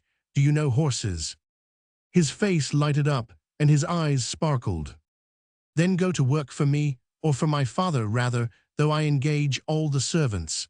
I need a second coachman." "And wear a uniform," he interrupted sharply, the sneer of the freeborn West in his voice and on his lips. She smiled tolerantly. "Evidently that won't do. Let me think. Yes, can you break and handle colts?" He nodded. "We have a stock farm, and there's room for just such a man as you. Will you take it?" "Will I, ma'am?" His voice was rich with gratitude and enthusiasm. "Show me to it. I'll dig right in tomorrow, and I can sure promise you one thing, ma'am. You'll never be sorry for lending Huey Luke a hand in his trouble." "I thought you said to call you Dave," she chided forgivingly. "I did, ma'am, I did, and I sure beg your pardon. It was just plain bluff. My real name is Huey Luke, and if you'll give me the address of that stock farm of yours and the railroad fare, I head for it first thing in the morning." Throughout the conversation, she had never relaxed her attempts on the bell. She had pressed it in every alarming way, 3 shorts and a long, 2 and a long, and 5. She had tried long series of shorts, and once she had held the button down for a solid 3 minutes. And she had been divided between objurgation of the stupid, heavy-sleeping butler and doubt if the bell were in order. "I am so glad," she said, "so glad that you are willing. There won't be much to arrange, but you will first have to trust me while I go upstairs for my purse." She saw the doubt flicker momentarily in his eyes and added hastily, "But you see I am trusting you with the $300. "I believe you, ma'am," he came back gallantly, "though I just can't help this nervousness. Shall I go and get it?" But before she could receive consent, a slight muffled jar from the distance came to her ear. She knew it for the swing door of the butler's pantry, but so slight was it, more a faint vibration than a sound, that she would not have heard had not her ears been keyed and listening for it. Yet the man had heard. He was startled in his composed way. "What was that?" he demanded. For answer, her left hand flashed out to the revolver and brought it back. She had had the start of him, and she needed it. For the next instant, his hand leaped up from his side, clutching emptiness where the revolver had been. "Sit down," she commanded sharply in a voice new to him. "Don't move. Keep your hands on the table." She had taken a lesson from him. Instead of holding the heavy weapon extended, the butt of it and her forearm rested on the table, the muzzle pointed, not at his head, but his chest. And he, looking coolly and obeying her commands, knew there was no chance of the kick-up of the recoil producing a miss. Also, he saw that the revolver did not wobble, nor the hand shake, and he was thoroughly conversant with the size of hole the soft-nosed bullets could make. He had eyes, not for her, but for the hammer, which had risen under the pressure of her forefinger on the trigger. "I reckon I'd best warn you that their trigger pull is filed dreadful fine. Don't press too hard, or I'll have a hole in me the size of a walnut." She slacked the hammer partly down. "That's better," he commented. "You'd best put it down all the way.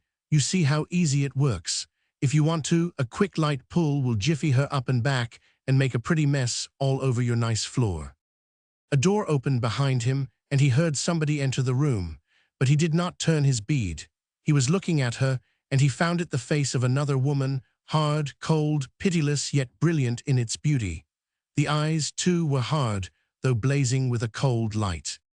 "Thomas," she commanded, go to the telephone and call the police. Why were you so long in answering?" "I came as soon as I heard the bell, madam," was the answer. The robber never took his eyes from hers, nor did she from his, but at mention of the bell, she noticed that his eyes were puzzled for the moment. "Beg your pardon," said the butler from behind, "but wouldn't it be better for me to get a weapon and arouse the servants?" "No, ring for the police. I can hold this man. Go and do it quickly." The butler slippered out of the room, and the man and the woman sat on, gazing into each other's eyes. To her, it was an experience keen with enjoyment, and in her mind was the gossip of her crowd, and she saw notes in the society weeklies of the beautiful young Mrs. Setliff capturing an armed robber single-handed. It would create a sensation, she was sure. "When you get that sentence you mentioned," she said coldly, "you will have time to meditate upon what a fool you have been, taking other persons' property and threatening women with revolvers. You will have time to learn your lesson thoroughly. Now tell the truth.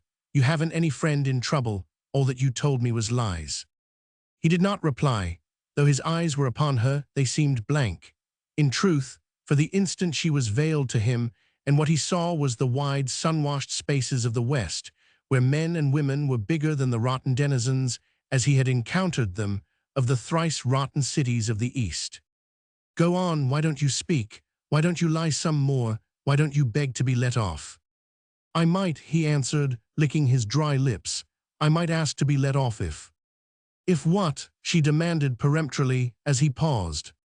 "I was trying to think of a word you reminded me of. As I was saying, I might if you was a decent woman." Her face paled. "Be careful," she warned. "You don't dast kill me," he sneered. "The world's a pretty low-down place to have a thing like you prowling around in it, but it ain't so plumb low-down, I reckon, as to let you put a hole in me. You're sure bad, but the trouble with you is that you're weak in your badness. It ain't much to kill a man, but you ain't got it in you. There's where you lose out." "Be careful of what you say," she repeated, "or else, I warn you, it will go hard with you. It can be seen to whether your sentence is light or heavy." "Something's the matter with God," he remarked irrelevantly, "to be letting you around loose. It's clean beyond me what he's up to, playing such-like tricks on poor humanity. Now if I was God—" His further opinion was interrupted by the entrance of the butler. "Something is wrong with the telephone, madam," he announced. "The wires are crossed or something, because I can't get central." "Go and call one of the servants," she ordered. "Send him out for an officer and then return here." Again, the pair was left alone. "Will you kindly answer one question, ma'am?" the man said. "That servant fellow said something about a bell. I watched you like a cat, and you sure rung no bell." "It was under the table, you poor fool. I pressed it with my foot." "Thank you, ma'am. I reckoned I'd seen your kind before, and now I sure know I have. I spoke to you true and trusting, and all the time you was lying like hell to me." She laughed mockingly. "Go on, say what you wish. It is very interesting. You made eyes at me, looking soft and kind, playing up all the time the fact that you wore skirts instead of pants, and all the time with your foot on the bell under the table. Well, there's some consolation. I'd sooner be poor Huey Luke, doing his 10 years, than be in your skin. Ma'am, hell is full of women like you." There was silence for a space, in which the man, never taking his eyes from her, studying her, was making up his mind. "Go on," she urged. "Say something." "Yes, ma'am, I'll say something. I'll sure say something. Do you know what I'm going to do? I'm going to get right up from this chair and walk out that door. I'd take the gun from you, only you might turn foolish and let it go off. You can have the gun. It's a good one. As I was saying, I am going right out that door, and you ain't going to pull that gun off either.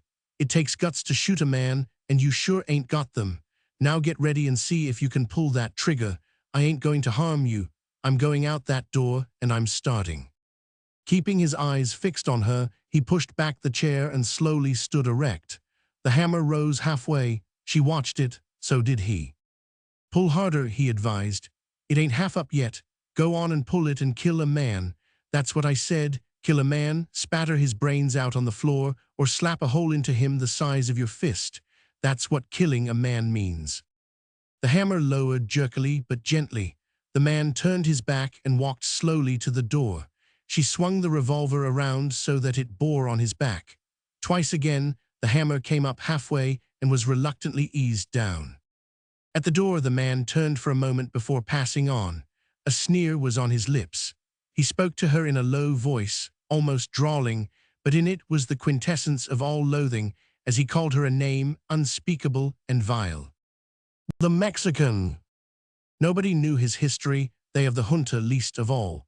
He was their little mystery, their big patriot, and in his way he worked as hard for the coming Mexican Revolution as did they. They were tardy in recognizing this, for not one of the junta liked him. The day he first drifted into their crowded, busy rooms, they all suspected him of being a spy, one of the bought tools of the Dyer's secret service. Too many of the comrades were in civil and military prisons scattered over the United States, and others of them, in irons, were even then being taken across the border to be lined up against adobe walls and shot. At the first sight, the boy did not impress them favorably. Boy he was, not more than 18 and not overlarge for his years. He announced that he was Felipe Rivera and that it was his wish to work for the revolution. That was all, not a wasted word, no further explanation. He stood waiting. There was no smile on his lips, no geniality in his eyes. Big dashing Paulino Vera felt an inward shudder. Here was something forbidding, terrible, inscrutable. There was something venomous and snake-like in the boy's black eyes. They burned like cold fire, as with a vast, concentrated bitterness. He flashed them from the faces of the conspirators to the typewriter which little Mrs. Sethby was industriously operating. His eyes rested on hers but an instant. She had chanced to look up, and she, too, sensed the nameless something that made her pause. She was compelled to read back in order to regain the swing of the letter she was writing. Paulino Vera looked questioningly at Arellano and Ramos, and questioningly they looked back and to each other. The indecision of doubt brooded in their eyes. This slender boy was the unknown, vested with all the menace of the unknown. He was unrecognizable, something quite beyond the ken of honest, ordinary revolutionists whose fiercest hatred for Dyers and his tyranny, after all, was only that of honest and ordinary patriots. Here was something else, they knew not what. But Vera, always the most impulsive, the quickest to act, stepped into the breach. "Very well," he said coldly. "You say you want to work for the revolution. Take off your coat. Hang it over there. I will show you. Come, where are the buckets and cloths? The floor is dirty. You will begin by scrubbing it and by scrubbing the floors of the other rooms. The spittoons need to be cleaned. Then there are the windows." "Is it for the revolution?" the boy asked. "It is for the revolution," Vera answered. Rivera looked cold suspicion at all of them, then proceeded to take off his coat. "It is well," he said. And nothing more. Day after day he came to his work, sweeping, scrubbing, cleaning. He emptied the ashes from the stoves, brought up the coal and kindling, and lighted the fires before the most energetic one of them was at his desk. "Can I sleep here?" he asked once. Aha, so that was it, the hand of Dyers showing through. To sleep in the rooms of the junta meant access to their secrets, to the lists of names, to the addresses of comrades down on Mexican soil. The request was denied, and Rivera never spoke of it again. He slept they knew not where, and ate they knew not where nor how. Once, Arellano offered him a couple of dollars. Rivera declined the money with a shake of the head. When Vera joined in and tried to press it upon him, he said, "I am working for the revolution." It takes money to raise a modern revolution, and always the junta was pressed. The members starved and toiled, and the longest day was none too long, and yet there were times when it appeared as if the revolution stood or fell on no more than the matter of a few dollars. Once, the first time, when the rent of the house was 2 months behind and the landlord was threatening dispossession, it was Felipe Rivera, the scrub boy in the poor, cheap clothes, worn and threadbare, who laid $60 in gold on May Sethby's desk. There were other times. 300 letters, clicked out on the busy typewriters, appeals for assistance, for sanctions from the organized labor groups, requests for square news deals to the editors of newspapers, protests against the high-handed treatment of revolutionists by the United States courts, lay unmailed, awaiting postage. Vera's watch had disappeared, the old-fashioned gold repeater that had been his father's. Likewise had gone the plain gold band from May Sethby's third finger. Things were desperate. Ramos and Arellano pulled their long mustaches in despair. The letters must go off, and the post office allowed no credit to purchasers of stamps.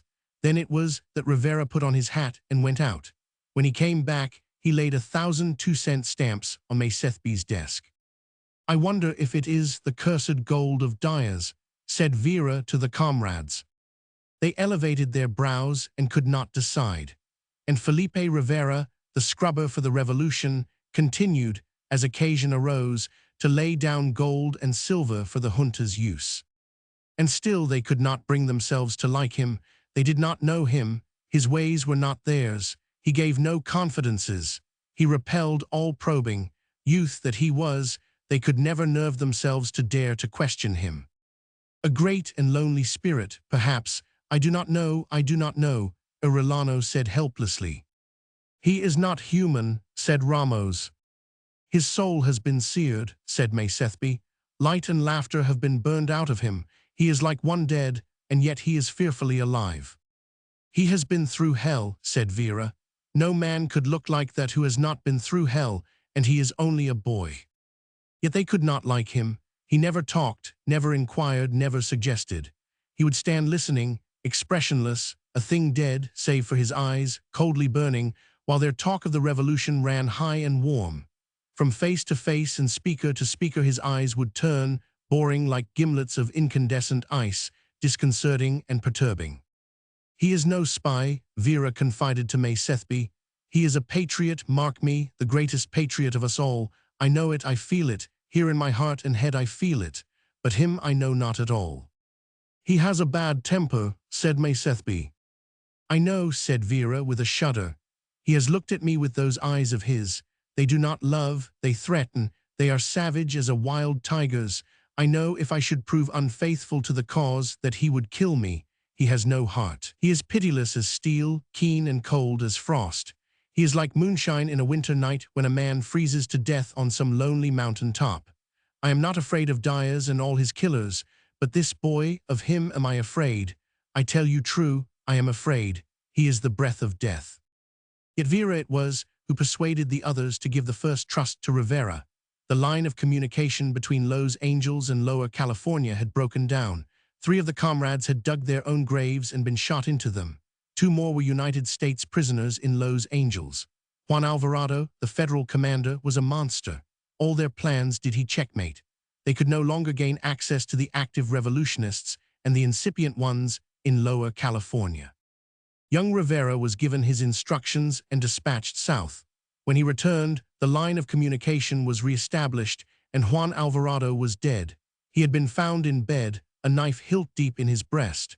This had exceeded Rivera's instructions, but they of the junta knew the times of his movements. They did not ask him. He said nothing, but they looked at one another and conjectured. "I have told you," said Vera. "Dyers has more to fear from this youth than from any man. He is implacable. He is the hand of God." The bad temper, mentioned by Maythby and sensed by them all, was evidenced by physical proofs. Now he appeared with a cut lip, a blackened cheek, or a swollen ear. It was patent that he brawled, somewhere in that outside world where he ate and slept, gained money, and moved in ways unknown to them. As the time passed, he had come to set type for the little revolutionary sheet they published weekly. There were occasions when he was unable to set type, when his knuckles were bruised and battered, when his thumbs were injured and helpless, when one arm or the other hung wearily at his side while his face was drawn with unspoken pain. "A wastrel," said Arellano. "A frequenter of low places," said Ramos. "But where does he get the money?" Vera demanded.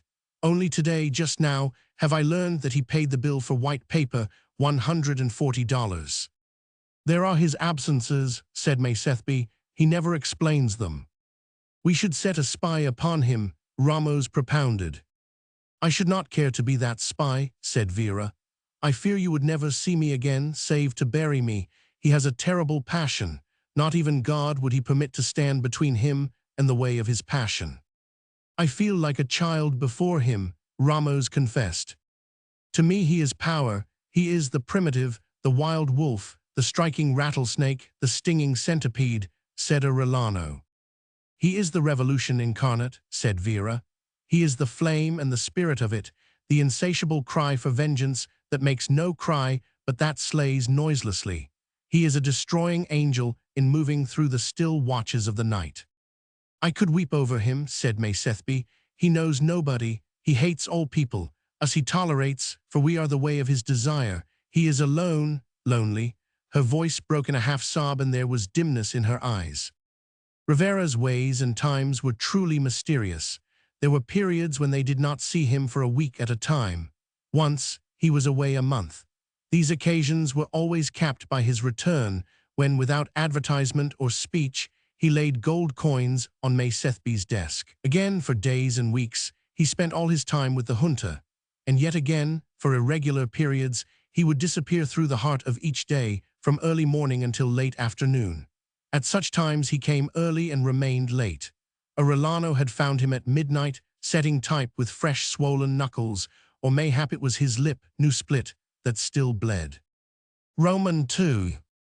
The time of the crisis approached. Whether or not the revolution would be depended upon the junta, and the junta was hard-pressed. The need for money was greater than ever before, while money was harder to get. Patriots had given their last cent and now could give no more. Section gang labor's fugitive peons from Mexico were contributing half their scanty wages, but more than that was needed. The heartbreaking, conspiring, undermining toil of years approached fruition. The time was ripe. The revolution hung on the balance. One shove more, one last heroic effort, and it would tremble across the scales to victory. They knew their Mexico. Once started, the revolution would take care of itself. The whole Diaz machine would go down like a house of cards. The border was ready to rise. One Yankee, with 100 IWW men, waited the word to cross over the border and begin the conquest of Lower California. But he needed guns. And clear across to the Atlantic, the junta in touch with them all and all of them needing guns, mere adventurers, soldiers of fortune, bandits, disgruntled American Union men, socialists, anarchists, roughnecks, Mexican exiles, peons escaped from bondage, with miners from the bullpens of Coeur d'Alene and Colorado who desired only the more vindictively to fight, all the flotsam and jetsam of wild spirits from the madly complicated modern world. And it was guns and ammunition, ammunition and guns, the unceasing and eternal cry. Fling this heterogeneous, bankrupt, vindictive mass across the border, and the revolution was on. The custom house, the northern ports of entry would be captured. Diaz could not resist. He dared not throw the weight of his armies against them, for he must hold the South. And through the South the flame would spread despite. The people would rise. The defenses of city after city would crumple up. State after state would totter down. And at last, from every side, the victorious armies of the revolution would close in on the city of Mexico itself, Diaz's last stronghold. But the money, they had the men, impatient and urgent, who would use the guns. They knew the traders who would sell and deliver the guns. But to culture the revolution, thus far, had exhausted the junta. The last dollar had been spent, the last resource and the last starving patriot milked dry, and the great adventure still trembled on the scales. Guns and ammunition, the ragged battalions must be armed. But how? Ramos lamented his confiscated estates.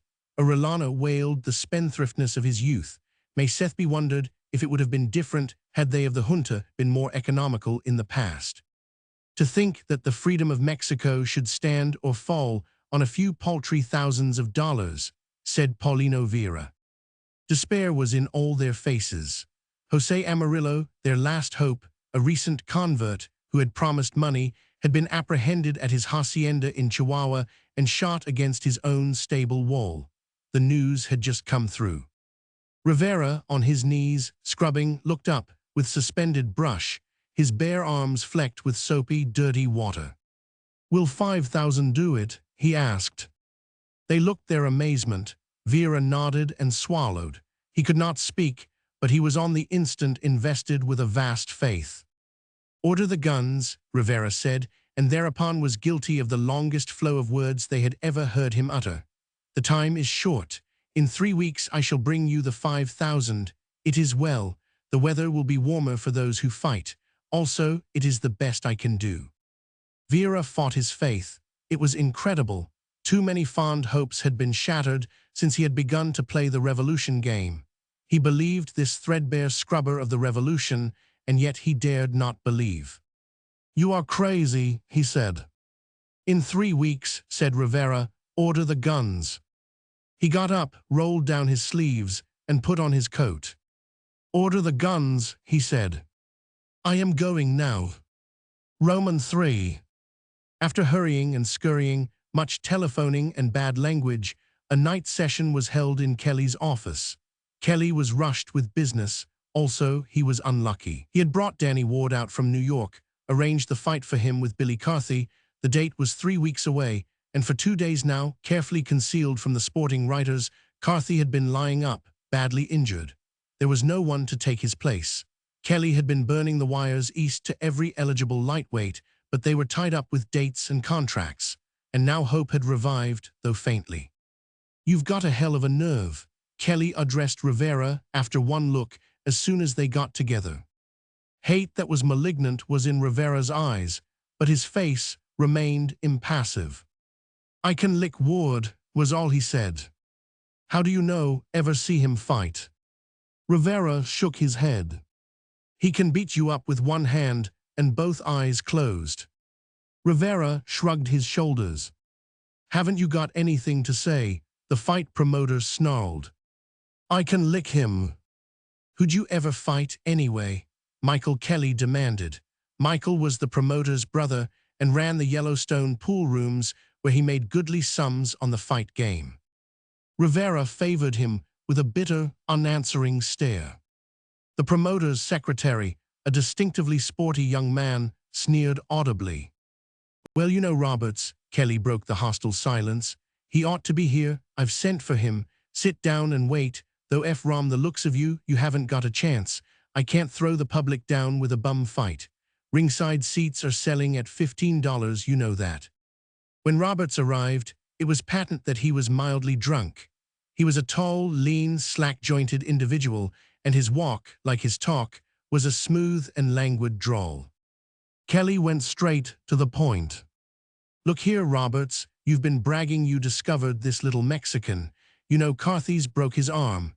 Well, this little yellow streak has the gall to blow in today and say he'll take Carthy's place. What about it?" "It's all right, Kelly," came the slow response. "He can put up a fight." "I suppose you'll be saying next that he can lick Ward," Kelly snapped. Roberts considered judicially. "No, I won't say that. Ward's a top-notcher and a ring general, but he can't hash-house Rivera in short order. I know Rivera. Nobody can get his goat. He ain't got a goat that I could ever discover, and he's a two-handed fighter. He can throw in the sleepmakers from any position." "Never mind that. What kind of a show can he put up? You've been conditioning and training fighters all your life. I take off my hat to your judgment. Can he give the public a run for its money?" "He sure can, and he'll worry Ward a mighty heap on top of it. You don't know that boy? I do. I discovered him. He ain't got a goat. He's a devil. He's a whizzy-woos if anybody should ask you. He'll make Ward sit up with a show of local talent that'll make the rest of you sit up. I won't say he'll lick Ward, but he'll put up such a show that you'll all know he's a comer." "All right," Kelly turned to his secretary. "Ring up Ward. I warned him to show up if I thought it worthwhile. He's right across at the Yellowstone, throwing chests and doing the popular." Kelly turned back to the conditioner. "Have a drink." Roberts sipped his highball and unburdened himself. "Never told you how I discovered the little cuss. It was a couple of years ago he showed up out at the quarters. I was getting Prain ready for his fight with Delaney. Prain's wicked. He ain't got a tickle of mercy in his makeup. I chopped up his partners something cruel, and I couldn't find a willing boy that worked with him. I'd noticed this little starved Mexican kid hanging around, and I was desperate. So I grabbed him, shoved on the gloves, and put him in. He was tough and rawhide, but weak, and he didn't know the first letter in the alphabet of boxing. Prain chopped him to ribbons, but he hung on for 2 sickening rounds when he fainted. Starvation, that was all. Battered. You couldn't have recognized him. I gave him $50 and a square meal. You ought to seen him wolf it down. He hadn't had the end of a bite for a couple of days. That's the end of him, thinks I. But next day he showed up, stiff and sore, ready for another half and a square meal. And he done better as time went by, just a born fighter and tough beyond belief. He hasn't a heart, he's a piece of ice, and he never talked 11 words in a string since I know him. He saws wood and does his work. I've seen, the secretary said. He's worked a lot for you. All the big little fellows has tried out on him, Roberts answered. And he's learned from 'em. I've seen some of them he could lick, but his heart wasn't in it. I reckoned he never liked the game. He seemed to act that way. He's been fighting some before the little clubs the last few months, Kelly said. Sure, but I don't know what struck him all of a sudden his heart got into it. He just went out like a streak and cleaned up all the little local fellows. Seemed to want the money, and he's won a bit, though his clothes don't look it. He's peculiar. Nobody knows his business. Nobody knows how he spends his time. Even when he's on the job, he plumb up and disappears most of each day soon as his work is done. Sometimes he just blows away for weeks at a time, but he don't take advice. There's a fortune in it for the fellow that gets the job of managing him, only he won't consider it, and you watch him hold out for the cash money when you get down to terms. It was at this stage that Danny Ward arrived. Quite a party it was. His manager and trainer were with him, and he breezed in like a gusty draft of geniality, good nature, and all-conqueringness. Greetings flew about, a joke here, a retort there, a smile or a laugh for everybody, yet it was his way and only partly sincere. He was a good actor, and he had found geniality a most valuable asset in the game of getting on in the world. But down underneath, he was the deliberate, cold-blooded fighter and businessman. The rest was a mask. Those who knew him or trafficked with him said that when it came to brass tacks, he was Danny on the spot. He was invariably present at all business discussions, and it was urged by some that his manager was a blind whose only function was to serve as Danny's mouthpiece. Rivera's way was different. Indian blood, as well as Spanish, was in his veins, and he sat back in a corner, silent, immobile, only his black eyes passing from face to face and noting everything. So that's the guy, Danny said, running an appraising eye over his proposed antagonist. How to do, old chap? Rivera's eyes burned venomously, but he made no sign of acknowledgement. He disliked all gringos, but this gringo he hated with an immediacy that was unusual even in him. God, Danny protested facetiously to the promoter, you ain't expectin' me to fight a deaf mute. When the laughter subsided, he made another hit. Lowe's angels must be on the dink when this is the best you can scare up. What kindergarten did you get him from? He's a good little boy, Danny, take it from me, Roberts defended. Not as easy as he looks. And half the house is sold already, Kelly pleaded. You'll have to take m'on, Danny, it is the best we can do. Danny ran another careless and unflattering glance over Rivera and sighed. I gotta be easy with my guess, if only he don't blow up. Roberts snorted.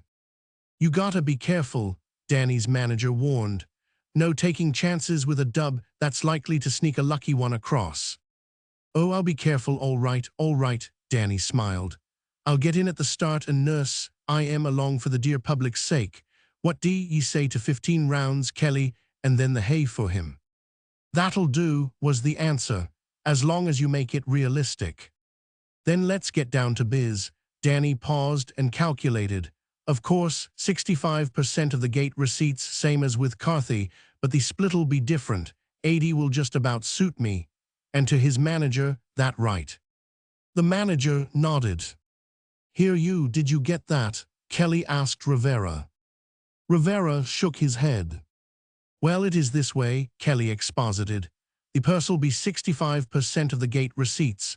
You're a dub and an unknown. You and Danny split, 20% going to you and 80 to Danny. That's fair, isn't it, Roberts? Very fair, Rivera, Roberts agreed. You see, you ain't got a reputation yet. What will 65% of the gate receipts be? Rivera demanded. Oh, maybe 5,000, maybe as high as 8,000, Danny broke in to explain. Something like that. Your share'll come to something like 1,000 or 1,600. Pretty good for talkin', a licking from a guy with my reputation. What do ye say? Then Rivera took their breaths away. Winner takes all, he said with finality. A dead silence prevailed. It's like candy from a baby, Danny's manager proclaimed. Danny shook his head. I've been in the game too long, he explained. I'm not casting reflections on the referee or the present company. I'm not saying nothing about bookmakers and frame-ups that sometimes happen. But what I do say is that it's poor business for a fighter like me. I play safe. There's no tellin', maybe I break my arm, eh? Or some guy slips me a bunch of dope. He shook his head solemnly. Win or lose, 80 is my split. What do ye say, Mexican? Rivera shook his head. Danny exploded. He was getting down to brass tacks now. Why, you dirty little greaser, I've a mind to knock your block off right now. Roberts drawled his body to interposition between hostilities. Winner takes all, Rivera repeated sullenly. Why do you stand out that way? Danny asked. I can lick you, was the straight answer. Danny half started to take off his coat, but as his manager knew, it was a grandstand play. The coat did not come off, and Danny allowed himself to be placated by the group. Everybody sympathized with him. Rivera stood alone. Look here, you little fool, Kelly took up the argument. You're nobody. We know what you've been doing the last few months, putting away little local fighters. But Danny is class. His next fight after this will be for the championship. And you're unknown. Nobody ever heard of you out of Los Angeles. They will, Rivera answered with a shrug, after this fight. You think for a second you can lick me, Danny blurted in. Rivera nodded. Oh come, listen to reason, Kelly pleaded. Think of the advertising. I want the money, was Rivera's answer. You couldn't win from me in 1,000 years, Danny assured him. Then what are you holding out for? Rivera countered.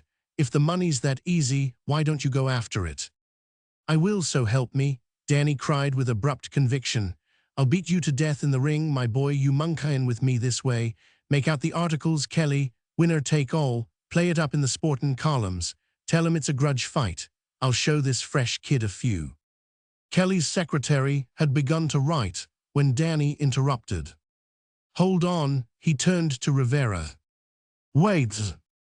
Ringside came the answer. Not on your life, fresh kid. If winner takes all, we weigh in at 10 a.m. And winner takes all, Rivera queried. Danny nodded. That settled it. He would enter the ring in his full ripeness of strength. Weigh in at 10, Rivera said. The secretary's pen went on scratching. It means 5 pounds, Roberts complained to Rivera. You've given too much away. You've thrown the fight right there. Danny'll lick you sure. He'll be as strong as a bull. You're a fool. You ain't got the chance of a dewdrop in hell. Rivera's answer was a calculated look of hatred. Even this gringo he despised, and him had he found the whitest gringo of them all. Roman Ford. Barely noticed was Rivera as he entered the ring. Only a very slight and very scattering ripple of half-hearted hand-clapping greeted him. The house did not believe in him. He was the lamb led to slaughter at the hands of the great Danny. Besides, the house was disappointed. It had expected a rushing battle between Danny Ward and Billy Carthy, and here it must put up with this poor little tyro. Still further, it had manifested its disapproval of the change by betting 2 and even 3-1 on Danny. And where a betting audience's money is, there is its heart.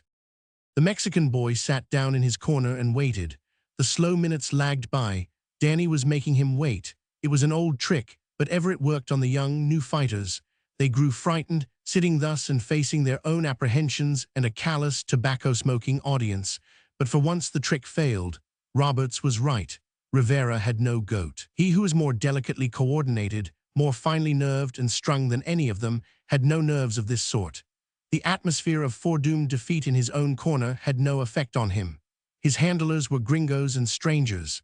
Also they were scrubs, the dirty driftage of the fight game, without honor, without efficiency. And they were chilled, as well, with certitude that theirs was the losing corner.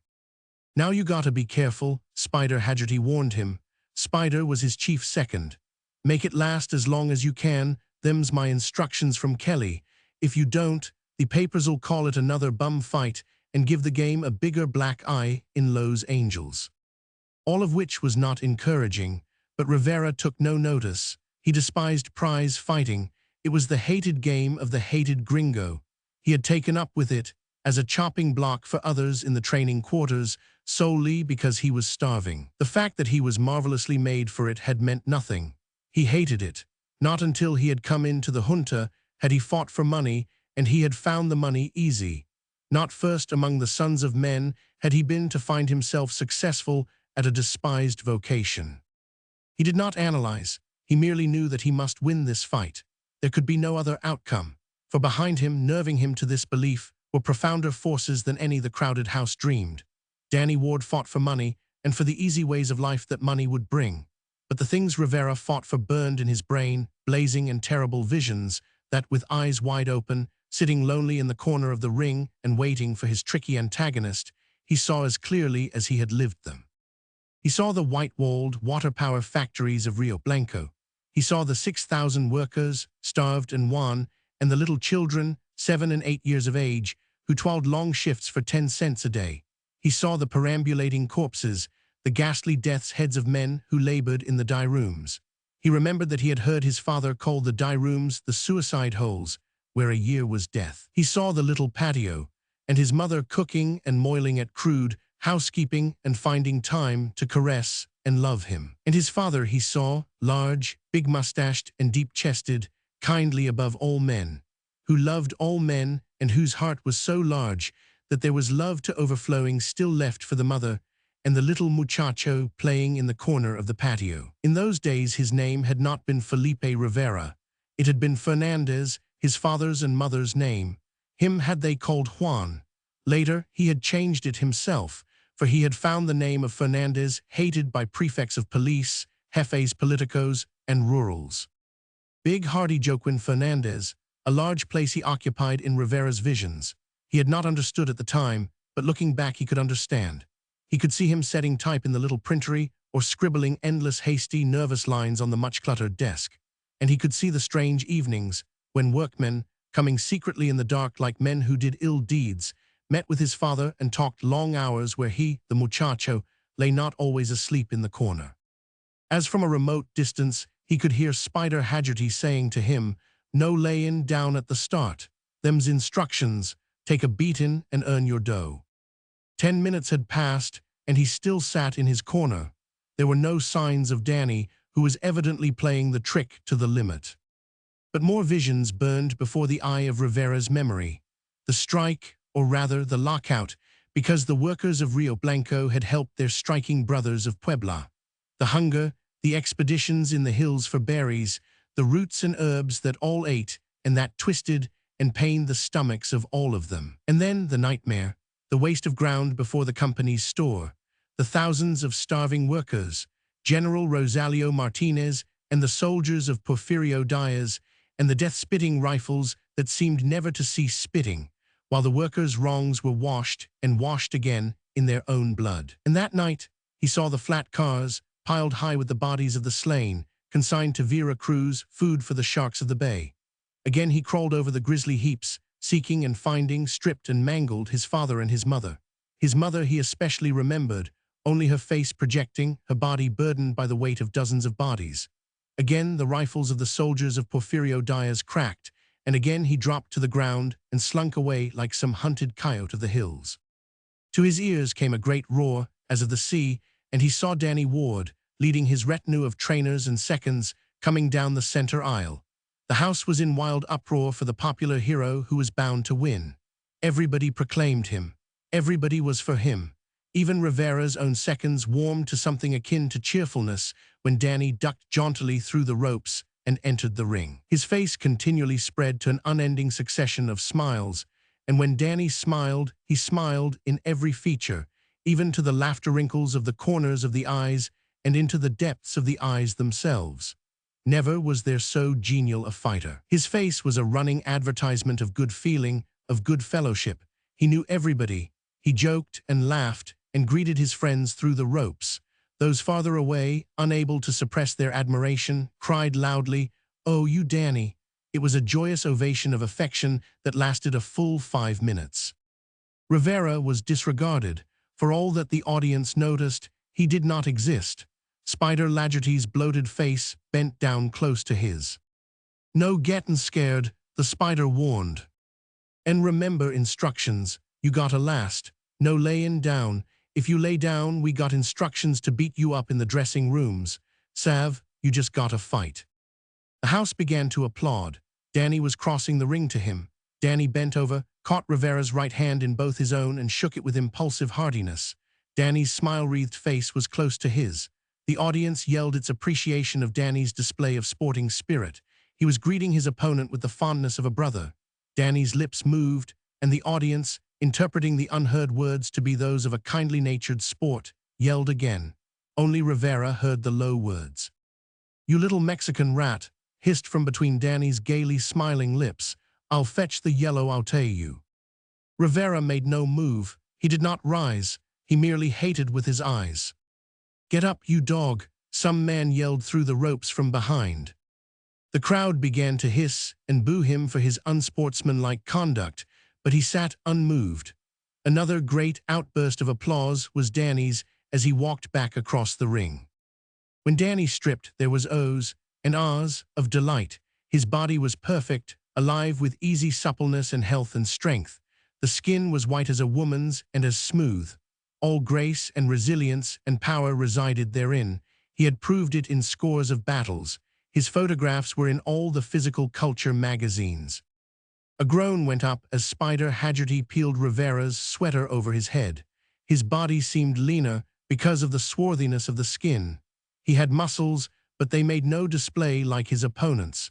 What the audience neglected to see was the deep chest. Nor could it guess the toughness of the fiber of the flesh, the instantaneousness of the cell explosions of the muscles, the fineness of the nerves that wired every part of him into a splendid fighting mechanism. All the audience saw was a brown-skinned boy of 18 with what seemed the body of a boy. With Danny, it was different. Danny was a man of 24, and his body was a man's body.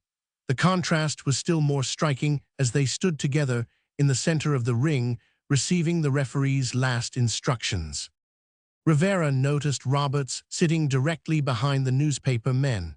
He was drunker than usual, and his speech was correspondingly slower. "Take it easy, Rivera," Roberts drawled. "He can't kill you, remember that. He'll rush you at the go-off, but don't get rattled. You just install and clinch. He can't hurt cover up much. Just make believe to yourself that he's chopping out on you at the training quarters." Rivera made no sign that he had heard. "Sullen little devil," Roberts muttered to the man next to him. "He always was that way." But Rivera forgot to look his usual hatred. A vision of countless rifles blinded his eyes.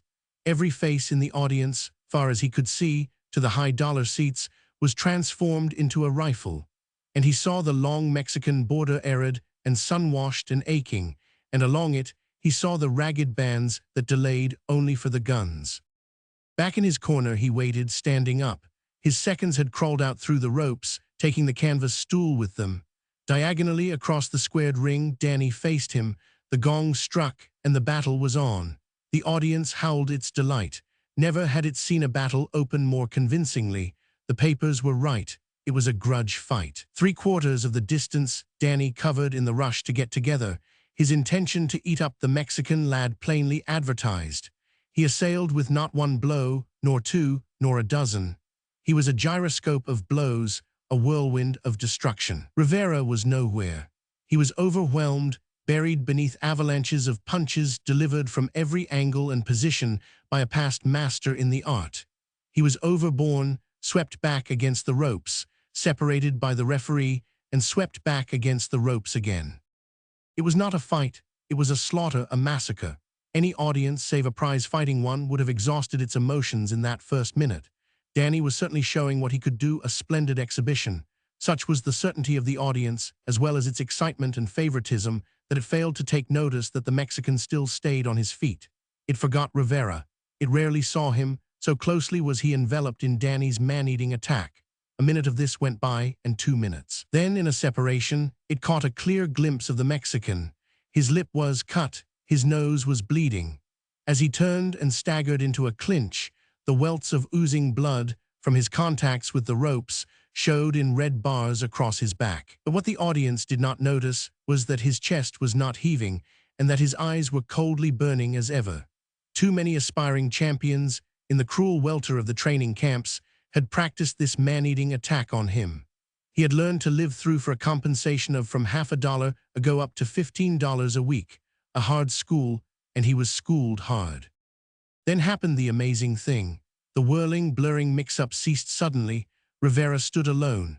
Danny, the redoubtable Danny, lay on his back. His body quivered as consciousness strove to return to it. He had not staggered and sunk down, nor had he gone over in a long, slumping fall. The right hook of Rivera had dropped him in midair with the abruptness of death. The referee shoved Rivera back with one hand and stood over the fallen gladiator, counting the seconds. It is the custom of prize-fighting audiences to cheer a clean knockdown blow, but this audience did not cheer. The thing had been too unexpected. It watched the toll of the seconds in tense silence, and through this silence, the voice of Roberts rose exultantly. "I told you he was a two-handed fighter." By the fifth second, Danny was rolling over on his face, and when 7 was counted, he rested on one knee, ready to rise after the count of 9 and before the count of 10. If his knee still touched the floor at 10, he was considered down and also out. The instant his knee left the floor, he was considered up, and in that instant it was Rivera's right to try and put him down again. Rivera took no chances. The moment that knee left the floor, he would strike again.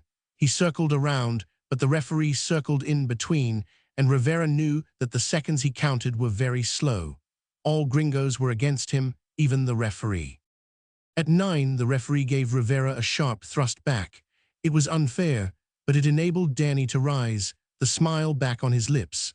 Doubled partly over, with arms wrapped about face and abdomen, he cleverly stumbled into a clinch. By all the rules of the game, the referee should have broken it, but he did not, and Danny clung on like a surf-battered barnacle and moment by moment recuperated. The last minute of the round was going fast. If he could live to the end, he would have a full minute in his corner to revive. And live to the end he did, smiling through all desperateness and extremity. The smile that won't come off. Somebody yelled, and the audience laughed loudly in its relief. "The kick that greasers got is something god-awful," Danny gasped in his corner to his advisor, while his handlers worked frantically over him. The second and third rounds were tame. Danny, a tricky and consummate ring general, stalled and blocked and held on, devoting himself to recovering from that dazing first-round blow. In the fourth round, he was himself again. Jarred and shaken, nevertheless, his good condition had enabled him to regain his vigor. But he tried no man-eating tactics. The Mexican had proved a Tartar. Instead, he brought to bear his best fighting powers. In tricks and skill and experience, he was the master, and though he could land nothing vital, he proceeded scientifically to chop and wear down his opponent. He landed 3 blows to Rivera's 1, but they were punishing blows only and not deadly. It was the sum of many of them that constituted deadliness. He was respectful of this two-handed dub, with the amazing short-arm kicks in both his fists. In defense, Rivera developed a disconcerting straight left.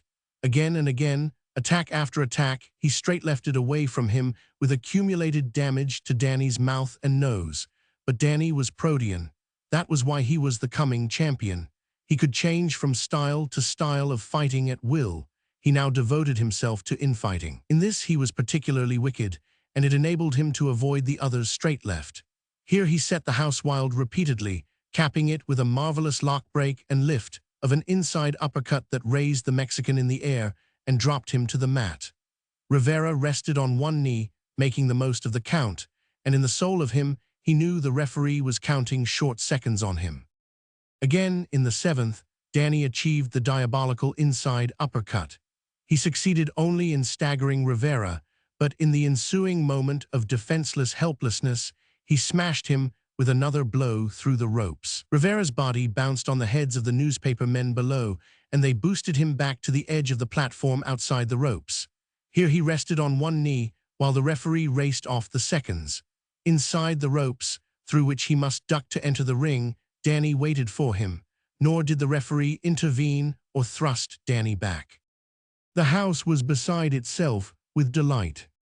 "Kilm, Danny, kilm," was the cry. Scores of voices took it up until it was like a war chant of wolves.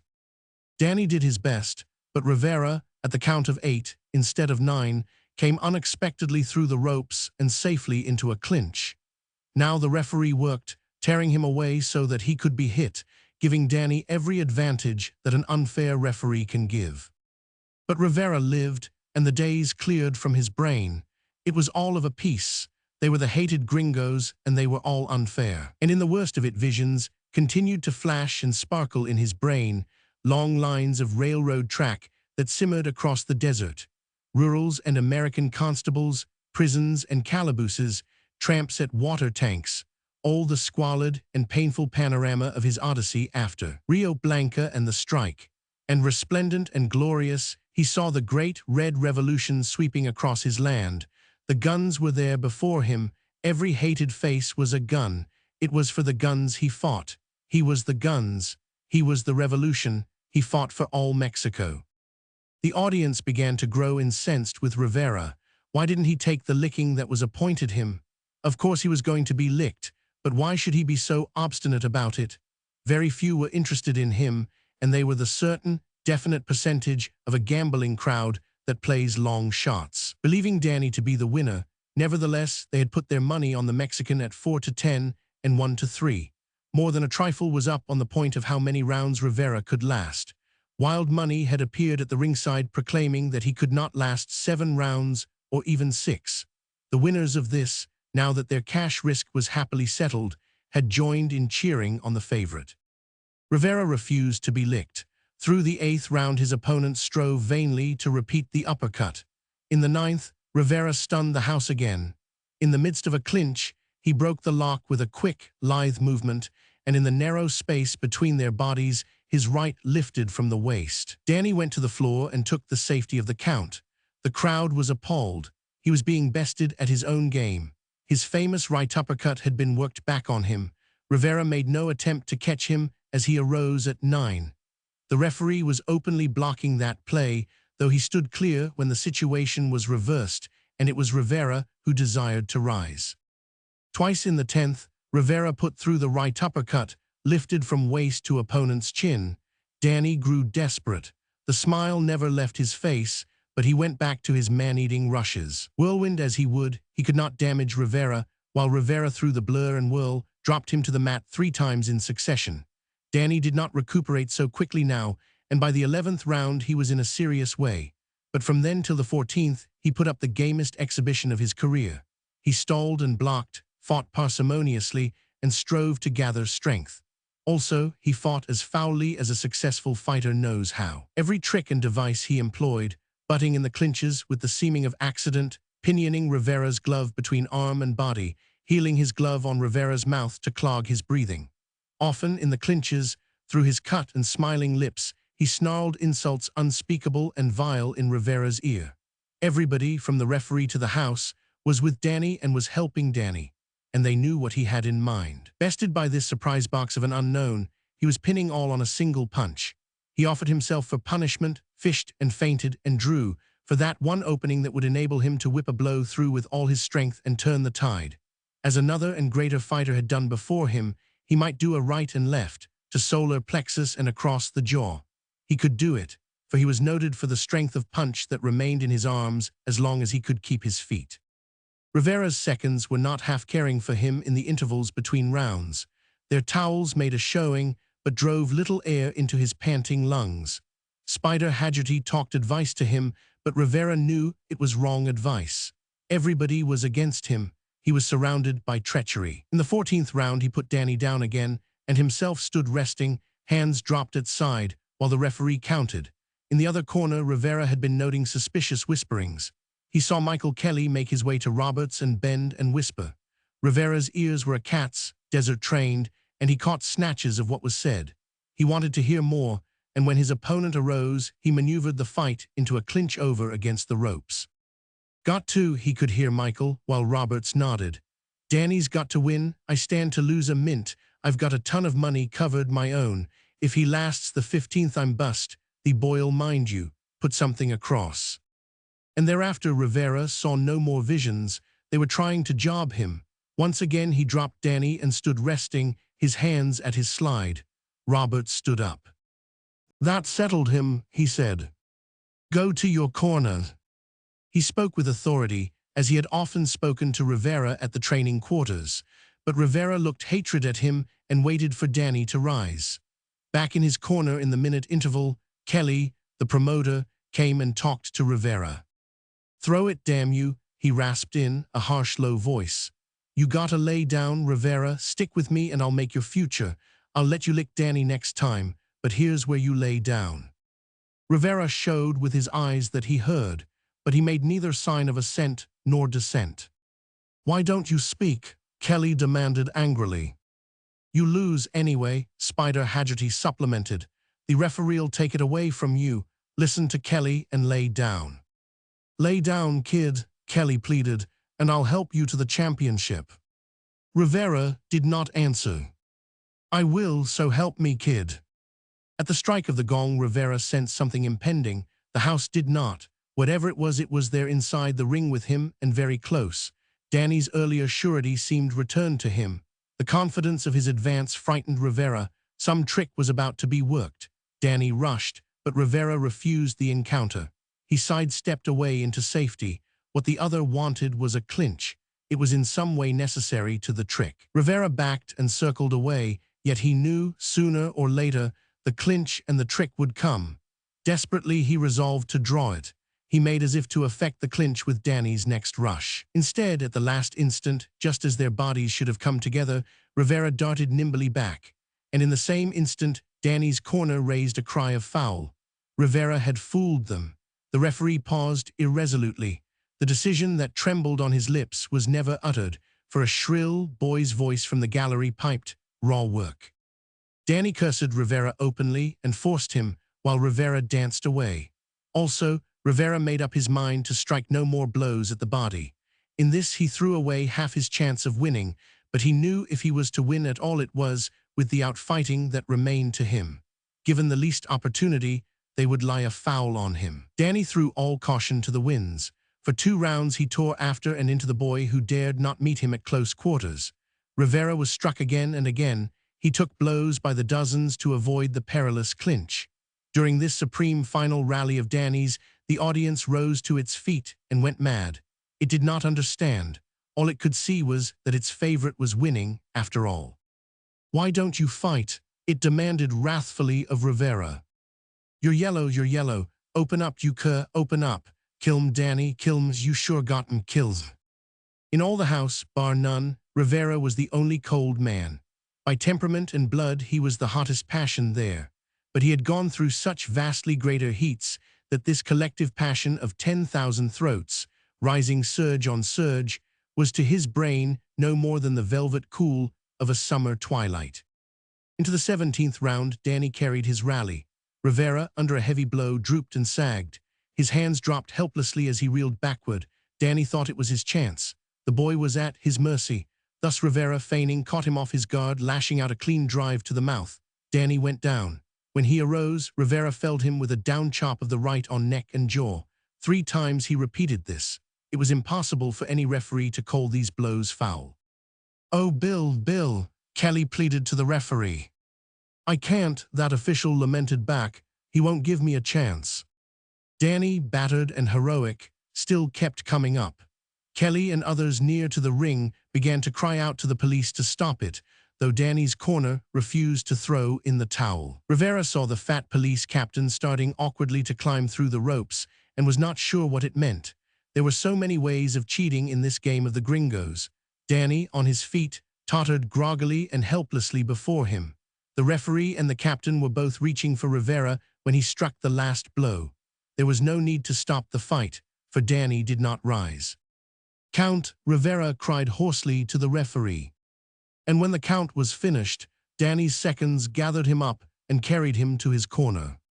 "Who wins?" Rivera demanded. Reluctantly, the referee caught his gloved hand and held it aloft.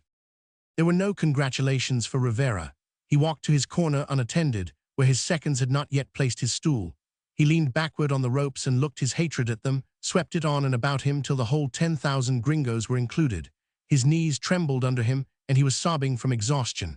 Before his eyes, the hated faces swayed back and forth in the giddiness of nausea. Then he remembered they were the guns. The guns were his. The revolution could go on.